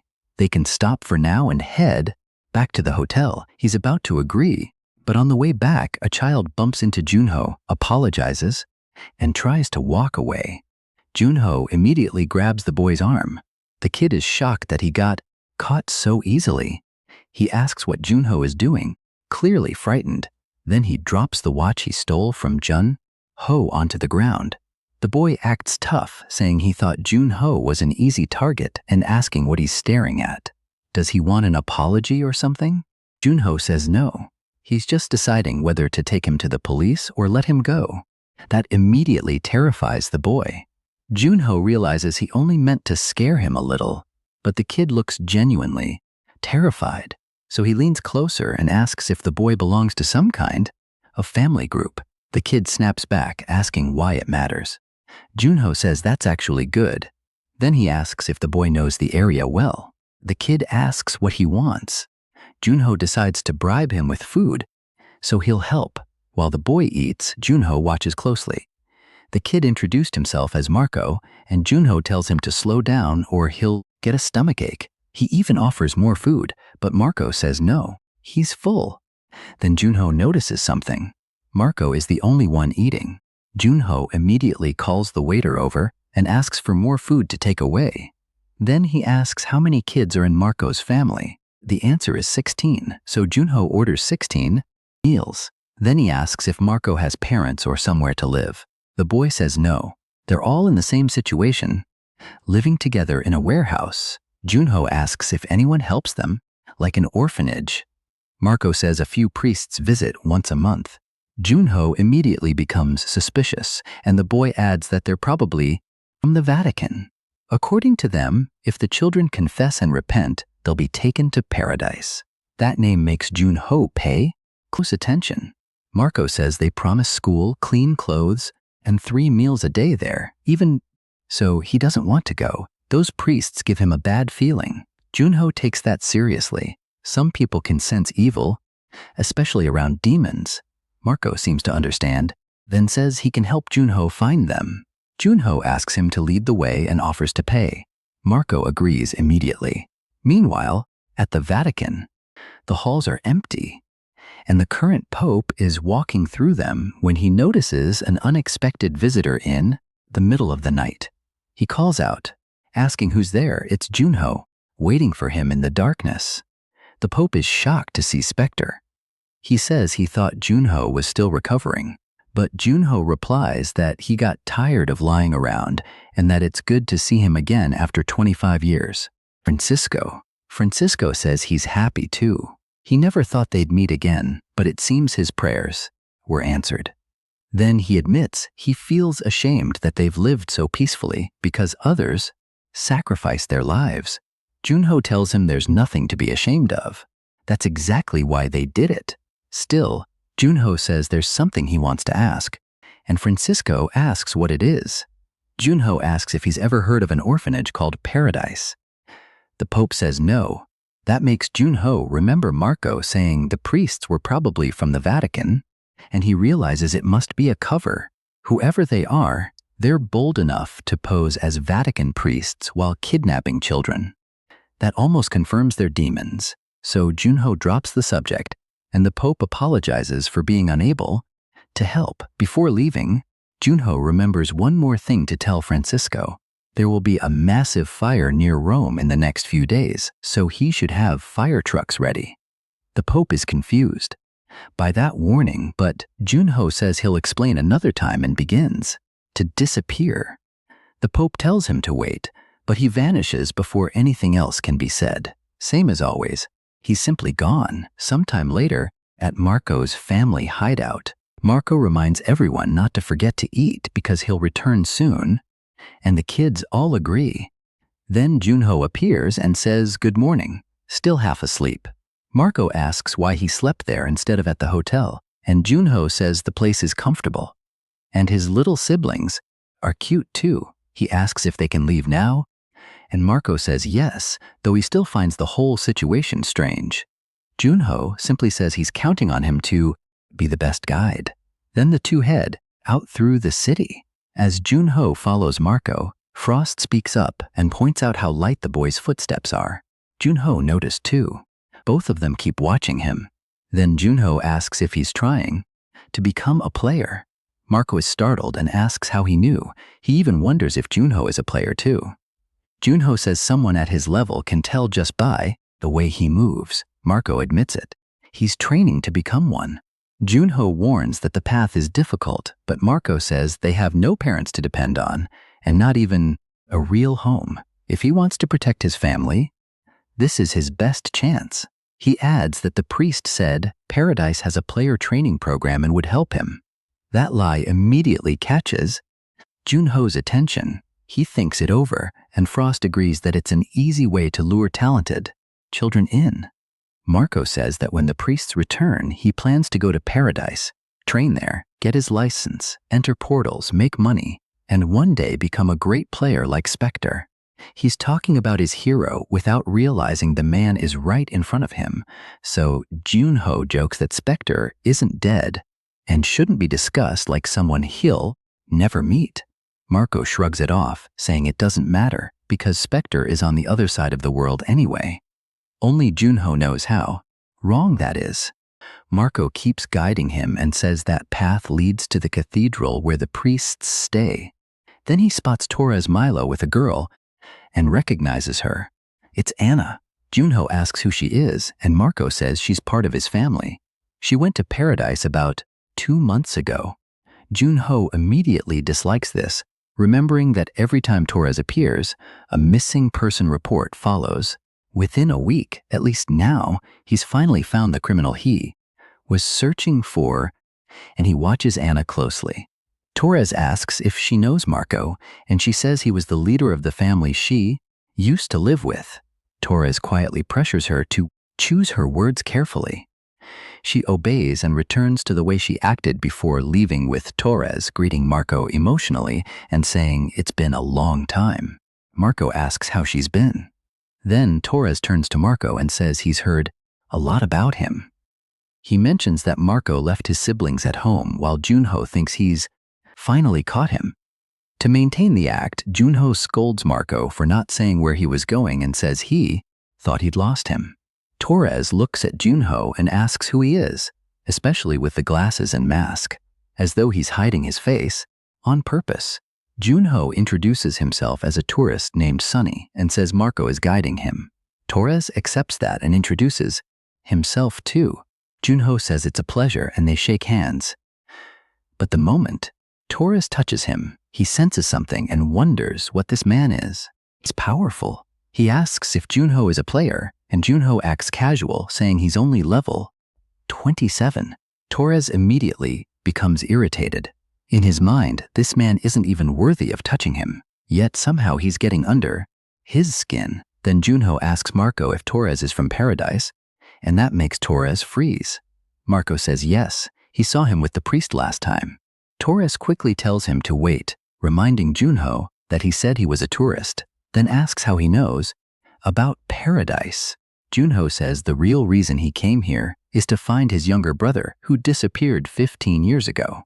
The lie is so shameless that even Frost is tired of him. He adds that while searching, he learned about Paradise and asks if they can check their records. Torres says unfortunately they don't have any children over 15. What he's really thinking is that if this continues, Paradise could be exposed. So instead, he says Junho can come with him and look for himself. It will be easier that way, and he'd be happy to help. Ana asks if Marco is coming too, and Marco wonders if he should because he wants to see the others. Junho thanks. Torin follows him. When Marco sees the place, he asks if all of it belongs to Paradise, and Torres proudly says yes. A woman approaches the director as they pass, and Torres quietly orders her to check whether they were followed. She gets ready to do exactly that. Near another building, they ask if it's the dormitory. Torres says yes, and that the classrooms and cafeteria are there too. He also says the children who want to become players train in that hall. Marco looks inside and sees that they really are training, but something about their eyes feels wrong. Torres tells Junho to enter, and a man beside him reports that no one followed them. Torres says he did well, then calls everyone over and says he has an idea. He draws attention to Junho, who immediately stays alert. Torres says that since he's an experienced player, perhaps he should teach these trainees, pointing to two boys nearby. He introduces Junho to all the children, saying he currently works as a player and can share some of his experience. Junho senses something is wrong, and Torres adds that the teachers should watch too. The atmosphere suddenly becomes tense. Then the teachers step forward, all holding swords, standing on either side of Junho and Marco. They're surrounded. Marco realizes something is very wrong, and Junho says he figured it out quickly. Every child there is being controlled, just like the adults. Marco stares at their eyes, and Junho tells him to remember this. Red eyes are the mark of a demon. Torres says Junho was careless too. He can't believe he mentioned Paradise right in front of him. Junho asks if they gave demon blood to those children. Torres asks if that isn't obvious. How else would they become demons? Laughing, he says they all resisted at first, but after he killed a few as examples, the rest drank quickly. Marco collapses to the floor, asking what he's talking about. Then he thinks of Ana, Rin, Leo, Shu, and everyone else. He can't believe they never wanted this. Furious, Marco starts cursing. Torres rushes at him to throw a punch, but the red-haired woman jumps in front and asks how he dares.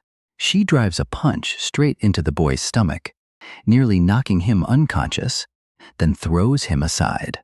Torres starts laughing and points at the kid. Marco lies on the floor, trembling after the blow, and glares at Torres, furious. He yells that Spectre will come for them. Torres scoffs. He says maybe he would have believed that 25 years ago, but now Spectre is probably hiding somewhere, trying to recover. And even if he returned, no demon would fear him anymore. Then Junho walks over and stands. Beside Marco, Marco looks up in shock. Junho tells him that being a player means moving forward even when the people you love die, right in front of you. And if he truly wants to become a real player, then even against an enemy he can't defeat, he still has to fight until the end. But right now, he's not a player yet. So this time, Junho says he'll help him. Then he puts on Spectre's mask in front of everyone. Marco stares, asking what that is. He can't believe it. Why is Junho wearing Spectre's mask? Someone that incredible couldn't possibly help someone like him. But if this really is Spectre, then he begs him to save his brothers and sisters. Torres narrows his eyes and asks if he's claiming to be Spectre. Then he says it somewhat fits, since his name is Sunny. He mocks him for making such a dramatic entrance, as if he's in a movie. One of the men approaches Junho and says that if he really is Spectre, his head will be gone in 5 seconds. Then he smugly pokes Junho's chest. Junho calmly says it won't even take that long. The man becomes angry and starts shouting, but before he can finish, his chest is split open, down to his stomach. Junho kills him with one strike, one step, instant and clean. Everyone freezes in fear, realizing this truly is the Watcher of Darkness. Their expressions change the moment they sense his dark power. Torres snaps at them not to stand there and orders them to kill him. So they all rush forward at once, while Torres stares at the Watcher of Darkness, refusing to believe he's the real Spectre. He tries convincing himself that it's only a similar skill.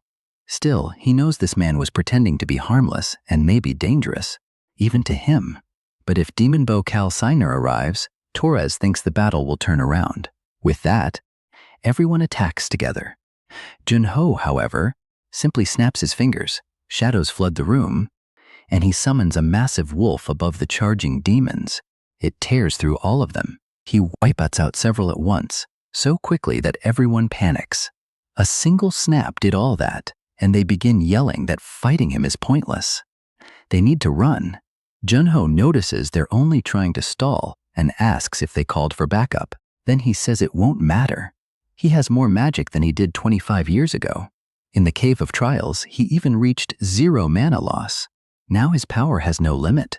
He crushes those trying to escape, hunting each one down. Junho simply watches them die, and Torres finally realizes he really is a demon killer. The stories were true. He truly could kill hundreds of demons at once.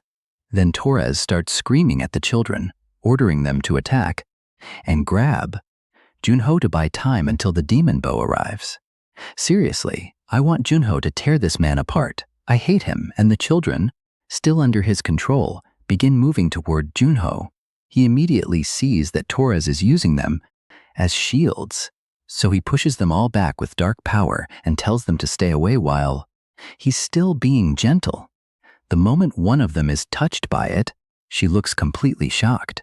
Then all that mana engulfs the children, and they simply pass out where they stand. Seeing that, Torres starts to panic. He curses the children for being useless and wonders why that bastard is taking so long. Then he runs outside and notices one of the children's toys, thinking that at this rate he'll die too. But he suddenly collapses before understanding what happened.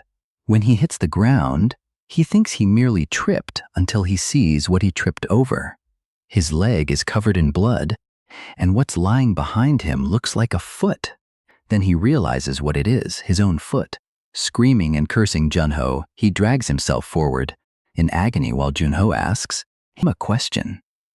Did he ever think about how those children felt when he forced them to become demons? Torres says of course he did, and Junho asks if he's serious.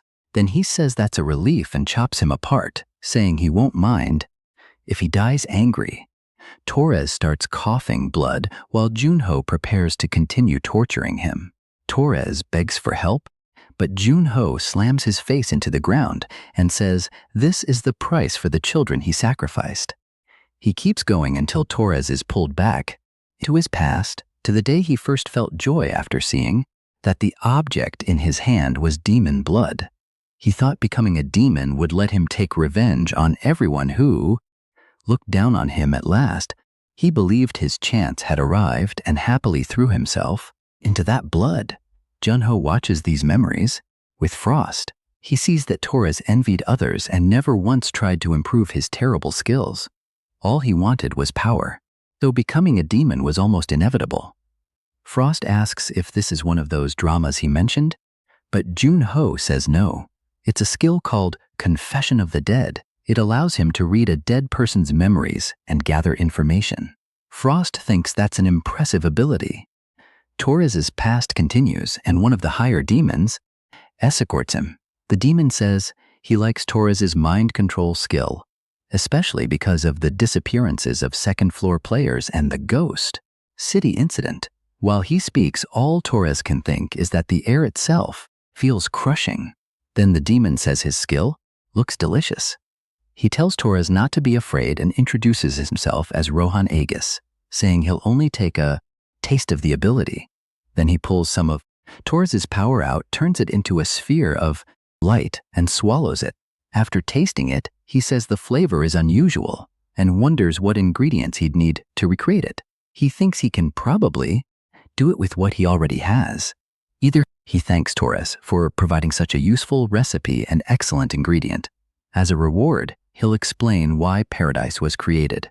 Good food requires fresh, high-quality ingredients, and demons are no different. Does Torres truly think those worthless beings can become great demons simply by drinking demon blood? Of course not. If an ordinary person who isn't a player drinks it, the result is only a low-grade demon. So in 24 years of Paradise, they've produced only 5 first-class results. Paradise was never created to produce powerful demons. 24 years ago, demons were hiding in the shadows, so they moved to the second floor and built an organization near the border. Even then, they feared the 5 heroes might one day break free from the ice and kill them, and Spectre terrified them most of all. So the answer they created was Paradise. Back in the present, furious, they say they need power capable of standing against the 5 heroes. And the greatest ability they'd ever witnessed was the strongest devouring skill, Watcher of Darkness. That power would become theirs.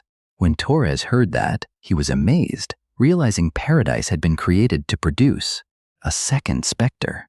Rohan explains that this place is a factory producing ingredients from children turned into demons.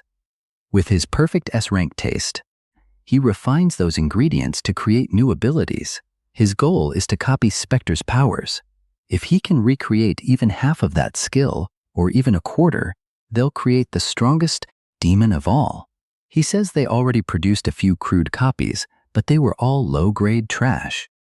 Then he felt out a better method than Paradise, and now they can use the real Watcher of Darkness. They plan to return to the second floor and wait for Spectre to climb up. Wondering what he'll taste like, they say they can hardly wait. After learning all this, Junho realizes the reason they used children to create demons was him. They wanted to create a second Spectre, and the truth leaves him stunned. He stands there in shock, thinking about all those children and everything that happened. The reason thousands were forced to become demons was all because of him, and that fills him with rage. He begins cursing and throws away his mask, but Frost tells him this isn't his fault. He says he knows. He truly does, but he still can't stop feeling that way. Once a player becomes a demon, they can never become human again. No one understands that better than he does. He remembers the children collapsing in there, those children, and now he'll have to kill them with his own hands. Meanwhile, inside, Marco speaks to everyone, trying to wake the children and asking why they're like this.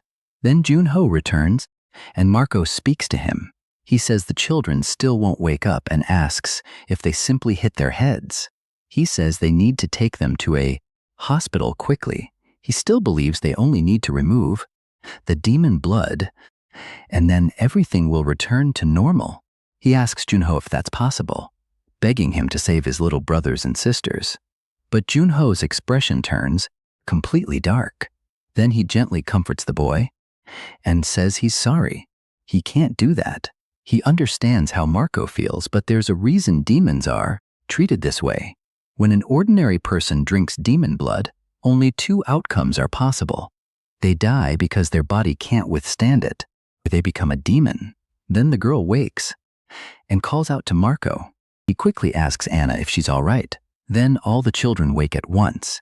Seeing them there, Junho realizes they're beginning to transform. Marco is relieved. He says he's so glad because he thought something terrible had happened. But the girl tells Marco that something feels wrong. She says she really likes him, but for some reason she suddenly wants to kill him. Her rage explodes and her nails grow long and sharp as she slashes toward Marco's neck. Junho pulls him away just in time, stopping her from killing him. He explains that demons are violent by nature. In exchange for power, they gain an endless urge to kill. Anyone who drinks demon blood becomes the same. Then Junho quietly apologizes and attacks the girl with everything he has. But then the system tells him it senses only a tiny amount of demonic energy in the target. Junho is confused, and the system says Watcher of Darkness can absorb demonic energy. That shocks him. He thinks it must be similar to when he absorbed the yin energy from the syndrome, so he restrains the girl with his dark power. He can barely believe it because Watcher of Darkness never had this ability before. Then he remembers what Rohan said. If an ordinary person who isn't a player drinks demon blood, they only become a low-grade demon. That makes him realize he can extract the demonic energy because these children are normal people, not players.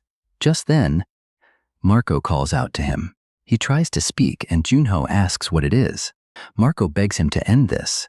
He says this happened because he sent them to paradise. Junho asks if he's serious because he'll carry that guilt forever. But Marco answers that players have to keep moving forward, no matter what they carry. Wasn't that what Junho taught him? He says it through tears, and Junho feels deeply proud of him. Even Frost is impressed, though Marco has no idea. Junho says not many players cry for others. One day, Marco will become a great player, but he shouldn't have to carry something this heavy at such a young age. Then Junho uses his power on the girl, forming a black sphere directly in front of her. Sometime later, Cal wakes up and asks what time it is. He quickly understands what happened. He was unconscious for 17 hours. Thinking about Kim Woo-jung, he realizes he must have exhausted all his energy escaping. Cal swears he'll make him pay for that humiliation. Then he glances over and sees his watch. The message tells him to come to the training room because someone has something to show him. Cal becomes furious, cursing Torres for acting arrogant and daring to order him around. He says if this isn't important, he'll kill him, and heads downstairs. But when he arrives, he's stunned. He demands to know what happened. What the hell is this? Workers are clearing everything out. Cal realizes paradise is being dismantled and asks where all the demons went. Nothing is where it should be, and he can't understand what happened. A while later, at the Vatican, everyone is shocked that Junho is there, dressed as Spectre, with Marco beside him. Marco says everyone is staring. Junho tells him not to worry. If he stays by his side, he'll have to get used to it. Then he adds that it's even worse than it was 25 years ago. A priest approaches and tells Junho that the examinations on all 217 rescued children are complete, and the results confirm that none of them are demons. He thanks Junho for giving the world another seed of hope, and Marco's face lights up with joy. A little later, the Pope comes to speak with Junho and thanks him for saving hundreds of children. He asks if he may announce the incident publicly and warn people about the danger of demons. Junho tells him to do as he wishes, but since the Pope is so grateful, Junho asks for a favor. When the Pope asks what it is, he brings up the children he rescued. He says they're all orphans, and that's why they were targeted. This happened in the Holy City because the church failed to protect them. Does the Pope understand that? The Pope says he does. Therefore, the church will take responsibility and provide homes and education for every child involved. Marco asks if he's serious, nearly crying. Junho tells him he heard correctly. If he studies at the Holy Church, he won't need part-time jobs anymore. Marco is stunned. Then Junho teases him, asking if he's crying again. Marco insists he isn't. There's dust in his eye, and the tears are only because it hurts. The two adults simply watch their exchange, and Marco says that, from now on, he'll work hard, become a capable player, and serve under Junho. He says he'll repay him, but Junho apologizes and says he doesn't want subordinates. Marco looks crushed, but Junho explains that he doesn't accept subordinates. He accepts comrades. His standards are high, so if Marco wants to stand beside him, he must work hard from now on. That restores Marco's hope, and he agrees immediately. Soon, the news reports that an orphanage in Rome was secretly being used to raise demons, and that the victims from Paradise were rescued safely. It also says those behind Paradise were wiped out by one of the 5 heroes, Spectre. Cal is furious, realizing that Bastard ruined his plans again. He thinks that if he'd been awake, he could have dealt with Spectre just like Junho. Instead, they escaped like rats. He tells Junho to wait. He lost this time, but after he handles him, Spectre is next. Yeah, if you can handle one, maybe you can handle the other. But honestly, it's difficult to believe you'll defeat either of them. Back at the Korean Player Association, Junho arrives, and someone greets him. He says that man did a good job, then looks to the side and asks what that chaos outside is. When he walks to the window and looks down, he sees everyone thanking Spectre. It's a massive celebration, with people cheering for his return, and everyone is thrilled. They truly believe it's Spectre. Junho can barely believe what he's seeing. Shim says the police estimate nearly 500,000 people are in the crowd, and Junho asks what this is. Shim asks if he still doesn't understand. He says they all gathered to see him and thank him for returning. At last, Junho understands. Then another man arrives and says he'll escort Junho into the association, thanking him for coming back. Everyone else does the same. As he walks, he thinks that one day he wants to show this to his frozen friends. Shim adds that he prepared the conference just as requested, but guesses Junho won't only announce cooperation with the association. He asks what Junho is truly planning. Junho removes his mask and asks Shim if he remembers when he had just awakened. Shim doesn't quite understand, so Junho explains that when he first woke up, he looked outside and thought the world had finally become peaceful, just as they wanted. But when he looked closer, that wasn't true. Without the 5 heroes, demons thrived and the weak suffered badly. 25 years ago, demons could never have grown this powerful. Shim says that's because the 5 heroes were there to keep them in check. But if Junho plans to take that role now, it won't be easy. Junho says he knows. He's not as strong as before, and he thought that would still be enough to gain the power needed to revive his friends, but it isn't. Right now, no one can stop the demons. Like before, that's why all of this is happening. They need someone like him. They need someone to hold the demons back. Shim is shocked and asks if he's really returning as Spectre. Then he asks Junho if he knows why the 9 heavens and other rankers don't try to become the next Spectre. A hero doesn't only attract enemies. If he returns, people will rely on him whenever something happens. And if he isn't there when they need him, they'll hate him for it.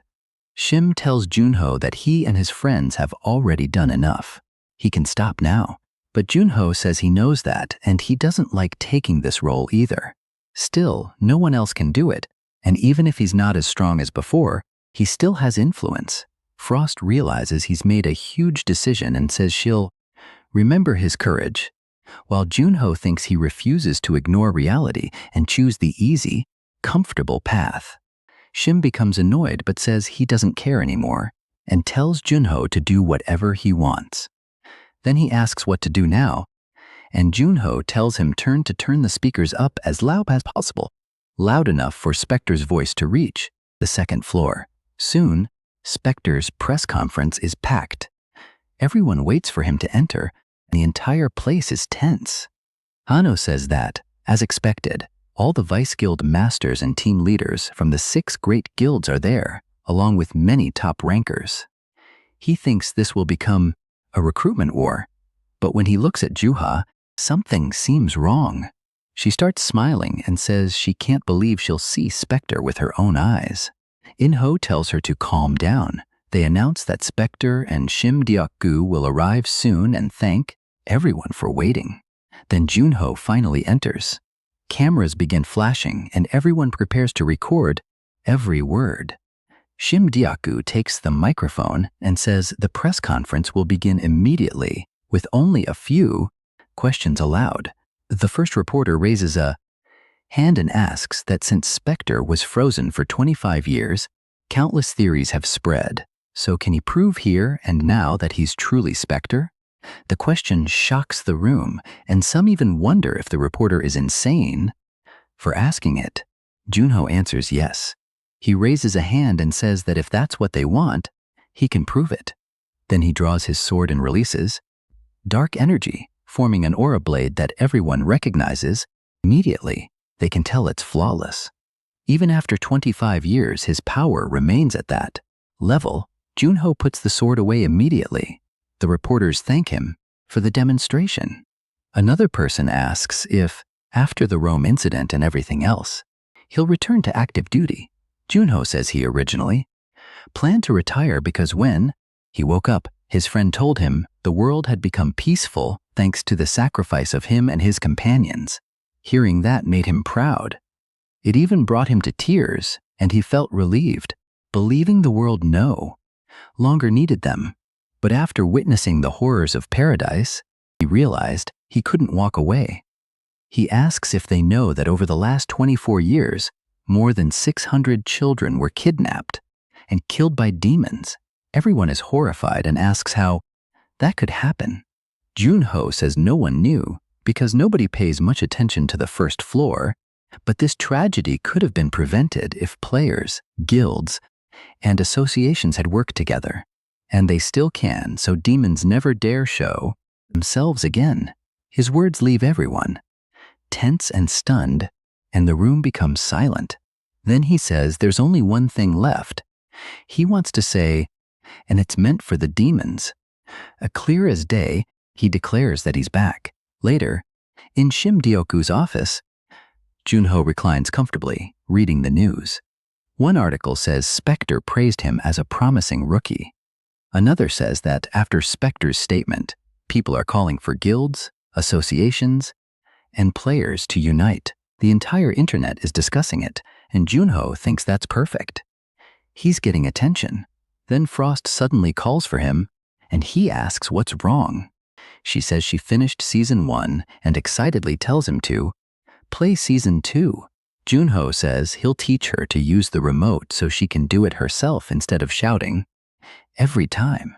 But Frost says she's thirsty and orders him to make tea, treating him like a servant. He calls her out for it. She keeps insisting, saying her wish is his command. While he goes to get it, he asks if she really thinks she'll get away with this. Now it's his turn, and he hands her what humans drink when they're thirsty. Frost stares at the cup in surprise and asks what it is because it smells refreshing. Junho simply waits to see what happens when she drinks it. He watches quietly, and she suddenly starts screaming and bouncing around the room, yelling that the drink attacked her. Junho bursts out laughing and tells her it's soda. It seems her body can't handle carbonation, and she becomes completely terrified of it. She says she won't forget this. Junho simply says good, then tells her he's going to work and that she should watch dramas until he returns. The moment he turns the show on, her mood changes, and she grandly says mercy is a monarch's virtue, so she'll forgive him. He thinks she's easy to please. Afterward, he takes the elevator down. He says that after killing all the demons in paradise, he reached level 29, and his magic stat increased a little. He thinks he can start using the techniques he once relied on, but when Junho steps out of the elevator, Shim Deokgu calls him. Junho asks what it is, but Shim Deokgu asks where he is. Junho says he's heading to the training room, but Shim Deokgu says he should come over immediately. All the team leaders from the 6 great guilds came to see him and are waiting together. Junho wonders why the 6 great guilds want him and asks if they came because of Spectre. Shim says no, they came for him. That surprises Junho. They want him, not Spectre. Thinking about it, the press conference was arranged suddenly, yet the team leaders arrived quickly and didn't even look rushed. Perhaps they were already on the first floor to recruit CO Junho in the first place.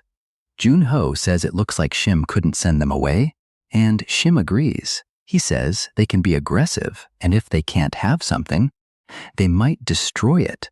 That gives Junho a great idea. While they wait, he arrives and greets them, asking what brings the 6 great guilds. Team leaders here. One woman says it's obvious. They want to recruit him after he took first place in the Cave of Trials. Junho asks about the others, and they say they're here for the same reason. But he apologizes and says he can't join another organization because of personal circumstances. One of them says that if he's worried about the contract penalty, he doesn't need to be. Their guild will pay it for him. Junho responds by placing a sword on the table and saying there's no need.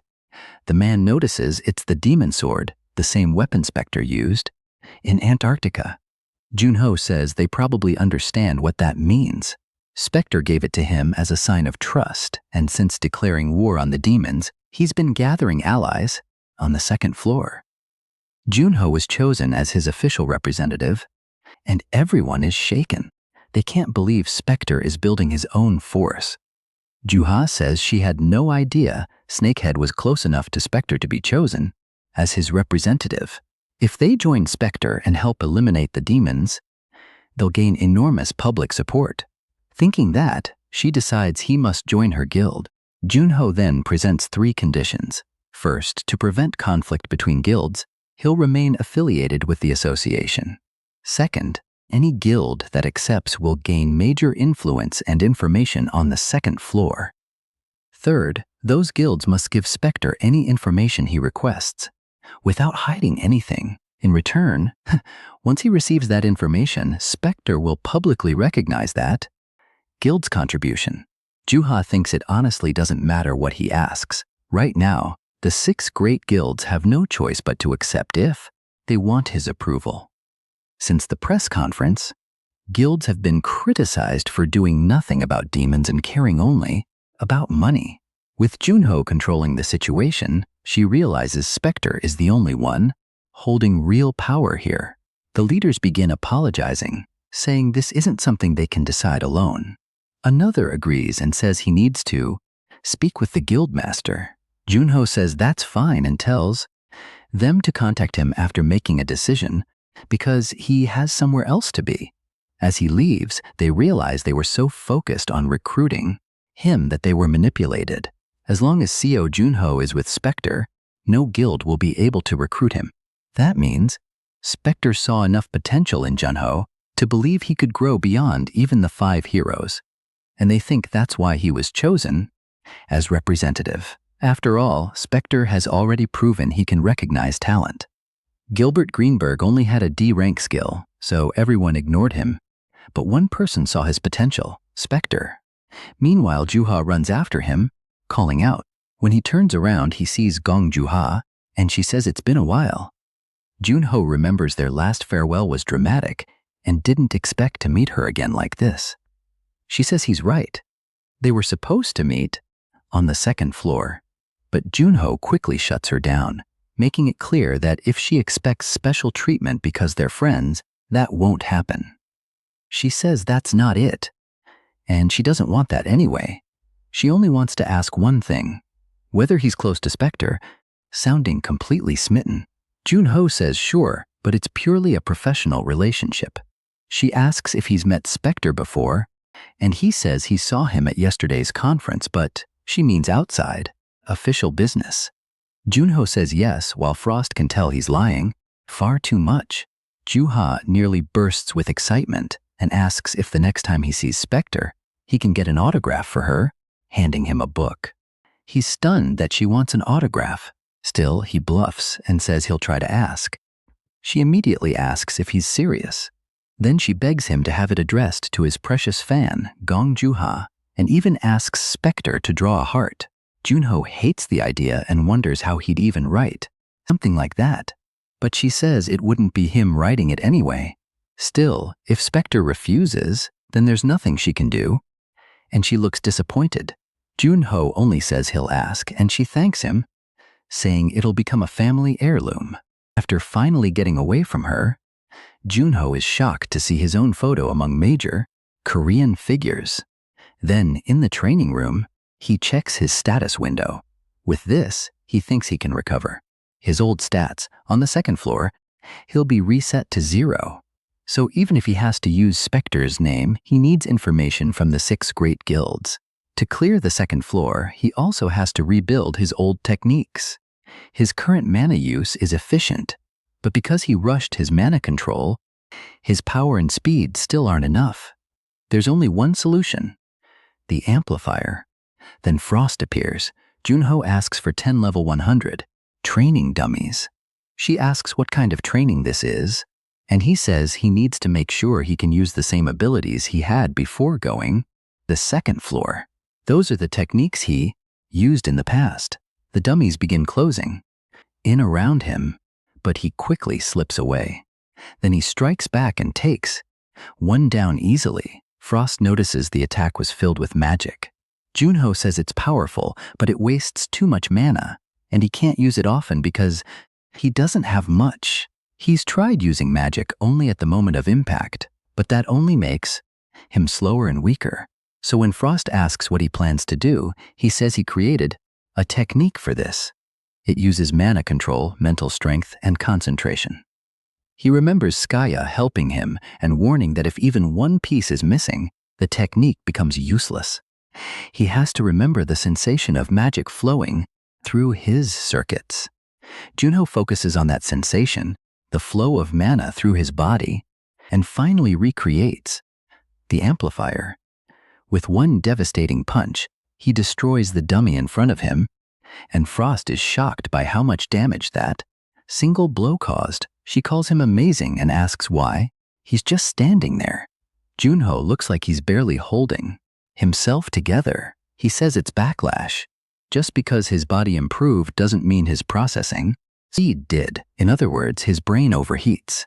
Frost thinks the technique is incredible, but he says that's why even as Spectre, he could only use the amplifier for 10 minutes. Right now, he has to train until he can use it in real combat. The dummies regenerate, and he says he'll master it before challenging the Winter Castle portal.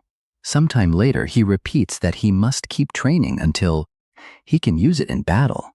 Frost tells him his body temperature is becoming dangerously high, even so he keeps trying. She reminds him that he told her to use ice magic to lower his temperature, asking if he forgot. Junho says he already tried. The amplifier is difficult enough alone, and if he adds ice magic too, his brain will burn out. He becomes frustrated that he's still winning with only a punch, saying it's far too difficult to control. In the end, he says he'll need at least a few months before using this in a real battle, but Frost asks if he's certain. He really doesn't like the sound of that. When he asks if she knows something, she says of course she does, but she won't tell him. As his contracted spirit, she says he should figure it out himself. He answers that he doesn't need her help. Even so, he decides he should be able to use it on the battlefield by now. So he calls Secretary Cha and says he needs a teleporter. She agrees and asks when and where. He says tomorrow, and he's going to Winter Castle in Antarctica. Once they arrive, the cold is brutal. Shim keeps sneezing repeatedly, saying they've arrived. Junho asks what happened to all his confidence, since Shim said Junho would need a winter jacket. But Shim says he only had to bring him here So now he's going back. He tells Junho he'll pray for his success, then returns through the portal. Afterward, Frost appears and says he's a weak man, calling this weather perfect for a picnic. Junho asks what nonsense she's talking about. He has some cold resistance, and he's still freezing. The weather keeps worsening, and Junho prepares to move. As he walks, he's surprised that this is the Winter Castle portal. He checks its information. It's a portal for level 80 or lower, with a maximum party size of 30. The clear condition is defeating the Lord of Winter Castle, and the difficulty is brutal. He's shocked. This is the portal even second floor players couldn't clear, and Frost asks if he needs time to prepare himself mentally. But Junho says he's already had enough time and heads directly into the portal. The moment he enters, everything changes. Ice still covers the land, frozen solid everywhere. He notices the clear condition is defeating the Lord of Winter Castle, but where is the castle? Frost tells him to head northwest. Junho finds that strange and asks if she knows where they are. She says she does. This is the frozen kingdom of Niflheim. In the distance, he finally sees the massive ice castle, and Frost says it's the place she once ruled. Junho is stunned that this is Niflheim. She says these truly were her lands. He asks how a Winter Castle portal can exist if she disappeared and figures they'll learn more once they enter. More importantly, he asks if she remembers anything else about the castle, and she asks what he means. He wants details, who the current lord is, how many guards are inside, and whether there's a secret passage. Frost becomes annoyed and asks if he's seriously asking her to reveal state secrets. Junho says it hurts when she puts it that way. Their fates are connected, remember? They'll be together forever. That leaves her stunned. She gives in and says fine, she'll talk, so he should stop. Junho says that's why she should have told him earlier. Then she asks if he remembers the portal where she first appeared, and he says of course. The Frost Queen's nest. He says he'll never forget it and asks why. Frost explains that the final dungeon there was where she planned to summon all her soldiers. He asks if that means the soldiers they fought on the first floor weren't all of them. She says no, they were only a small fraction, and she failed to bring all of Niflheim's forces. Junho quickly realizes how serious that is. From what she remembers, Winter Castle had 27,000 soldiers, though being inside a portal probably reduced that number. He thinks 27,000 is insane.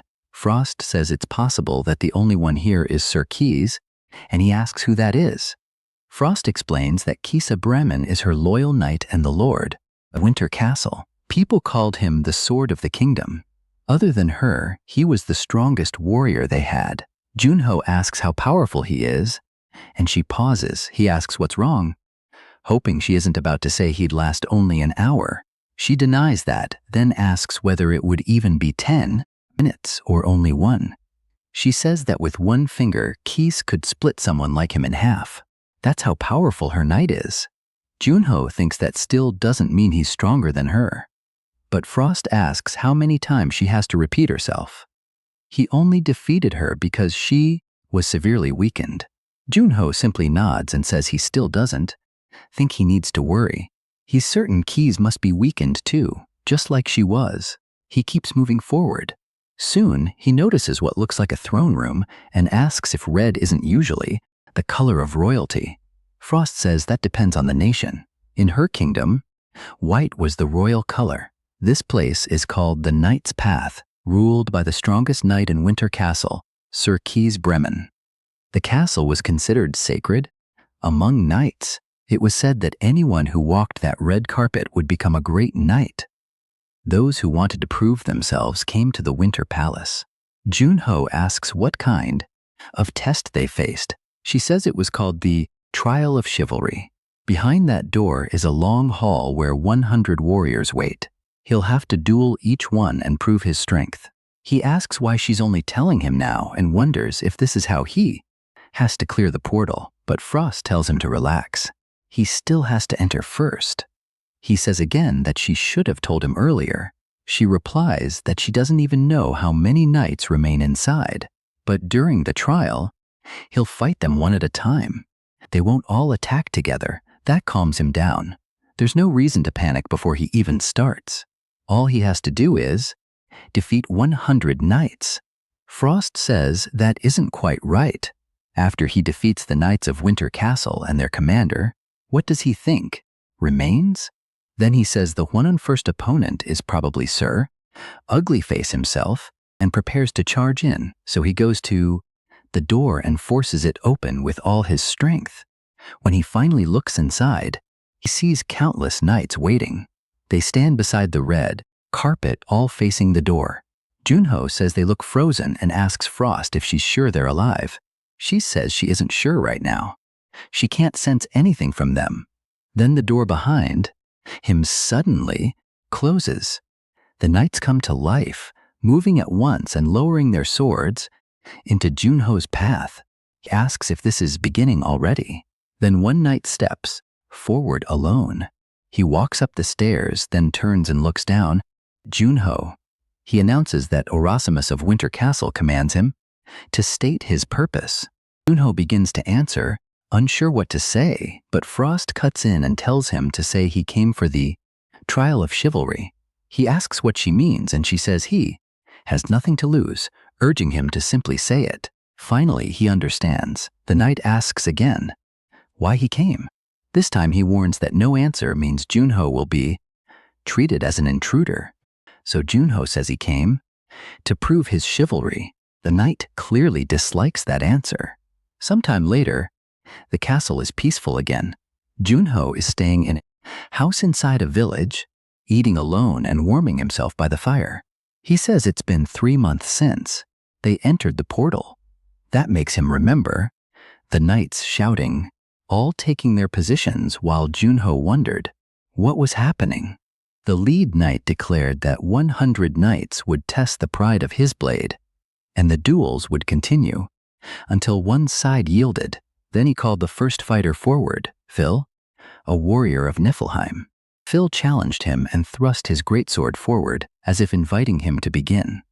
Junho found it entertaining and asked if this was how knights did things. He liked how direct it was, so he drew his own sword too. Phil shouted for him to come forward, and the duel began. Junho says none of those knights were weak. If they were players, they'd be at least level 100. They didn't have player abilities, but their skill was nearly flawless, and each one used a different kind of weapon aura. That made him wonder if they were actually more dangerous than players. As he eats, he says he never imagined there were so many types of aura, and Frost asks what he means.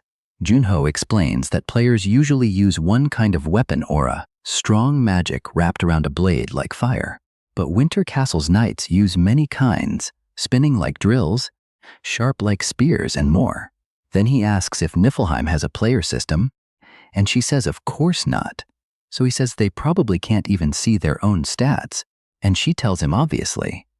Junho thinks that without player skills or stats, those knights still reached the level of players through pure training of body and magic. Unbelievably persistent. Frost asks if he learned anything about his weapon while using sword aura. He asks if that even matters, saying aura only requires enough magic and understanding. But she explains that knights aren't defined by the weapons they hold. What matters most is the pride in their hearts.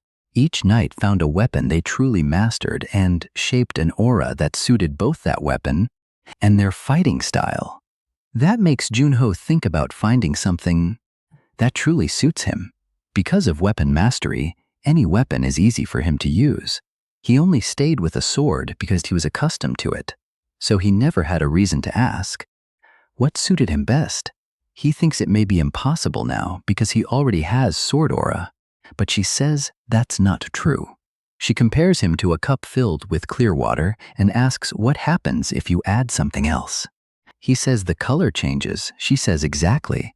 That means he can become anything he wants. That's his current state. Junho says, all right then.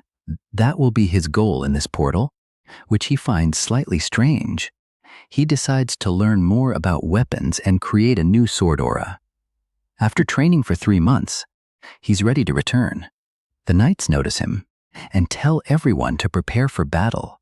The first opponent steps forward immediately.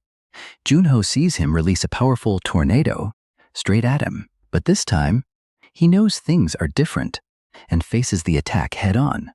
Now he stops the tornado with the great sword he's using.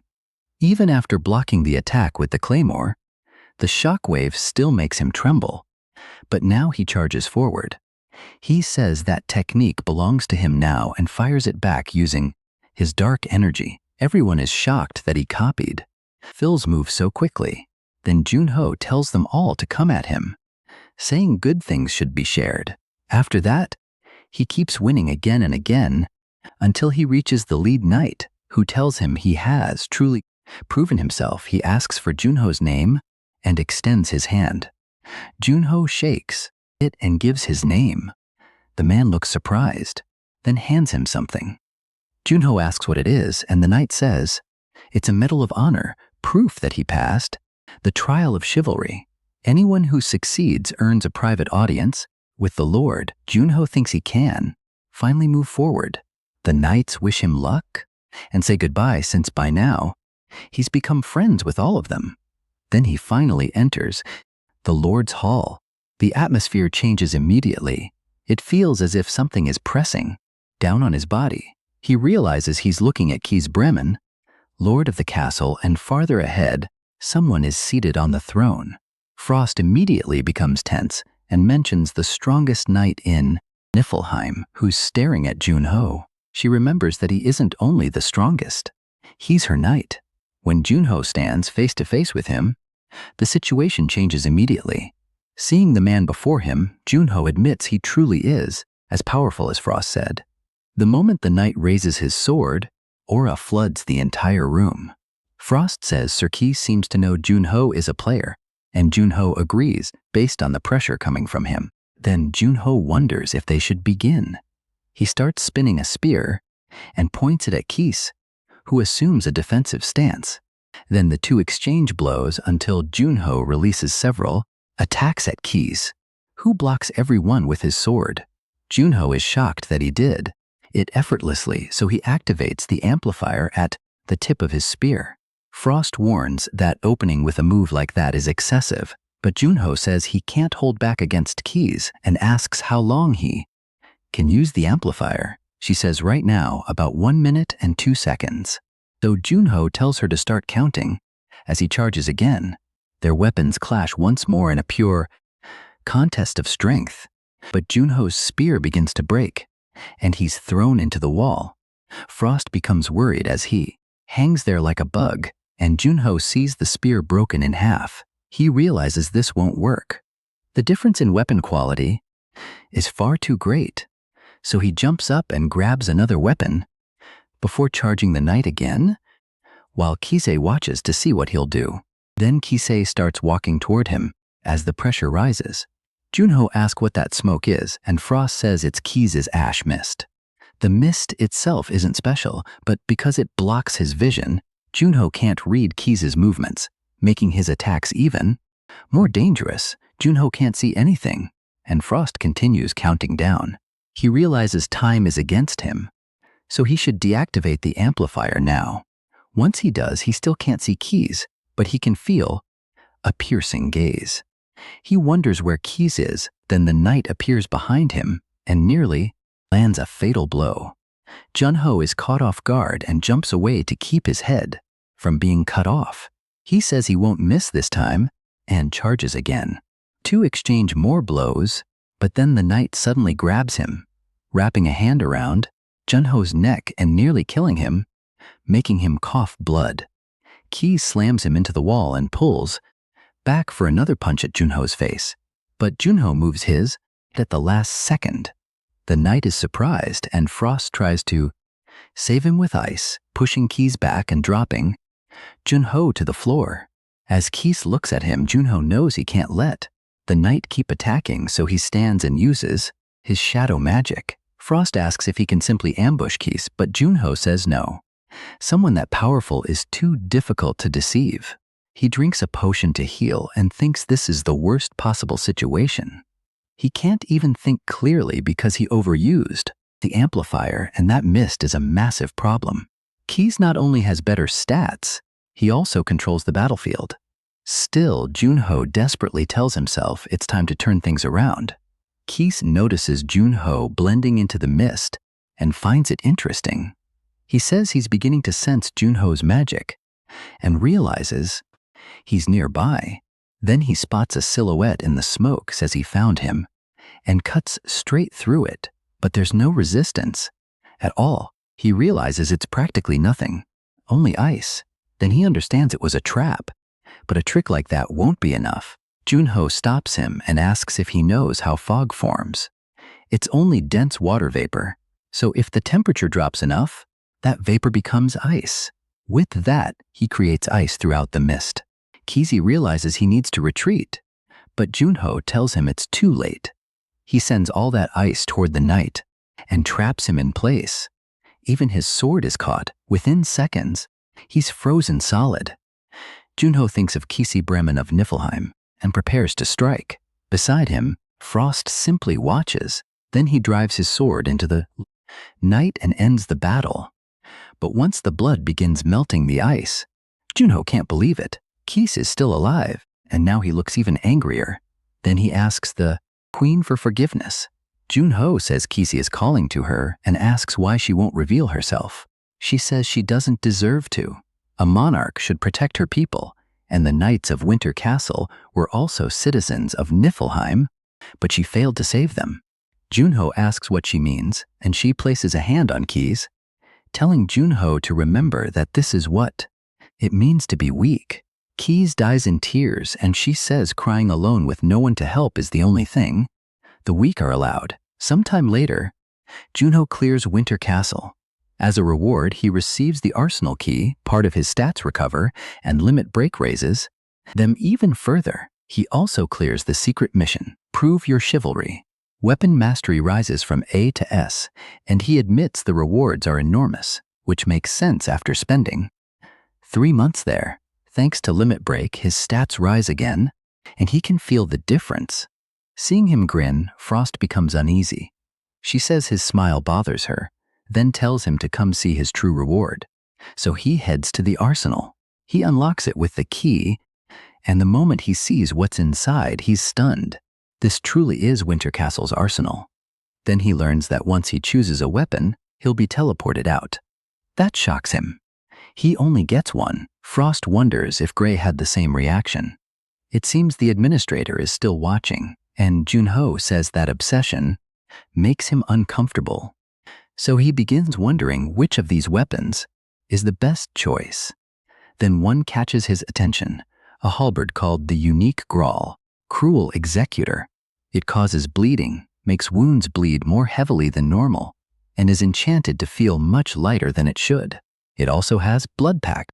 Whenever an enemy's blood touches the weapon, the user's stamina recovers. He didn't expect effects like that. Frost asks if that's the weapon calling to him, and he says, of course. With Blood Pact, even while fighting an entire group, he can keep restoring stamina. She says that's enough for her. What matters is that he likes it. Then they decide to leave, and he agrees. But on the way out, he notices a painting he hadn't seen before. When he looks at it, he says it's beautiful. Then he notices the clothing and hair look familiar. Frost explains that it shows the frozen kingdom of Niflheim, her domain. Then it clicks, and he asks if that's her in the painting. He starts thinking it is and tells her to remove that strange blindfold. She turns bright red and refuses, telling him to stop speaking nonsense and simply leave. Meanwhile, back at the association building, Junho is receiving treatment. He thanks them, while Sayan simply stares at him in shock. She says she knew his return would be awkward, but right now, he looks like a beggar. He asks if it's truly that bad. She says that no matter how he looks, she's simply glad he returned safely. While they speak, everyone around them whispers about him. They say he cleared 3 incomplete gates in 3 months and can barely believe he's from the same association as everyone else.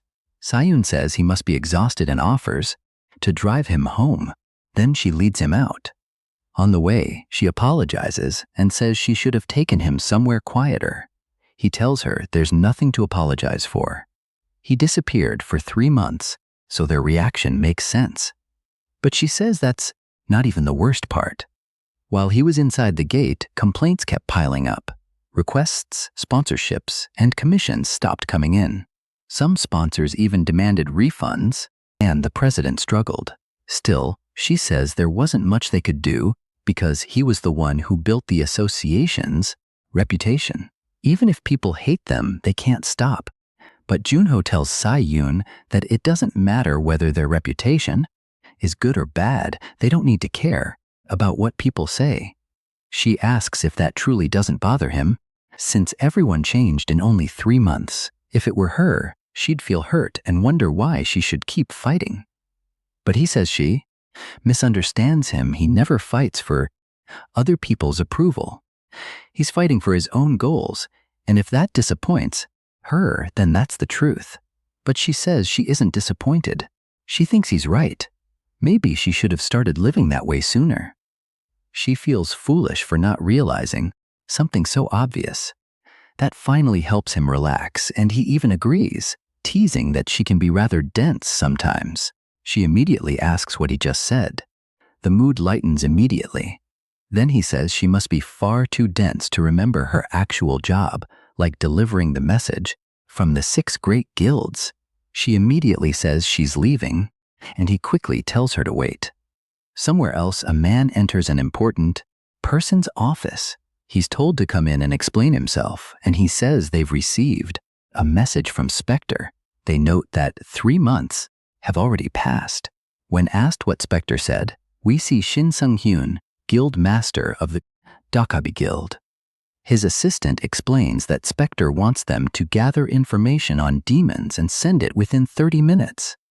Shin orders every report below mid-level classification to be sent, but then asks if that will truly be enough, since Spectre probably made the same request to the other guilds. He also saw messengers from the other 6 great guilds in the dimensional elevator. Shin realizes Spectre is making the guilds compete. He must have guessed they already agreed on how much information to give him, and now he plans to ignore those who hold back. In other words, he has them in his grasp. Even so, Shin orders them to send everything not marked ultra-secret, and his subordinate agrees. Shin says they need to prove their value to Spectre, so the Dokabi Guild will be the only one working with him. Back in his room, Junho remembers telling them to send everything within 30 minutes. He had already made a deal with the 6 great guilds, and now he's using the guild master's own tactics against them. Soon enough, he receives an email. Just as expected, large corporations are always punctual. He says he didn't even need to wait the full 30 minutes. The message says all the major groups have replied to his proposal. Then he says the problem with intelligent people is that they overthink things. While he was in Winter Castle for 3 months, the 6 great guilds must have agreed on how much information to share with him.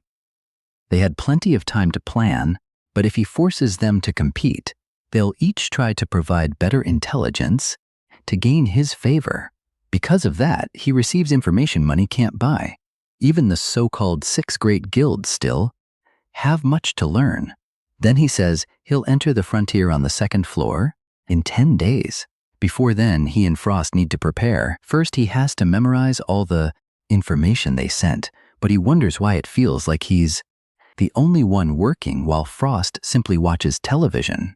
She asks what his problem is, and he says she's having fun while he's stuck, working like a slave. She claims she's studying culture, but he says she's obviously only playing around. He figures it'll take at least 4 days to memorize the entire stack of documents. He reads that the Great Ruben Empire is the only empire in the entire frontier.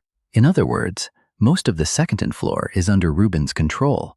For the last 25 years, the 6 great guilds have spread across it. Now there are three major factions. First, Dokebi and Silent Moon, both connected to the imperial family. They focus on gaining power within the palace and have the most people supporting them.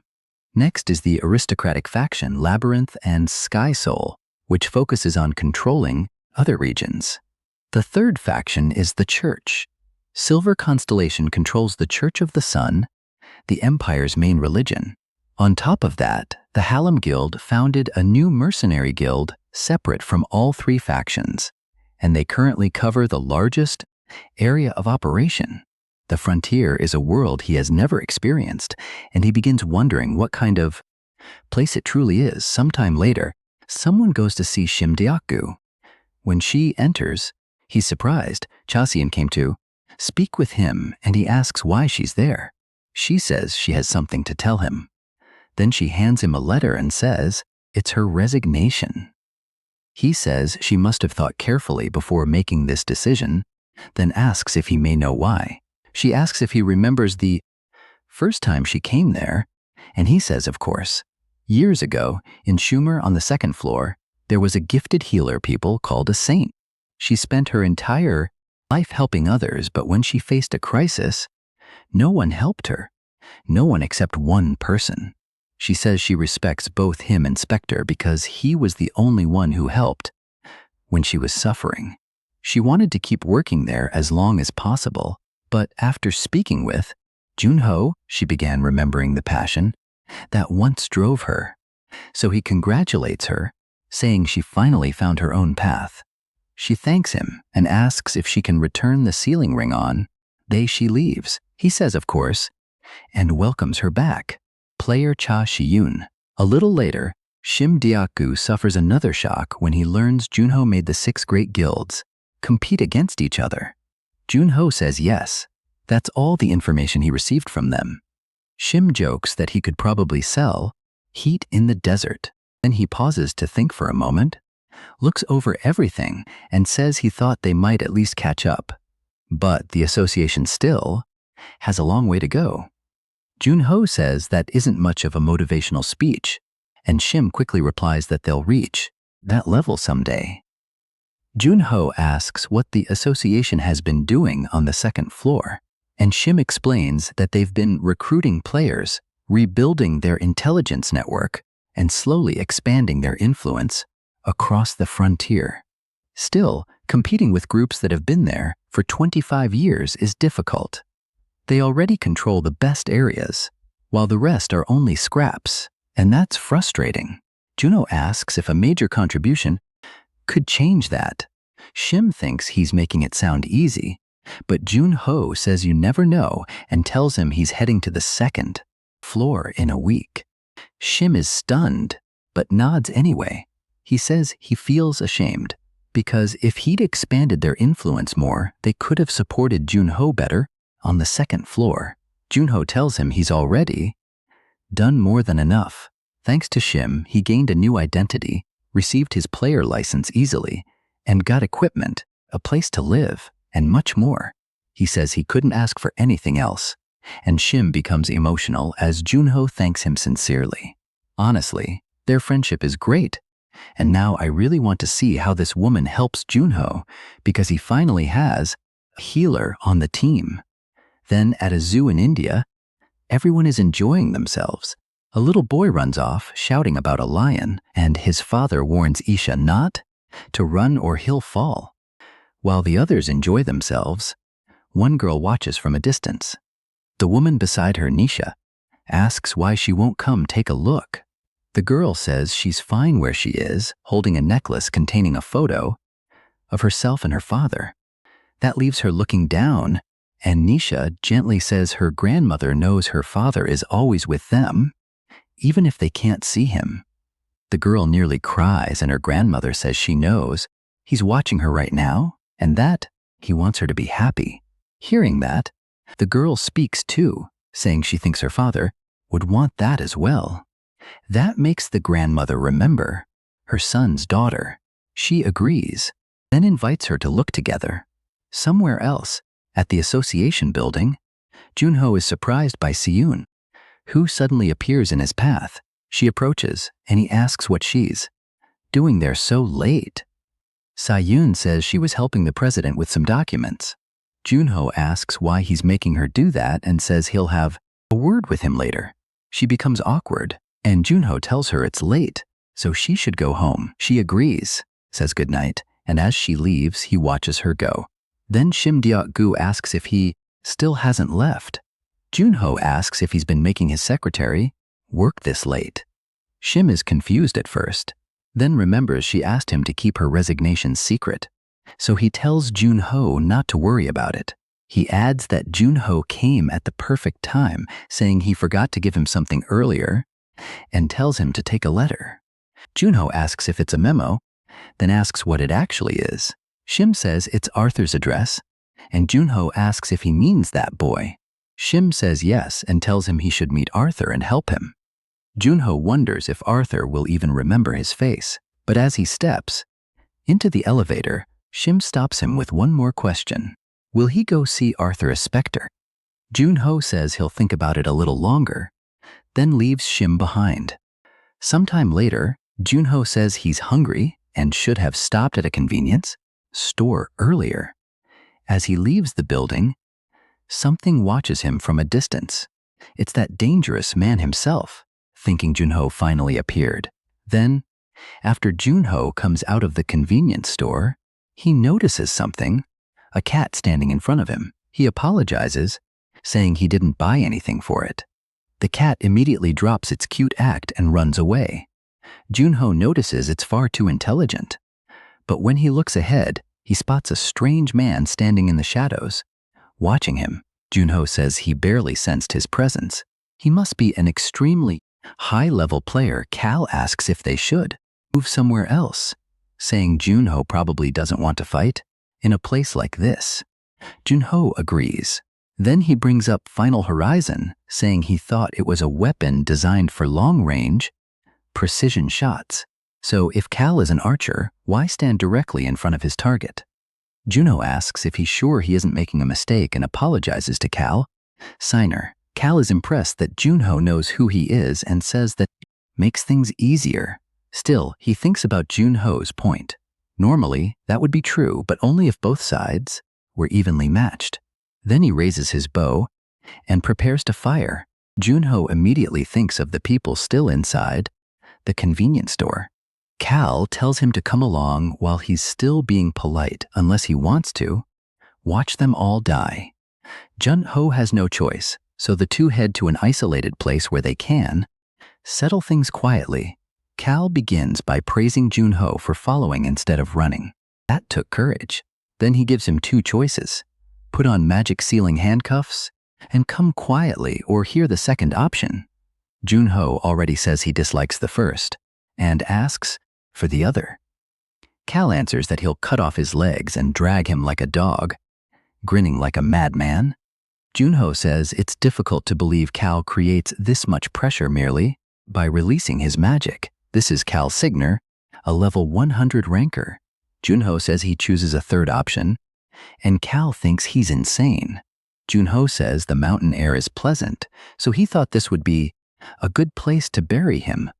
Cal explodes in rage and curses him, then draws his bow and fires 3 arrows at once. He sends them directly at Junho, but Junho cuts down everyone. Cal Signer is genuinely shocked. To him, that should be impossible. How could a rookie who's been active for less than a year deflect every arrow from his demonic bow? Junho says Cal must be confused. A player who isn't even level 30 just knocked away a level 100 ranker's arrows. But many things in this world make no sense, and he's one of them. Cal admits he made a mistake by underestimating someone who cleared a 1-star portal alone. Junho has already reached the point where no one on the first floor can rival him, and Cal is certain he'll rise quickly on the second floor too. If he's even more talented than expected, then before long, Junho might even be able to stand against the 9 heavens. Cal draws his bow again and says it's truly unfortunate that talent like this has to die here. Then he orders his hunting arrows to devour him and launches an entire barrage at Junho. Each arrow targets up different part of his body. Junho realizes Cal is changing their paths in mid-air and wonders if he's controlling every arrow with magic. Cal welcomes him to his hunting ground. The arrows explode near Junho with tremendous force, and Junho realizes even one arrow with that kind of power is dangerous. Cal isn't merely guiding the arrows, he filled the entire area with his magic, making movement difficult. It feels like fighting underwater, and if Junho is hit even once, he won't have a chance to win. So he uses enhancement while waiting for one arrow to fly directly at him, then deflects it. Cal Singner is shaken, again, because his hunting arrows are being knocked away by a rookie who's only around level 30. Now Cal understands his instincts were wrong. By avoiding direct combat, Junho proved he isn't merely a lucky beginner. He's someone Cal must fight with everything he has if he wants to win. So Cal gives a small smile, saying he won't hold back anymore. He unleashes his full power and spreads his magic field. Junho is unsettled because Cal's energy had been wild like a storm, but now it's suddenly calm, like stepping into the eye. Cal Singner tells him to consider it an honor because this truly is goodbye. He uses Violent Dragon Arrow, a single shot aimed at Junho. It flies like a dragon, with its jaws open, ready to swallow him whole.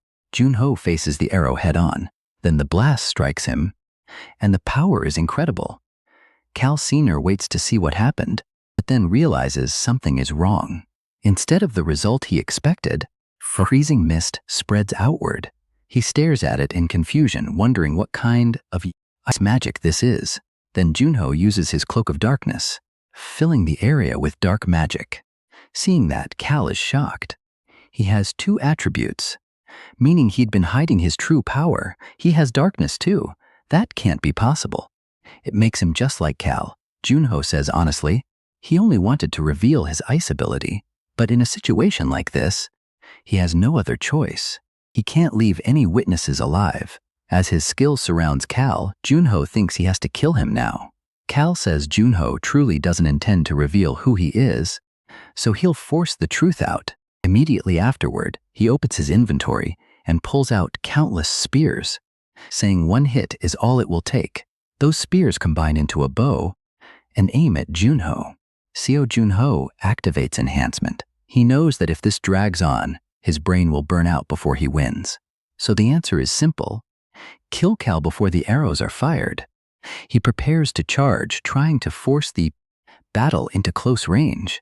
Cal says he's rushing directly toward death and unleashes a torrent of petals. He says that hellish rain will leave nothing behind, but then he freezes in surprise. Junho is charging straight through the arrows. Cal can't understand why he's smiling, and Junho says he's been waiting for this. For the moment, Cal relaxes and believes it's over. At that instant, he uses Shadow Teleport and appears behind Cal, nearly cutting him down. But Cal jerks backward at the last second. Junho clicks his tongue, thinking Cal truly is fast. Then Cal strikes back with claw-like attacks from his hands and blasts Junho away. Junho becomes irritated by that cursed regeneration. Even after Cal's hand was cut, it healed immediately. Cal explains that to become a demon, you have to drink demon blood. Since humans usually can't withstand that power, must dilute it with water first. Even so, every now and then, some lunatic wants overwhelming power and drinks the blood undiluted. The few who survive become demons with the powers of the demon whose blood they consumed. Cal adds that the skill allowing Junho to vanish must have activation conditions, or he would have used it from the beginning.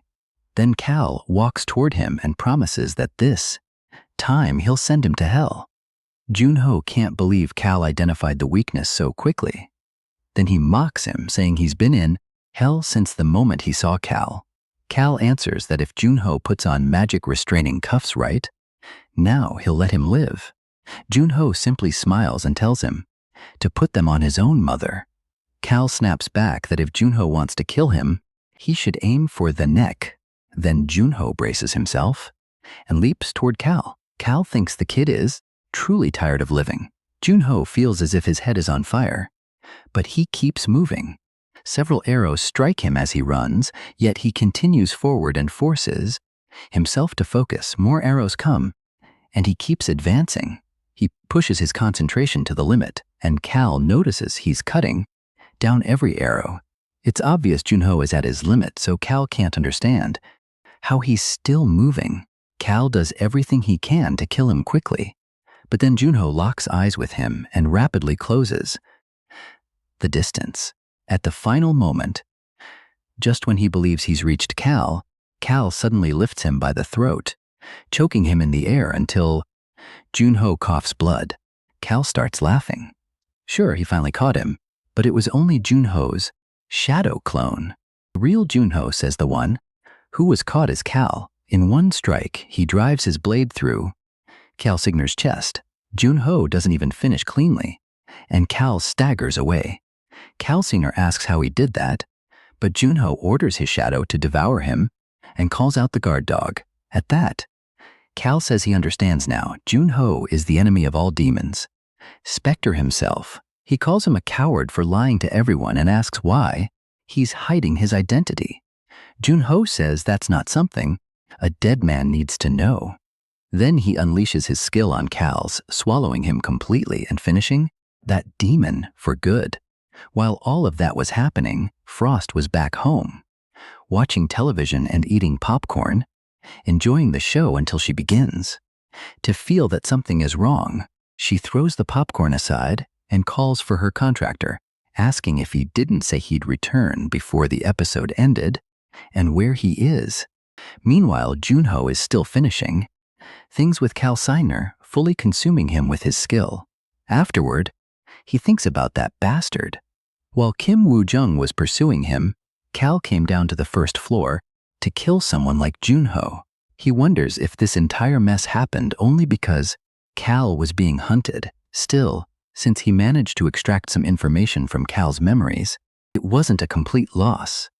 The Demon Association is in the Schumer region on the second floor, and what he learned matches the information he received from the Dokabi Guild. So, if it's true, this intelligence should be extremely useful on the second floor. Then a system message appears. His skill rank increased through repeated use, and Confession of the Dead rose from C to B. Junho is surprised because now he can see things he couldn't before, but the skill still can't be used again on a target whose memories were already read. He thinks that, just as expected, it won't be easy. Then he decides he should grab Final Horizon before heading back. But when he picks up the bow, crushing pressure slams into his entire body. He's shocked. Someone has already arrived. It's Kim, the Sword Saint of the Seven Heavens, among the Nine Heavens. From Cal Signer's memories, Kim was sure he was still on the second floor, but he tracked him all the way. Here, he's fast. Then Kim draws his sword, saying he didn't expect him to come down to earth. He says it became a real problem when his scent suddenly vanished from the second floor, but Junho has no idea what he's talking about. Kim says the disgusting demon stench coming from his body, mixed with incense, can never be erased, and says he won't let him escape this time. Kim thinks Junho is Cal Signer. Junho can't believe it. The thing in his hand is giving him away, and Kim is mistaking him for Cal Signer just because he's holding Final Horizon. Junho tries to explain that there's been a mistake, but while he's talking, that lunatic simply draws his sword and attacks, saying he won't fall for tricks again. Junho gets seriously scared, and Kim says he won't make the same mistake twice. Junho realizes Kim has no intention of listening, annoyed. He says he killed Cal Signer. Kim thinks that's another trick, but Junho says he can prove it. Then he pulls out his smartwatch and starts calling someone. When the call connects, Kim asks who it is, and after a while, everything is cleared up. Junho notices nothing was left untouched, and Kim tells Shim that he'll visit the next time he gets a chance, settling things with him. Seeing that, Junho finally relaxes a little, and Kim apologizes, saying he completely misunderstood him. Junho says it's fine. He would have done the same thing. Even so, Kim says he still wants to make up for the trouble and asks Junho to raise his face. Then he applies something to the wound on his cheek. He says it's an elixir and that it will help heal his injuries. Junho says using a legendary elixir on a cut like that is excessive. Kim tells him not to worry. He simply wants to take responsibility for his mistake, and Junho is surprised that a truly honorable player like him still exists. But Kim says there's still something he wants to know. He knows all about Junho's abilities. He cleared several gates and even fought Spectre.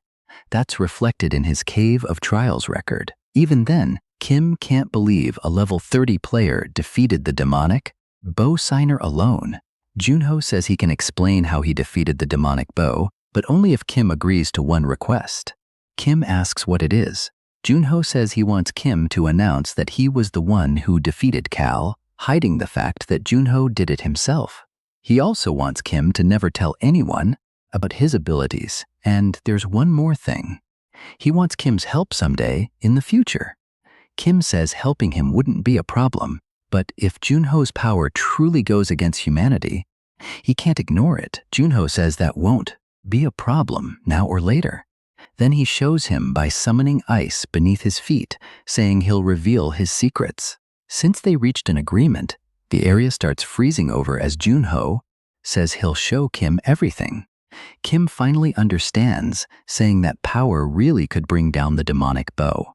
It even compares to most S-rank attribute skills. Still, he figures this must be the association's way of calming people. Down on the 3rd floor, that surprises Junho even more. He didn't expect Kim to figure it out so quickly. Kim says he can make sure this never reaches the demons. So Junho agrees. Kim draws his sword and shatters the ice. He says he understands everything now. In just moments, the entire frozen area disappears after a few swings. Kim tells him not to worry. After all, he killed Cal Signer here an hour ago. Junho says that sounds fair, but was Cal really that strong? Even at his peak, Junho doubts it would have been an easy fight.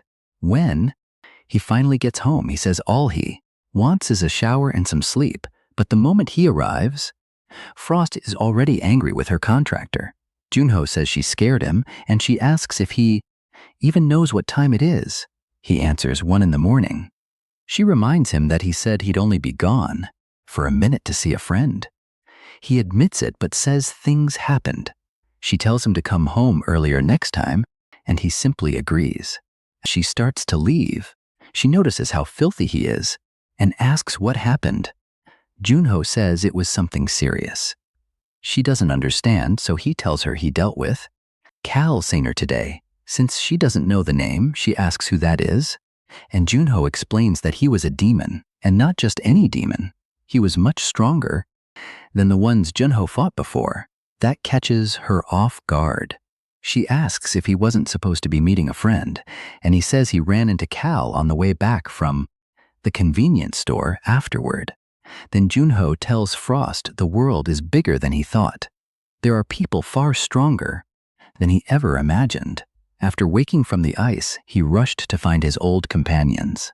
But only after meeting Kim Woo-jung did he truly understand how strong players had become over the last 25 years, especially the monsters on the 2nd floor. That's when he understood why the 9 heavens were compared to the heavens. Now that he's seen it himself, he even thinks Kim seems like a decent person.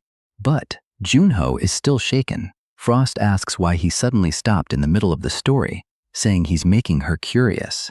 He brushes it off. He simply says he feels like he needs to work even harder. There are 8 people in this world on the same level as Kim Woo-jung, and one of them is clearly his enemy. The King of the Dead, Yahello, a weapon master, skeleton mage, and the demon who ordered Cal Signer to capture him. Junho already understood the 1st floor, so that was fine, but the 2nd floor is full of things he doesn't know.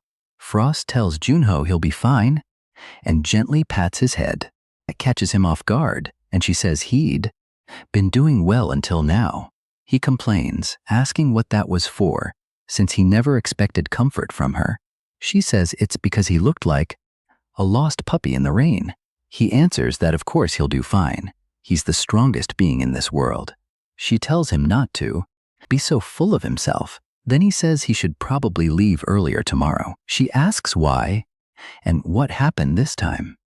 He says there are some people he needs to say goodbye to before heading to the second floor. Meanwhile, Kim is with a woman, and she demands an answer from him. He asks what she means. She asks if he remembers what his mission was or if he forgot over the last few months. Kim says there's no way he could forget. She mocks him, saying the great young sword saint of the elite couldn't possibly forget his mission. Then she asks for Final Horizon is. This is Shin Sung-hyun, Guild Master of Silent Moon, and Kim doesn't even know what to say. She starts stomping her foot and tells him to speak. He did kill Signer, and it was all over the news. Kim admits it. Yes, he defeated him, but she asks why he didn't bring back the bow, which was the real mission. She can't believe Signer was stronger than he expected. That annoys Kim, and he thinks that wasn't the issue at all. If he wanted, he could have killed Signer with one hand and forced every secret out of him too. But before he could get there, a rookie player named Junho, a rising newcomer, defeated Cal Signer. Since Junho defeated Cal alone, it was only fair that he took the reward. Kim adds that he also made a deal with the boy and accidentally killed Signer before he could draw his bow. She's shocked that the famous sword, Saint Kim Woo-jung, born to be perfect, could make a mistake, and she loses it. She asks how that even makes sense and wonders if he got hit in the head during the fight. Kim says he's perfectly fine. That finally calms her down. She says it's unfortunate about the mission, but there's nothing they can do, and she'll report it to the guildmaster herself. Kim apologizes, but she tells him to stop. Then she asks for the real reason and warns him not to try some ridiculous lie. He admits she already knows he can't fool her. She says she hasn't seen him smile in a long time. Kim says he may not have obtained Final Horizon, but he found something far more valuable. She asks what it is, and he thinks for a moment, still smiling. He says the future. If he means Junho, then yes, he's someone from the past, but he's also the future at the same time. After that, Junho heads somewhere else to see his old companions. One more time. He speaks to them, saying it's been a while. When he arrives, a system message appears. It's the same problem as always. His magic stat is still too low, but the wording is slightly different now, so he thinks he may be getting closer. He asks Frost about it, and she says she understands. Junho asks what she means, joking that he didn't leave Trisha behind or anything. He can't believe she's actually pitying him, and she gets annoyed. But he realizes she's softer than he thought and tells her to stop avoiding the question. Just tell him whether they're alive or not. That's all she needs to answer. She says they are. But if he wants to break that seal, he'll need to become much stronger. Junho simply nods. Then he tells her it's time to go. She looks surprised and says he'll be leaving Earth soon, so wouldn't it be better to stay a little longer? He says it's fine and adds that he'll visit Shim Deok-gu and Kwan Noya before going to the second floor. That's enough for him. He says it won't be too late to see those guys again once they can meet properly. He won't be gone that long anyway. After leaving, Junho catches a flight to another location. He arrives at an artificial island in the Pacific Ocean. Junho says they almost missed the flight. He can't believe he made someone wait 7 hours, and Kwan Noya's energy feels strange. The old man tells him he'll be fine until Junho returns, so there's no need to worry. He knows Junho will do well wherever he goes. While Junho gets nostalgic, Frost freaks out, asking if humans really built this place. He says yes, it's an artificial island created by people. She happily says humans are amazing. Junho walks toward the elevator and says this must be the dimensional elevator. She says she can feel people staring at him, but Junho says he expected that. Then a man approaches and asks if he is player Seo Junho. He says the association informed them he would arrive, and he has a few warnings for his time on the second floor. First, once he reaches the frontier, he'll be in the Ruben Empire. Its nobles are extremely powerful, so he should never challenge them. Second, he obviously needs to watch out for demons, but also for other players. Outside the association's reach, many people use that freedom to commit crimes, so he should remain cautious around everyone. Junho thanks him for the warning, and the man wishes him luck. Junho notices the elevator isn't as large as he expected. At most, it can hold around 12 people. He figures all he has to do is press the button for the second floor. The moment he does, it shoots upward at incredible speed. Frost panics even more than he does. He never told her the walls become transparent. Seeing her reaction, Junho can hardly believe it. He tells Frost to look, and she asks why. He spots several other elevators nearby, and she's shocked that there are so many. Junho realizes this must be how demons reach the second floor without association noticing. Then the elevator jolts so violently, she nearly pulls out his hair. At last, they arrive on the second floor. Junho steps into the frontier and receives a notice. Bearer of Spring has activated, increasing all stats by 30. He realizes his title effect is now permanently active too. Then he sees the Ruben Empire, and it's nothing like Earth. It feels like stepping into a fantasy game. On top of that, the air is filled with far more magic than Earth. He's left amazed as he steps out, and everyone nearby stares at him like he's doing something strange. From the way he acts, they assume he's a rookie who just reached the second floor, not someone worth recruiting. One man wonders why Junho is talking to himself, and another walks over, saying too much is happening. The man in green notices his senior is back. The other says yes, but asks why Geralt's group is gathering there. He has no idea. Then one of them realizes who it is. It's Seo Junho, and he quickly notices everyone. There belongs to a guild. Immediately, he smacks the younger man across the face. They need to recruit Junho to their guild right now. While they argue, Gong Juha steps in first. She says she can't allow that because she's going to be the first to approach that big-headed guy. If anyone is recruiting him, it'll be her. Meanwhile, Junho is acting like a country boy, amazed by the magic in the air. Frost warns that people will think he's crazy, but he doesn't care. He's only trying to adjust to this place. She begs him to stop embarrassing himself in public. But then Junho spots Gong Juha and says he's seen her before. He calls out to team leader Gong, getting her attention. Once she finally notices him, he says he was waiting for her. She laughs and says that was close.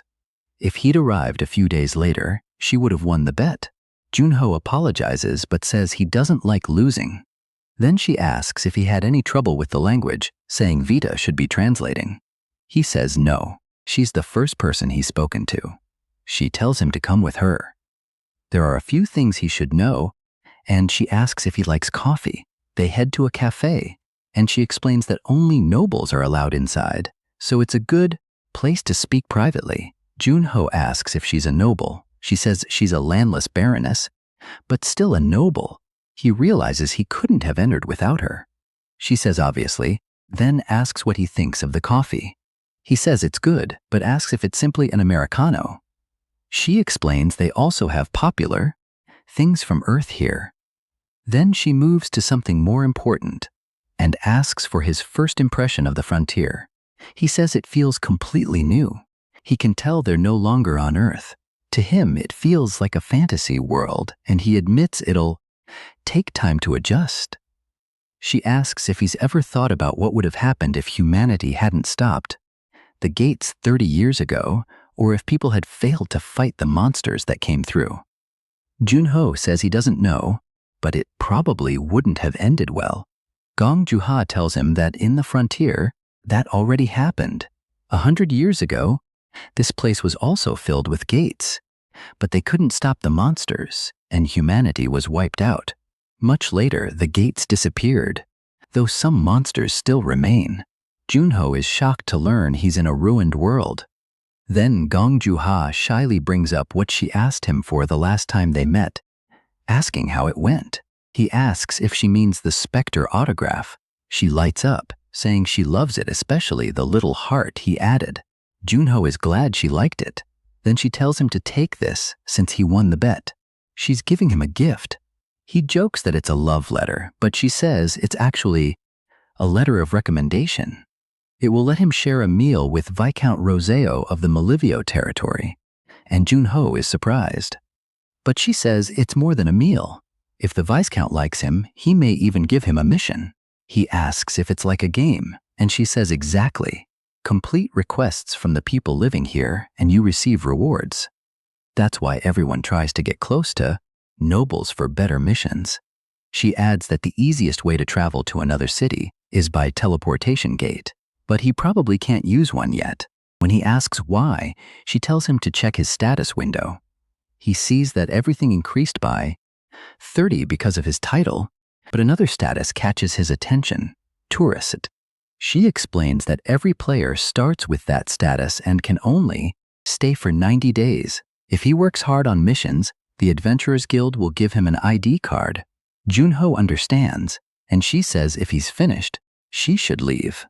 Before going, she warns him to be careful around other players. Junho says he's not going to be tricked that easily. She doesn't look convinced, then gives him a map of the empire and a guide normally only given to members of her guild. She says she's making an exception because she's his senior. Junho asks if she's really allowed to hand that over. Her answer is simple: get stronger. Next time she expects a gift from him. Frost says Gongjuha is fun, like a fox, and Junho says she's still far too cute. Still, he doesn't think she's a fox. She's more like a cat or a dog. Frost can't believe how clueless he is about women. She asks what his plan is now. He wonders if this place is Gilliam, then says they'll stay here for a while and find somewhere to settle.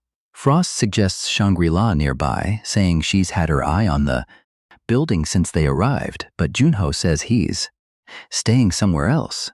When she sees it, she realizes it's a run-down tavern. Junho says it's called Resting Dew and asks if that doesn't sound cool. What they need now is raw information from all kinds of people. She says Shangri-La probably has plenty of people too, but Junho says he needs the rough kind of information, completely unfiltered. A little later, a man chases down a boy, saying there's nowhere left to run. He corners the kid, who says he has nothing and asks what he did to deserve this. The man says it should be obvious. He came to the frontier with no skills at all and caught Ply's attention. The boy asks who Ply is. The man says that's his name and starts beating him. Other men stand nearby, keeping watch. Ply says he's sweating like crazy and now wants to see how much the kid has. The boy only has 30 gold, and Ply tells the others it was worth coming after him. Players are easy money. When Junho enters the tavern, it looks almost exactly like a tavern from a game. Frost complains that it's noisy, and he says it really does feel like a game. Players from Earth are mixed in with this world's adventurers. The easiest way to tell them apart is that only players have Vita. Frost asks how he plans to gather information. Therein Junho says he has a plan. Then a waiter asks what he wants to order, and Junho asks for the best dish, alcohol, and a cup of tea. The waiter suggests lamb, beer, royal tea, and black tea. Junho says that sounds fine. The man says it'll be 51 copper, paid in advance. Remembering that 1 copper is worth about $1, Junho is shocked by the price. He asks if the money he tosses onto the table is enough, dropping a pile of gold coins. The waiter says those are gold, not copper. Junho is stunned and says it's his first time there, so he got confused. The waiter says he'll take 1 gold coin and return the change, but warns him it's dangerous to display that much gold in public. Junho says he'll remember that, thinking about the 1,000 gold coins Shimdeok Gu gave him before he came. Frost asks if he was trying to show off. He says no. Team leader Gong already taught him what things are worth. It's simply that people here are drawn to money. One of them walks up to Junho and slams a hand onto the table. He asks why they don't have a little talk. After a moment, the man gets straight to the point and says he's interested in Junho's money, so why not continue this somewhere private? Junho notices he's the strongest person in the tavern. While Frost says he still looks weak, Junho agrees and tells him to lead the way. The man thinks his boss was right. Players really are idiots. But once they get outside, Junho starts destroying all of them, even grabbing one man's arm and using it to smash the others around like the Hulk. After that brutal beating, the bald man is terrified, saying this is bad, really bad. But Junho stops his fist right in front of the man's face and asks if they've finished their talk. The man hurriedly says yes, so Junho orders him to kneel and starts counting down. The man immediately drops to the ground in front of him. Frost says they're incredibly weak, but Junho says now he's going to talk. Junho tells him to reveal everything, including where his boss is. The man tries to claim he doesn't know anything, but Junho lets his bloodlust leak out, making it clear that he'd better tell the truth.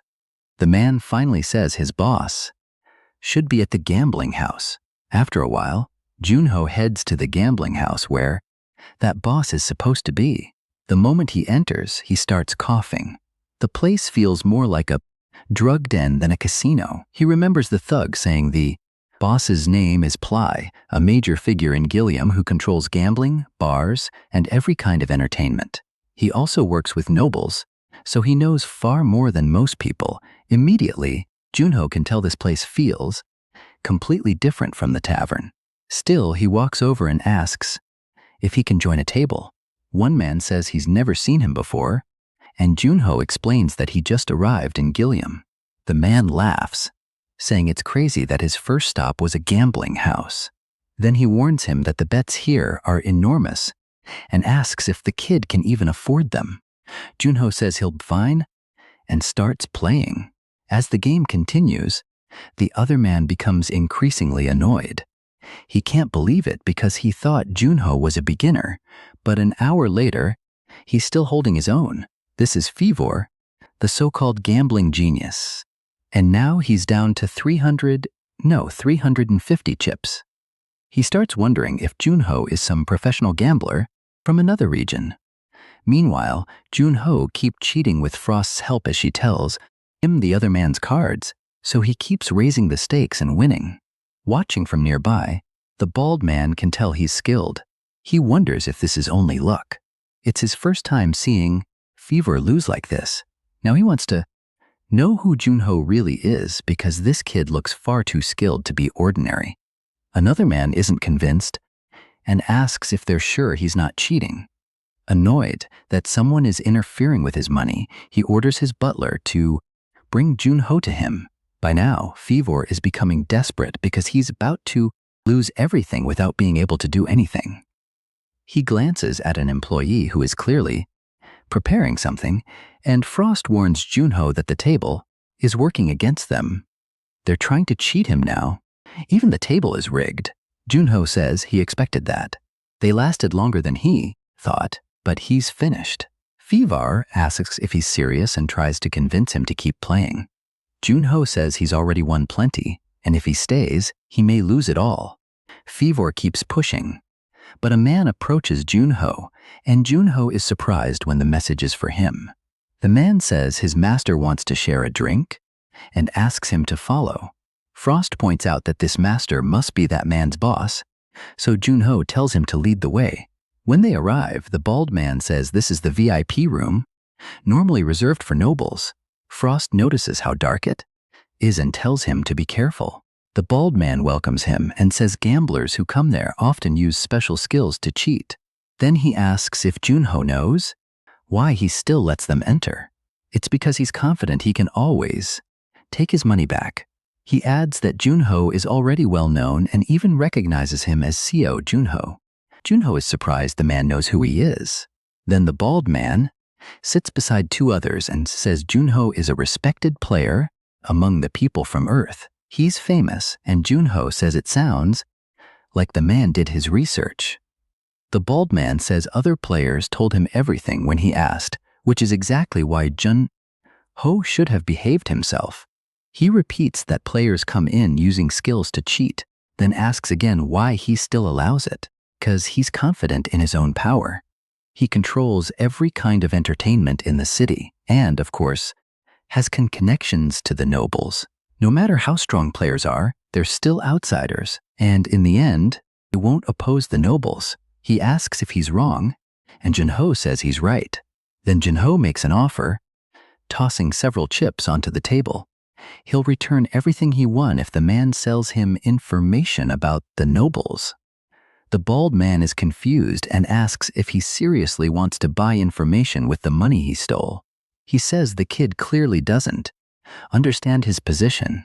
Taking the money back by force would be easy, and his men rush Junho. Junho says he was trying to handle this peacefully, but now it seems that was a waste of time. As the men attack, he simply dodges, then suddenly charges forward, grabs one by the face, and slams him into the floor.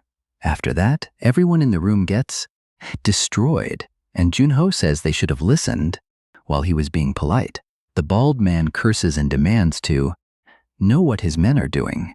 Junho bends down, picks up one of the chips, fills it with power, and flicks it into two men's faces, knocking them out easily.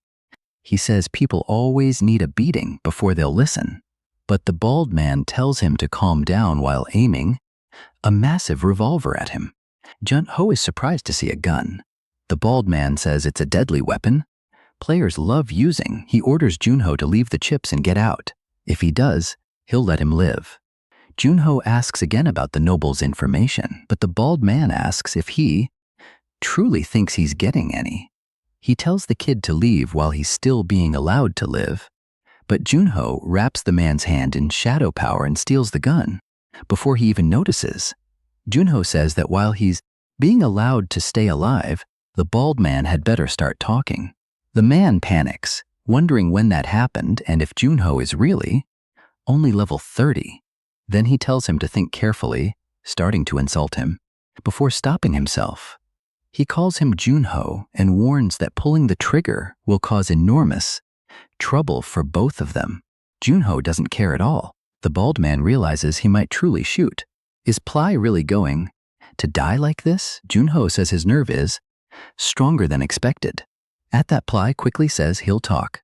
He'll tell Junho everything and begs him not to do it. But right after firing, Junho stops the bullet just before it reaches Ply's face and says he should have said that from the beginning. Ply trembles, and Junho asks why they don't talk now. After a long conversation, the next day, Junho says everyone worked hard this week, and thanks to them, he gathered a great deal of information about the second floor. Then he says they can leave now. Ply can't tell if he's joking, but Junho tells him not to make him repeat himself, and they all rush out. Frost thinks thank goodness they're finally gone. She was sick of them. Junho then says it's time to use that information. First, they're taking a mission.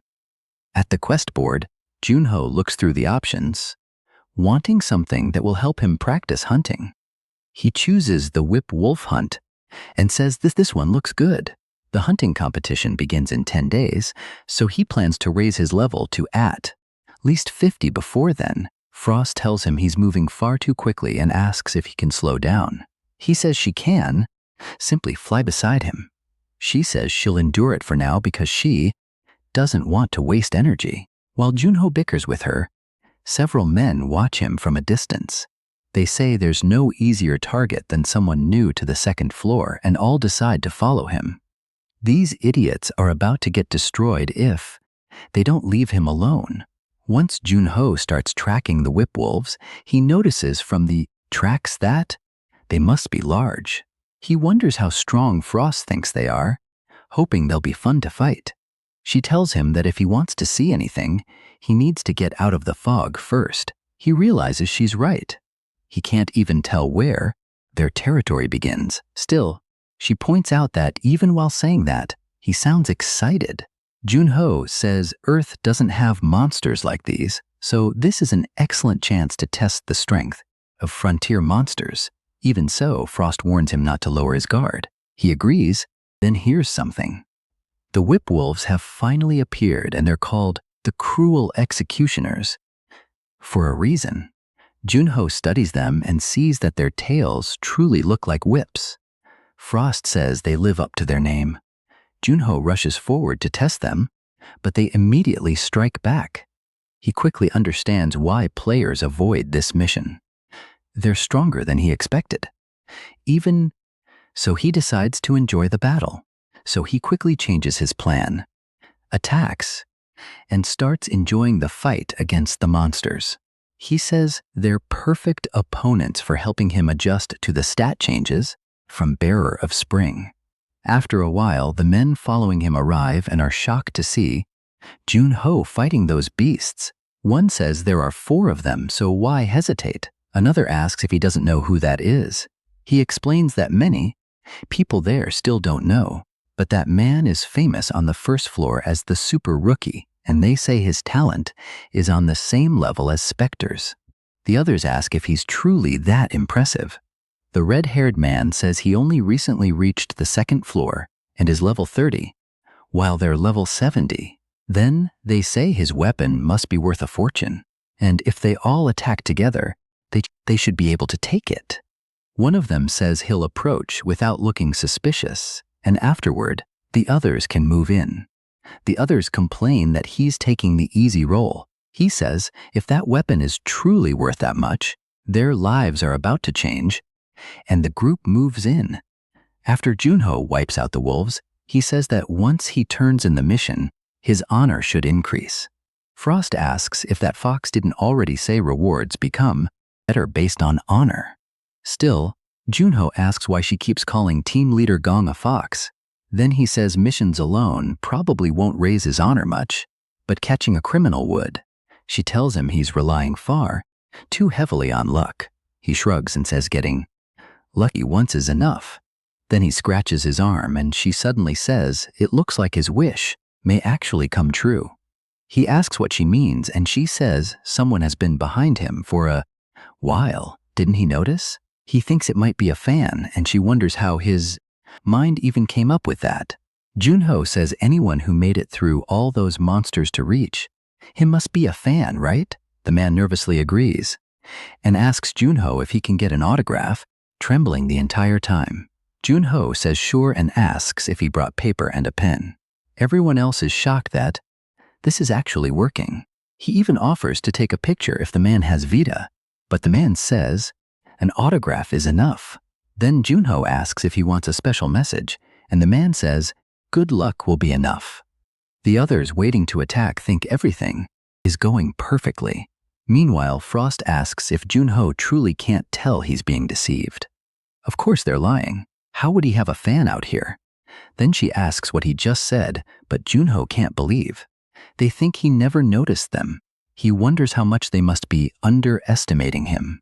Then one of them moves closer, and the man Junho caught is stunned, asking how many whip wolves he killed. He thought Junho was only level 30. Seriously, you people need glasses. He was killing those things when you arrived.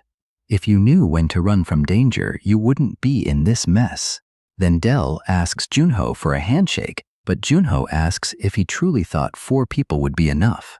Del asks what he means. Junho repeats the question. Did he truly think 4 people could defeat him? Then he freezes Del's hand. Del is terrified. Junho says Del should have brought at least 40 people before, trying to act tough. One of them rushes at him with a dagger, but Junho throws the man away with a single flick of his hand. Then the mage attacks and yells for Del to dodge the fire. But Junho simply grabs Del and places him directly in front of the attack to take it for him. Then he charges the mage, grabs his head, and kills him with one blow. The last man begs for forgiveness, saying he never wanted this and was telling the truth, but Junho kills him too, driving a cluster of ice spikes through him. Frost asks if dragging them back will be troublesome after this mess, but Junho says they brought it on themselves. He says they deserved it. He's sure his honor will increase greatly if he turns these men over to the guards, and she agrees that it should rise by a good amount. When Junho returns to the guild, the clerk asks if he isn't the person who left that morning after accepting a mission. Junho says yes, so the clerk asks why he's already back, and Junho drops the proof onto the desk. The whip wolf hides are in excellent condition, and the clerk says they could only look like that if he killed them with one strike. Then he asks Junho's name, and he introduces himself as CO Junho. The clerk realizes he's also the one who caught the criminals from the missing person case. He calls him incredible, the savior of Gilliam. Junho is surprised the rumors spread so quickly, and the clerk says from now on, he'll prepare missions worthy of someone at his level. After Junho leaves, the system says he gained 555 more honor. He realizes that with this much honor, he may no longer need the mission board. Then Frost asks what he thought of fighting on the frontier. He says it was fun. It felt like playing Albion. She says he truly seemed to enjoy fighting those unfamiliar monsters, but then points out someone ahead. He sees the same bald man again, while another man asks him for help one more time.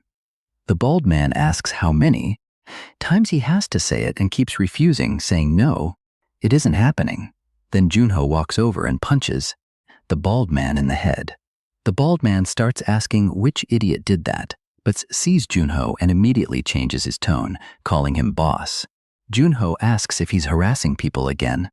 The man says that's unfair and asks why Junho assumes that, saying he's the one being asked to do something impossible.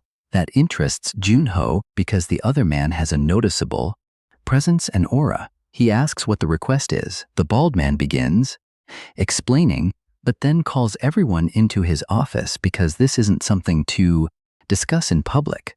Once they arrive, he says the man's name is Rakan and that he used to be a mercenary, though Rakan interrupts and says he's still active.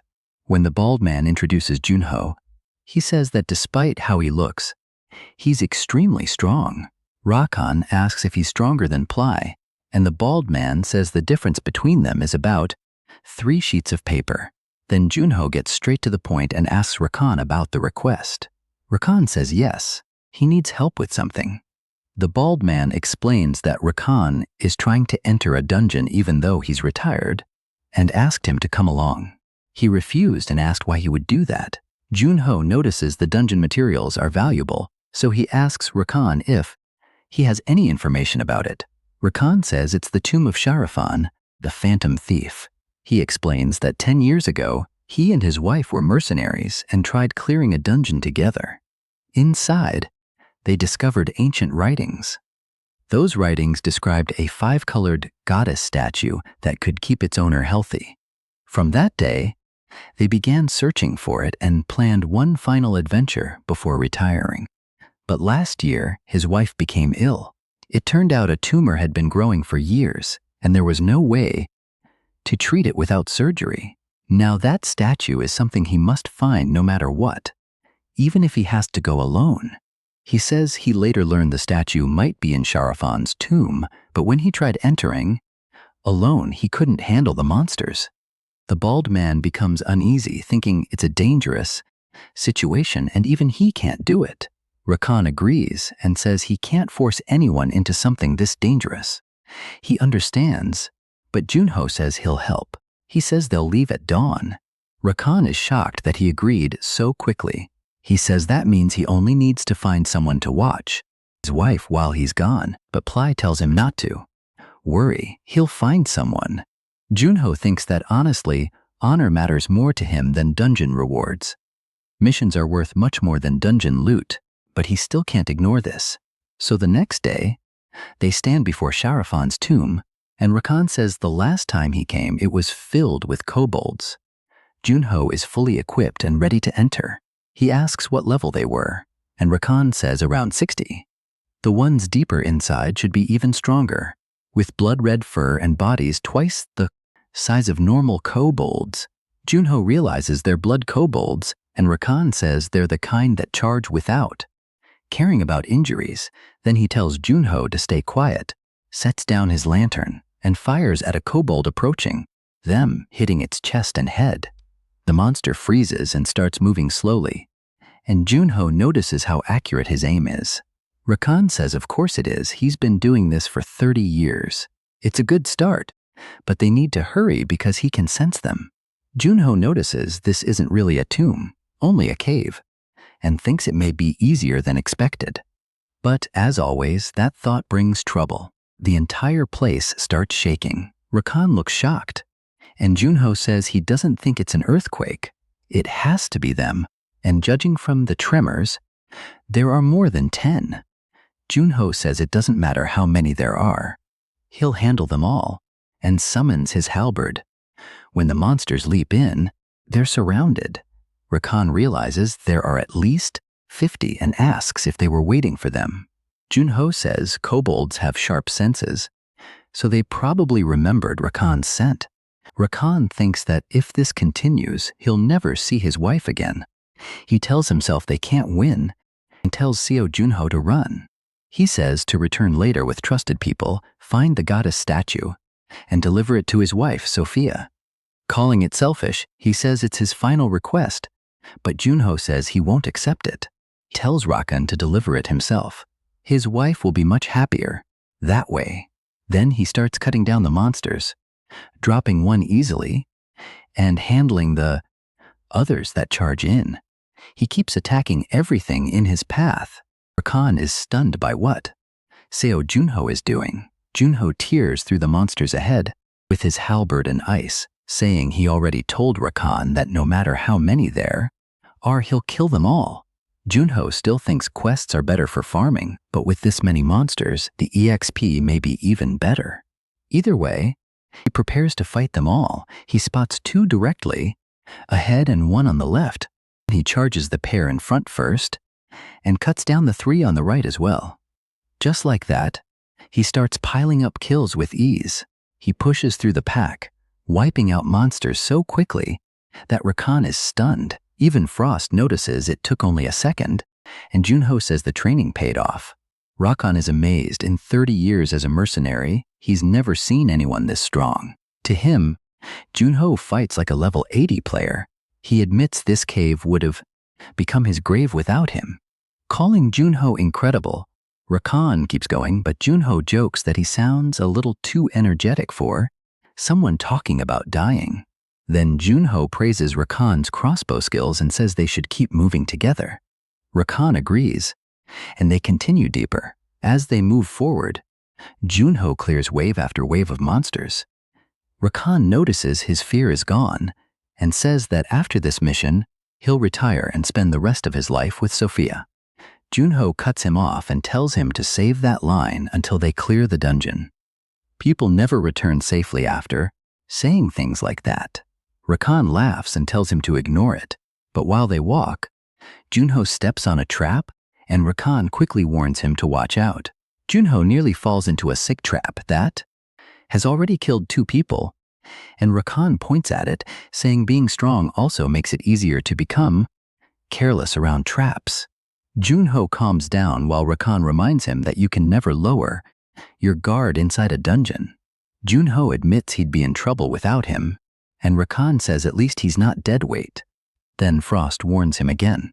There's another trap near his foot. He almost steps on it and complains that whoever built this tomb must have been extremely annoying because traps are everywhere. Rakan says it's fortunate that setting and disarming traps is his specialty. He asks if Junho wants to learn, and Junho says yes, if he's willing to teach. Rakan says he'll do his best and tells him to remember what he's about to do. He explains that if it's done this way, the pin remains in place, even if the rope is cut. Only then does Junho notice the massive axe overhead, ready to take someone's head off. He's shocked, and Rakan shows him that the trap is truly disabled. Junho asks if resetting it simply means reversing the process. Rakan says that's right, and Junho thinks that could work well with his ice skills. After a while, they pass through a door, and Rakan realizes they've finally found the 5-colored statue. He says they actually made it. Junho congratulates him, but Rakan says the credit belongs to Junho. He only hopes the rumors are true. Junho, however, feels it can't be this easy. Something is wrong. While Rakan approaches with tears in his eyes, he thinks about Sophia and wishes she were there with him. He says he'll take it and return to her immediately. But Junho suddenly notices something and calls out to Rakan, telling him to get away immediately, but a monster appears behind him. Junho rushes in, saves him, and knocks the creature away.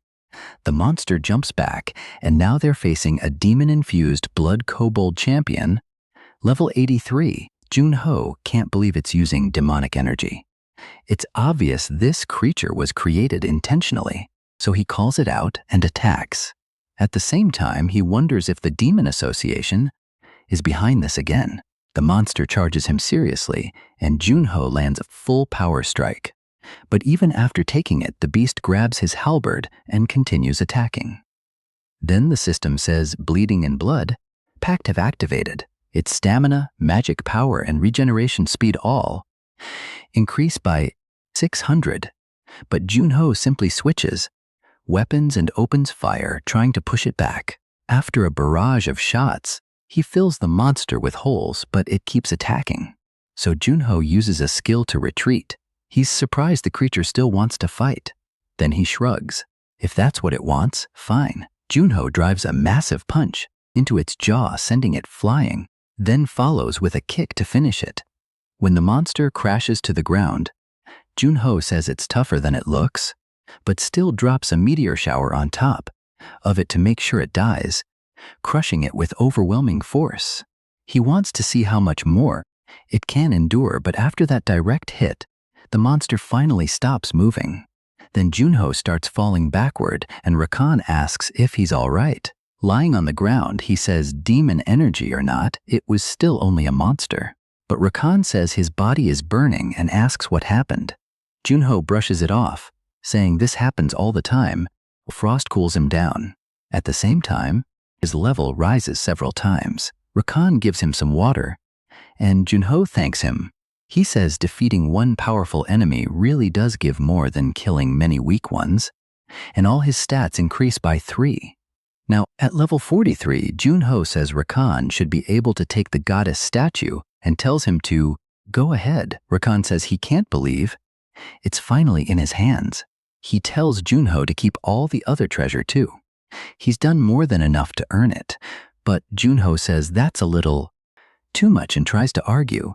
Then he notices a crystal and asks what it is. He checks the item information, and the system says it's a spirit crystal, a snack spirits enjoy that increases their power. Junho likes that idea and says he'll give it to Frost when they return, telling her to try it. She refuses, and Junho says spirits are supposed to like these things, plus it may make her stronger. Frost says she's a queen, even if she is a spirit. How is she supposed to eat a rock? She says she's satisfied with tea, while Rakan asks if they're ready to return. Junho keeps staring at the spirit snack, wondering how he's supposed to get her to eat it. Sometime later, Rakan returns to his wife. When he places the statue on Sophia, it begins glowing, and she says she can't believe the 5-colored statue is real. It even has all 5 colors, just like the legend described. Rakan tells Sophia she should begin recovering soon, and she thanks her husband. Junho then speaks with Ply, saying he heard Ply spent money on Sophia, which catches him off guard. Junho mentions the 2 caretakers and expensive medicine, saying he didn't know Ply had that side to him. Ply becomes embarrassed and says the couple fed him when he was younger, so he's simply repaying them. Then Rakan approaches Junho and says his wife is slowly recovering, and the legend of the 5-colored statue was true. Sophia says she doesn't know how to thank Junho for saving their lives, and she thanks both him and Rakan. Rakan also thanks Junho and says he truly was their savior, but Junho stops them, saying they don't need to bow like that. They did this together. Still, Rakan says it may not be much, but he'd like to invite him to dinner sometime. Junho says it would be an honor and tells him to take good care of his wife until then. But when Junho leaves with Ply, he notices the couple still seems short on money. Ply says they probably earned plenty as mercenaries, but after Sophia became ill and Rakan spent everything on medicine, things became difficult. Junho then tells him to take a pile of money. Ply asks if that's his share, but Junho says no. Use it to care for her, and don't tell them it came from him. Ply says he almost felt happy for a moment, then asks why Junho is doing so much for them. Junho says there's no major reason. They seem like good people, and he simply wants things to work out. Then he adds that if he discovers Ply stole it, things will become ugly. Ply asks why he'd even worry about that and says he's the most honest person there. Is when it comes to money. After that, Junho falls asleep and oversleeps. When he wakes, he's flooded with notifications. The people of Gilliam praise his character and give him 10 honor. Captain Max regrets letting talent like him slip away and gives another 10. Emily from the shop becomes his fan for 5 more, and Tesley from the guild adds even more. Junho simply stares, wondering what's happening.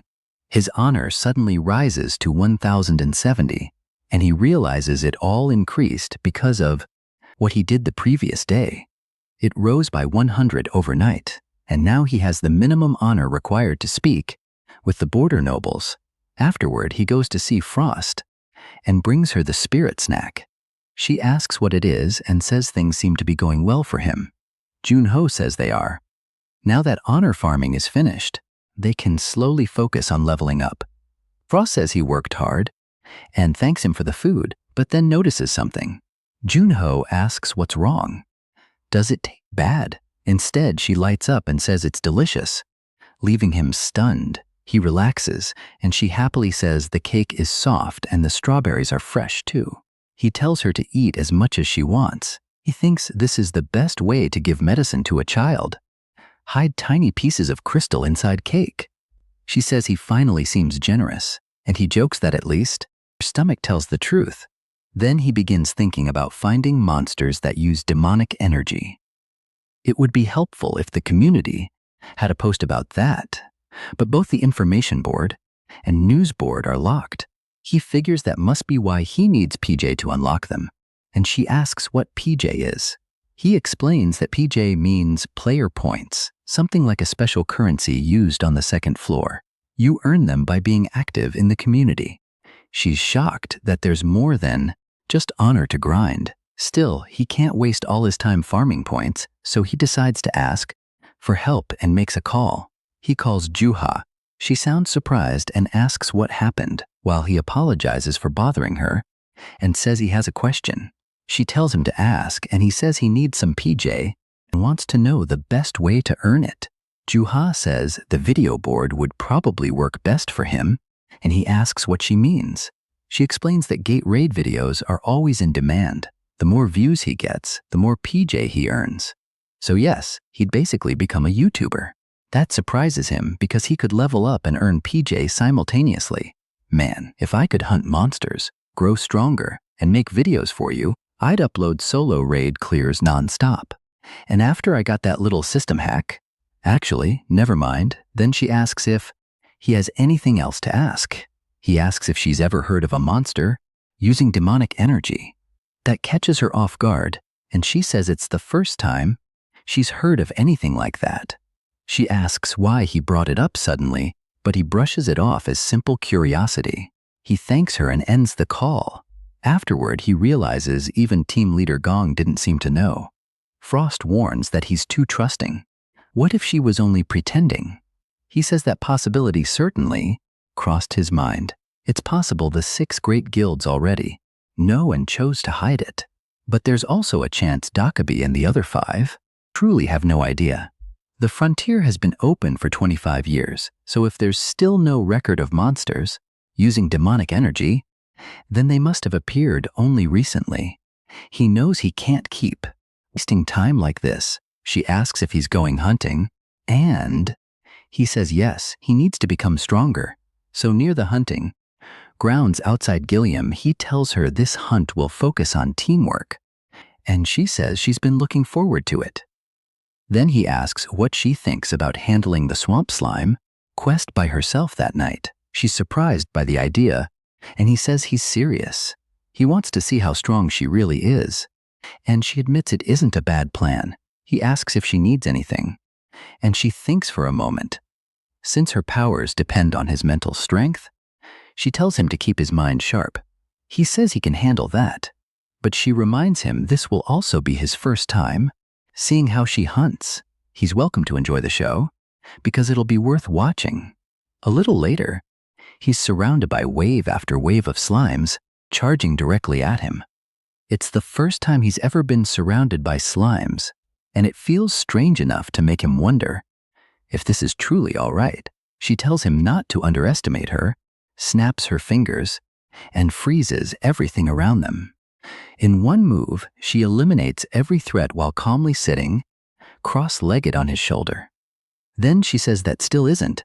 Everything claps her hands and fires countless ice spears that finish off the rest. She asks what he thinks of her power. He admits it looks impressive, but it's a complete mess. The quest was to collect 100 slime cores, so if she keeps blowing them apart, what are they supposed to do?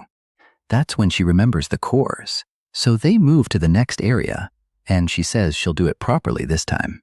He warns her not to destroy the cores again. When they arrive, the monsters begin trailing behind him in a long line. She tells him to come closer, then freezes the monsters, creates several daggers, and pierces them one by one, removing only the cores. She gathers them all, and he's shocked that she extracted the cores so cleanly. He says it's definitely fast, and even while creating ice spears, her accuracy is incredible. Still, she's slower than in her original form, and she says she can't help that. He tells her not to be upset. Being able to help at all is already significant. For now, he wants her as support, then asks if she can try an ice golem. He was too busy last time to properly examine it, and she says it's not a bad idea. Then she summons a massive ice golem in front of him. He thinks it's quite large and remembers how freely it moved before, so he asks if it has its own mind. She says yes, but they're rather stupid, so it's better if she controls them herself in battle. He asks if she can support him and control golems at the same time, but she reminds him who she is, the Frost Queen of Niflheim, the one who froze the world. She may be a lesser spirit now, or a lesser arch spirit as she puts it, but that's no problem. So he tells her to prove it in a real fight. Then they go looking for more slimes. As they continue moving through the area, they kill every monster that attacks until they reach 100. She says she collected them all, and he tells her she did well.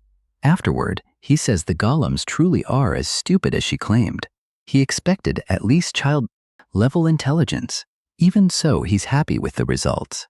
Right now, she can support him while controlling 4 golems. He says he'll need to prepare a great deal once they return to town. But she's confused because she thought they were going to focus on leveling in the field. He says that was the original plan, but she's stronger than expected, so they're changing direction. Now his main goal is the kobold hunting tournament. At first, he only wanted enough points there to gain the noble's attention. But now, he's beginning to think these abilities may let him win the entire competition. So for now, he needs to train the golems and reach level 50. Back at their lodging, Frost sees the donuts and lights up, saying they feel extra special because he worked hard for them. He tells her to eat for now because he has to meet someone. She doesn't like that, but says goodbye and tells him to watch out for carriages. While she eats the donuts, she says they taste even better, without knowing he hid twice as many spirit crystals inside. Meanwhile, he walks through the streets looking for someone. He's thinking about Sasha Alkin, one of the people who owes Ply money, and she works as an alchemist. Alchemy in the frontier is famous, and their medicine is so effective that players even call alchemists apothecaries. From the records he received from the Sky Soul Guild, he saw a list of important families and nobles, and the fallen noble Charlotte, a talented alchemist, stood out as skilled enough to attract the attention of the 6 great guilds. He doesn't know why she's hiding behind another name, but he knows this is an excellent opportunity. When he arrives, he wonders if that run-down house is truly the place. He didn't even know somewhere like that existed in Gilliam. It looks like people would call it haunted. When he tries the bell, he notices even that has been left broken, and he calls out asking if she's home. He raises his voice for the woman, and she peeks out from inside. He says he knew she was there, but she gives him a nasty look. Still, she approaches, opens the door, and asks who he is and why he's calling for her. That alchemist, though, the artist really drew her well. He says he came because of Ply, and she immediately realizes it's about that cursed debt. She lets him inside, but says she doesn't even have enough money to cover the interest. He tells her he's not there to collect. In fact, he's the one who can pay all her debts. As he steps inside and speaks with Charlotte, he says he came because he has a favor to ask. He heard she knows a great deal about alchemy. She apologizes but says she won't accept the job because she's too exhausted. He asks if she's truly refusing before even hearing what he wants. But she says it's obvious he'll ask for some kind of medicine. Alchemists aren't merely potion makers. They're artists who create things. But when he shows her the gray fox core, her eyes widen. He says it's a difficult material, and not just anyone can use it. He wants her to use that core to make an elixir for him. Then he adds that if it's beyond her abilities, perhaps they have no choice. That clearly gets under her skin, and she says she normally doesn't fall for cheap provocation like that. Still, once she sees something like this, there's no way she can remain still. She asks what he wants her to make with it, and he says he wants an elixir, one that strengthens his mind. When he asks if it's possible, Charlotte answers that she never said it was impossible, but warns him to bring plenty of money. It won't be cheap. He offers to pay all her debt to Ply, plus 50 additional gold coins, and she admits that's a good deal. Taking the core, she tells him to return in 5 days. Junho is surprised. That's more than enough time for him to reach level 50. After leaving, he heads directly to Frost, who's asleep in her room, and tells her to wake up. He pulls away her pillow and blanket, and she complains that she's exhausted. Junho teases her, saying she'll become a fat spirit if all she does is eat junk food and sleep, but she tells him to stop bothering her. Then he says it's time to go hunting, and that catches her off guard. She asks what he plans to hunt this late at night, and he says thunder bears, of course, those monsters with electricity flowing through their fur. He tells her to listen carefully because they have 3 goals to complete over the next few days. First, they need to reach level 50. Second, they have to improve their teamwork. So she asks about the final goal. Junho says they're going to record videos and earn PJ by building their reputation in the community, which shocks her. She asks if it's really safe to show her ice abilities on video, but he says no. That's exactly why he won't. Use that power while they're recording. Then he tells Frost that he needs her to operate the camera. Right then, a bear charges them, and when the monster attacks, Junho kills it with 1 strike. He asks if she captured that on camera, and she tells him to check for himself. After watching the clip, he thinks it looks fairly good, but Frost asks why anyone would watch it when it's neither entertaining, dramatic, nor informative. Junho agrees that it isn't entertaining or dramatic, but says it is informative. She fires back, asking how killing a thunder bear with 1 sword strike is supposed to teach anyone anything. He shrugs and says that's the only way he knows how to fight. Still, she asks how he plans to earn PJ without any real idea what he's doing. Just then, another bear appears, and Junho says they can figure out the videos later. They need to deal with this one first. She agrees and says they can use this opportunity to improve their teamwork. The monster roars while Junho asks if she's ready. Then they rush in together, and the bear lunges at Junho with its electrified paw. Frost says the most important thing is staying in sync. He dodges the blow while cutting it with his sword. Even then, the bear remains alive, but Frost quickly summons an ice shield to block its next attack. The impact still puts enormous pressure on her, and as the bear roars, she fires ice spears into it, killing it. The monster falls stiffly to the ground, and she gets excited that it worked. They didn't even need much magic, and she says this is actually quite fun. Junho says a stronger monster would make an even better video, but she asks how he can know that when he hasn't even watched other people's videos to learn from them. He realizes that's an excellent point, but just as expected, all the boards are locked. Then the system tells him that as long as he's in the same region, he can connect to the regional channel. He notices the only places he can access are the video, board, and that channel. Right then, someone calls out, asking if anyone is nearby. They're being chased by a group of thunder bears and need help. A flare rises and Junho spots it the moment he looks into the sky.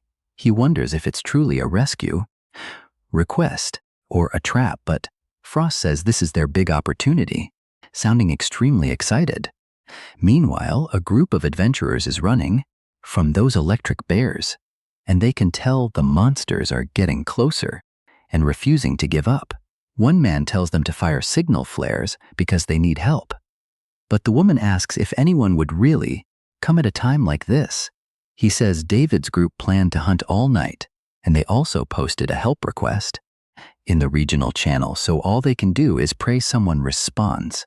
At that same moment, Junho sees the request. One of the men keeps running and jumps down a ledge when a voice calls out, asking if Pompey can hear them. He realizes it's David. David says he checked the message as soon as he saw the flare, but they're still quite far away. The bears are much closer, and he says it'll take around 15 minutes to reach them. Pompey panics, saying they won't survive even 5 more minutes. Then he says they'll meet halfway and asks if David remembers where they distributed the supplies, but the bears keep gaining on them. Pompey says they can reach it in 7 minutes and tells everyone to hold on. Then one of the bears strikes Pompey's shield before he can keep running.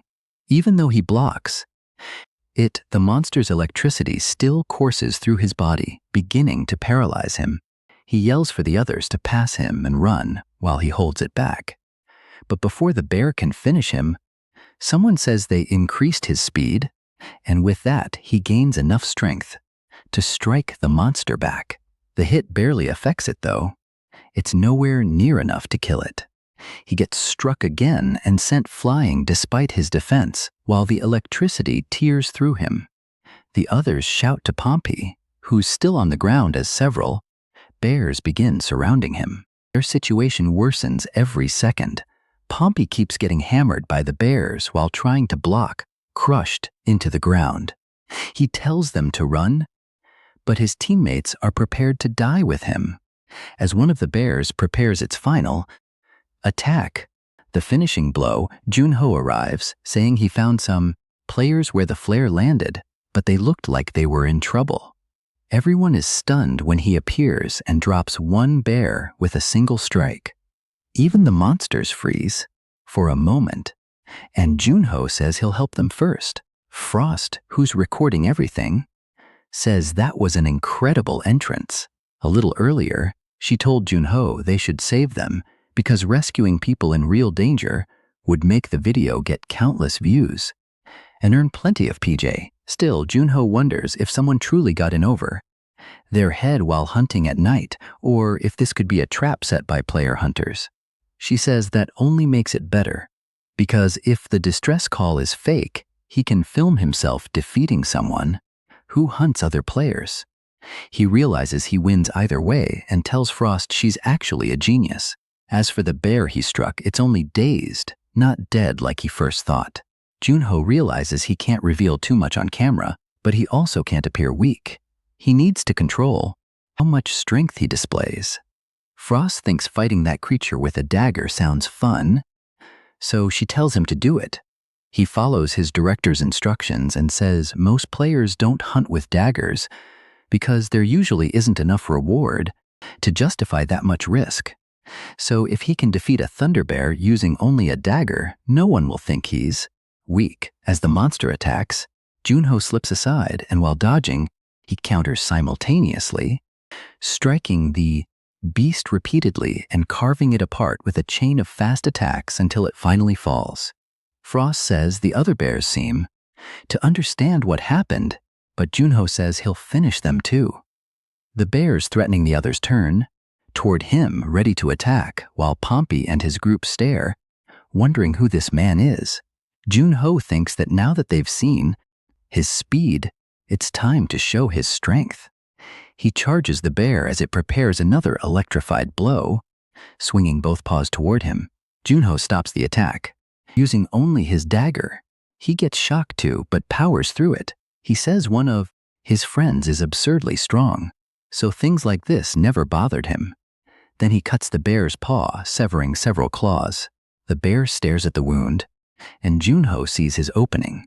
Even though he's using a dagger, he still manages to decapitate the thunder bear. The cut is unbelievably clean. After Junho pulls off something so ridiculous, everyone is left speechless. He wipes away the blood as if it were nothing, and when Frost points out that 2 more are running away, Junho says to let them go, they already have enough. Then the woman walks to Junho and thanks him, and another man says he knows they asked for help, but never thought anyone would actually come. Then he asks if he's player. CO Junho. Junho says yes, and the man says it's an honor to meet him. He's read Junho's articles and always supported him. Another congratulates him for taking first place in the Cave of Trials. Then the woman remembers something and says there's no way they can let him leave without a reward. After saving their lives, she says they'll pool their PJ together for him, and Junho is shocked when she gives him 100 PJ. After that, everyone begins donating the PJ they have to him, all of it going directly to Junho. One says the hardest part of reaching the 2nd floor was earning PJ. He wishes he could give more but promises to boost Junho's post when he uploads it to the community board. Junho says he didn't help them for a reward, but he still appreciates it. A little later, he says he never expected Frost to receive PJ as a gift. She says they truly are good people, and Junho stops recording. Then he says it's time to check her filming skills, and she wants to watch too. Junho is honestly surprised. The video she made is excellent. Frost reminds him to remove the part where he receives PJ, then she chooses a better angle and begins editing. He says anyone watching would think she's a real director, and she proudly says she'll even choose the title. Looking at his style, she suggests The Return of the Black Knight. Junho immediately hates the idea, and she says she has better ones. Even so, he decides to keep that title for the test video. She asks why he'd do that. He says having her around feels less like being with a queen and more like babysitting a small child. After some time, Junho returns to crushing Thunder Bears head-on, with Frost helping him finish them. Afterward, he tells her she did well. She says she always does, but Junho points out that they've already completed 2 of their 3 goals. Their teamwork improved, and they reached level 50. Then Frost suddenly wonders when they're going to check the test video's reactions. Junho remembers and asks if she wants a snack first or wants to look now. She chooses the reactions. She's too curious, Junho says he obviously didn't reach the top search rankings, but once he sees the views, he has to admit the number is enormous. Frost isn't sure though. Other videos had a few 100,000 views too. Still, he notices the amount of PJ they earned is incredible. He also sees countless comments. People figured out the Black Knight is him. They're saying he's unbelievably strong, and that taking first place in the Cave of Trials clearly wasn't luck. Some wonder what level he is, perhaps around 50.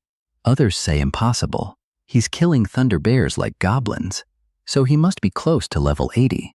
Then they begin asking how he became that strong in less than a year. Of course, one person starts insulting Junho for absolutely no reason. Even Junho feels awkward reading it. The person keeps going, saying it's all because of Junho's equipment, that he's only a rich kid wearing noir workshop armor, and that should be obvious. But someone responds, asking whether the complainer could do the same thing simply by wearing noir workshop armor. He immediately claims it would be easy, as if anyone could do it. Frost says people from Earth are always arguing over things like this, and it's extremely rude. Junho tells her it looks like he'll have to prove himself again during the kobold hunt so no one can doubt him. Meanwhile, his video is being watched elsewhere, and the viewers are shocked. They admit he's truly impressive, and now they understand why Spectre uses him as a representative. One woman says they probably can't keep calling him Snakehead anymore. Then she asks if Spectre trained Seo Junho. Someone asks why she thinks that. She says she's watched all of Spectre's footage, and Junho's dagger style looks very similar. The other person says that if Junho learned anything from Spectre, it would have been swordsmanship, not dagger combat. That actually makes sense to her. Still, she remembers that only a few days ago, he was asking how to earn PJ now. He probably won't need to worry about that anymore. Meanwhile, among the demons, their leader Nazad meets a man who reports that they found Seo Junho's location. The man asks if they should bring him in, but Nazad says no. This isn't the right place because there are too many eyes in the city. For now, they should only watch him and move after he reveals himself. The man says he understands. He also watched Junho's video and says the kid's movements are impressive. So sending a level 90 should be enough. But to be safe, he plans to go too. That makes Nazad furious. Nazad orders him to take 2 more men. The man is shocked, because that makes 4 in total, and Nazad becomes even angrier. 3 times now, Junho has survived disasters like this. One of the dead was even that man's superior, Cal, so he'd better make sure this revenge succeeds. The man quickly thanks him and leaves. Once he's gone, Nazad wonders who should move next if Junho survives again. His answer is simple. He'll handle it himself. Nazad really is sending high-level enemies directly at Junho. By the next morning, Junho looks at Frost and feels bad for her because she's asleep, wrapped in toilet paper. He decides he needs to buy her a proper bed soon. Then, after heading out, he goes to join the kobold hunt. When he arrives, the place is already crowded. Someone recognizes him as the man from the dagger video, the one who reached 3rd place in the trending search rankings. Soon, everyone is staring, calling him the hottest rookie around. Junho realizes there are far too many people there, and it isn't only players. There are adventurers too. As expected, the information boards must have exploded with updates about this hunt. There are 76 people waiting to apply. Junho thinks one-on-one exchanges are still better for detailed information, but the boards are definitely useful for smaller things like mission details. As he walks, a man spots him and asks if he's Seo Junho. Junho says yes, and the man immediately lights up. He introduces himself as Max, captain of the guard, and says the knights have told him a great deal about Junho. Everyone nearby watches the exchange. Max says Junho's abilities will be a major help during this hunt, so he tells him to stop wasting time and come along. He'll personally recommend him to the subjugation force commander. That makes Junho happy and makes nearly everyone else jealous. So when Max leads the way, Junho follows him inside. There, an entrance test is already underway, and they're surprised it has already begun. Max speaks to Commander Fivor, saying he recently met a skilled player, then asks Seo Junho to introduce himself. Junho does, and Fivor says the kid looks strong. Then he asks Junho's level. Junho says 50, but Fivor doesn't sound impressed. He explains that his lord wants to keep casualties as low as possible during the hunt, so evaluating every applicant's abilities is necessary. Then he tells Junho to wait there and go to the training grounds when it's his turn. Junho is surprised to learn his opponents will be the Knights, Skya, and Killiland. They look extremely strong, and now he wants to see what they can truly do. Then another applicant steps forward. He's an ordinary adventurer from the Melbourne territory, and he'll be facing Night Weaver. The man asks if a wooden sword is truly enough for the test, and Weaver tells him to stop talking and attack.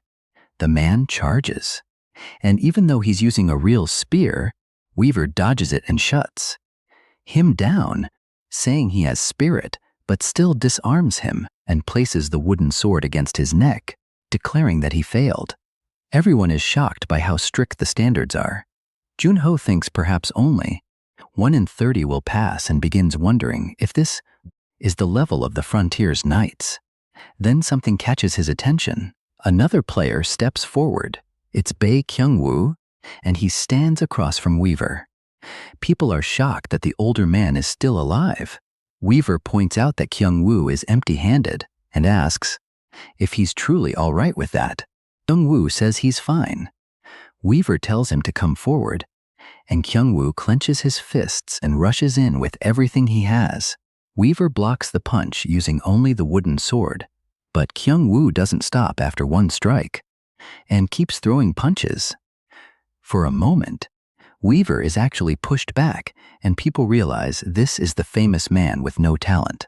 They say he debuted as a player at 16, but even after another 16 years, he still hasn't improved at all. Apparently, he went somewhere to train, but his skills still look unchanged.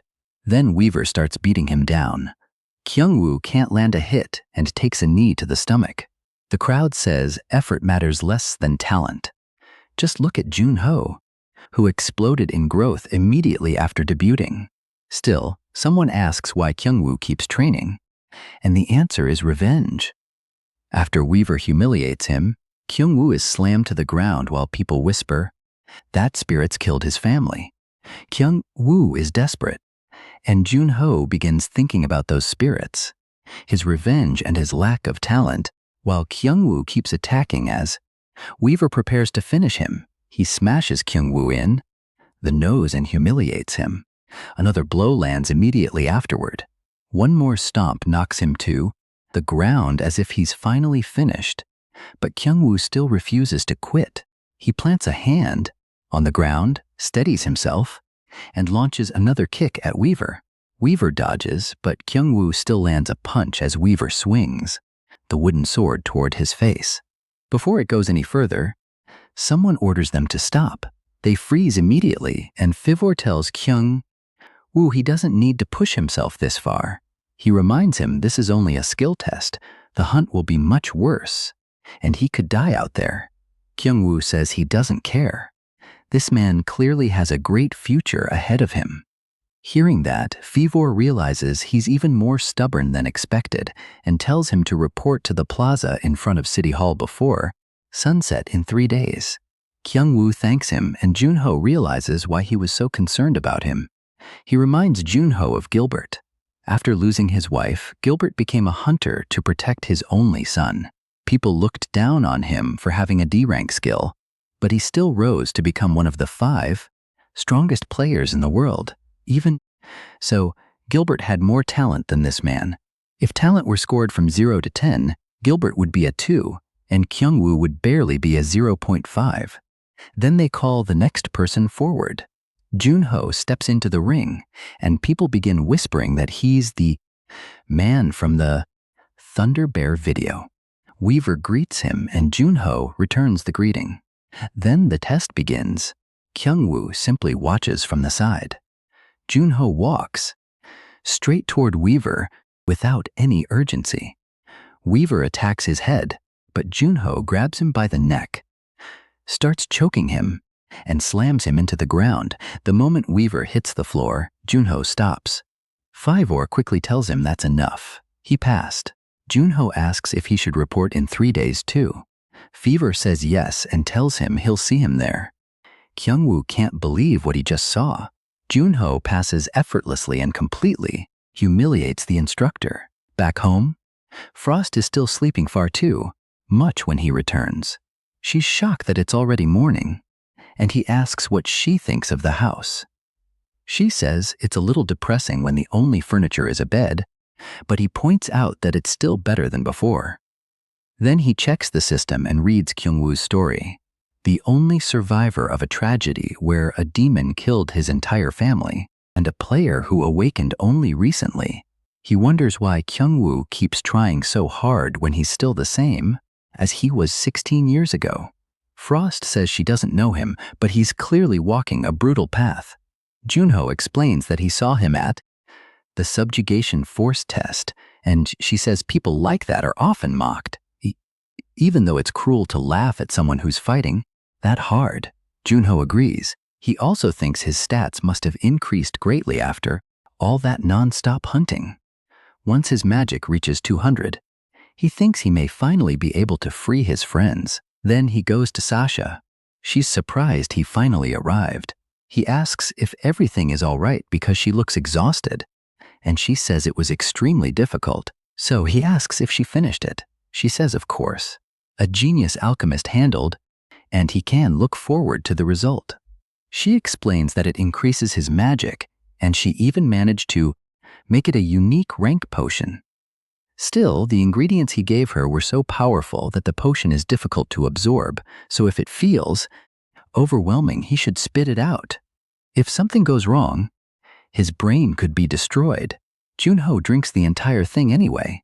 It tastes horrible, and he immediately starts feeling sick, dropping the bottle.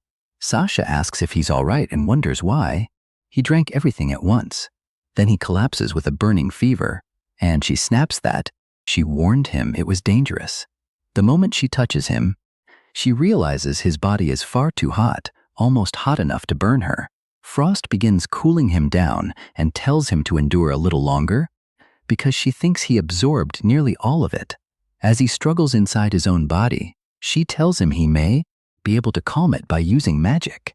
He tries, and when his magic activates, his entire body begins glowing. That confirms it worked, and Sasha can barely believe it. She asks how this is even possible and how Junho managed to withstand all that power. He thinks it feels incredible because everything is clearer now. Then he gives her the 50 gold coins he promised and then says he'll handle her debt to Ply himself, so she doesn't need to worry. He adds that he'll return if he needs anything else, and she quietly agrees. To herself, she thinks the potion worked even better than expected. His eyes look completely different from the first time she saw him. Sometime later, Junho reaches the plaza.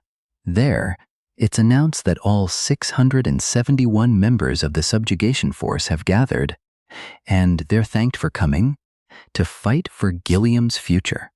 Fivor explains that for the past few months, Gilliam's eastern gate has been closed because of violent kobold hordes living in the Ranau Mountains.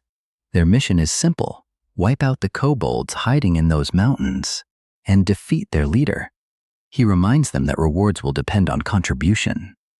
Around then, Junho arrives, and some people wonder if the leader is a kobold champion, or perhaps even a kobold lord. Junho decides he'll do whatever it takes to find the city's lord. With that, the force prepares to leave through Gilliam's eastern gate and begin the Ranau Mountain operation. This is Gilliam's castle event, and Fivor orders everyone to move out immediately. Junho is about to earn his title, and now it's time to see how much stronger he became after drinking that potion.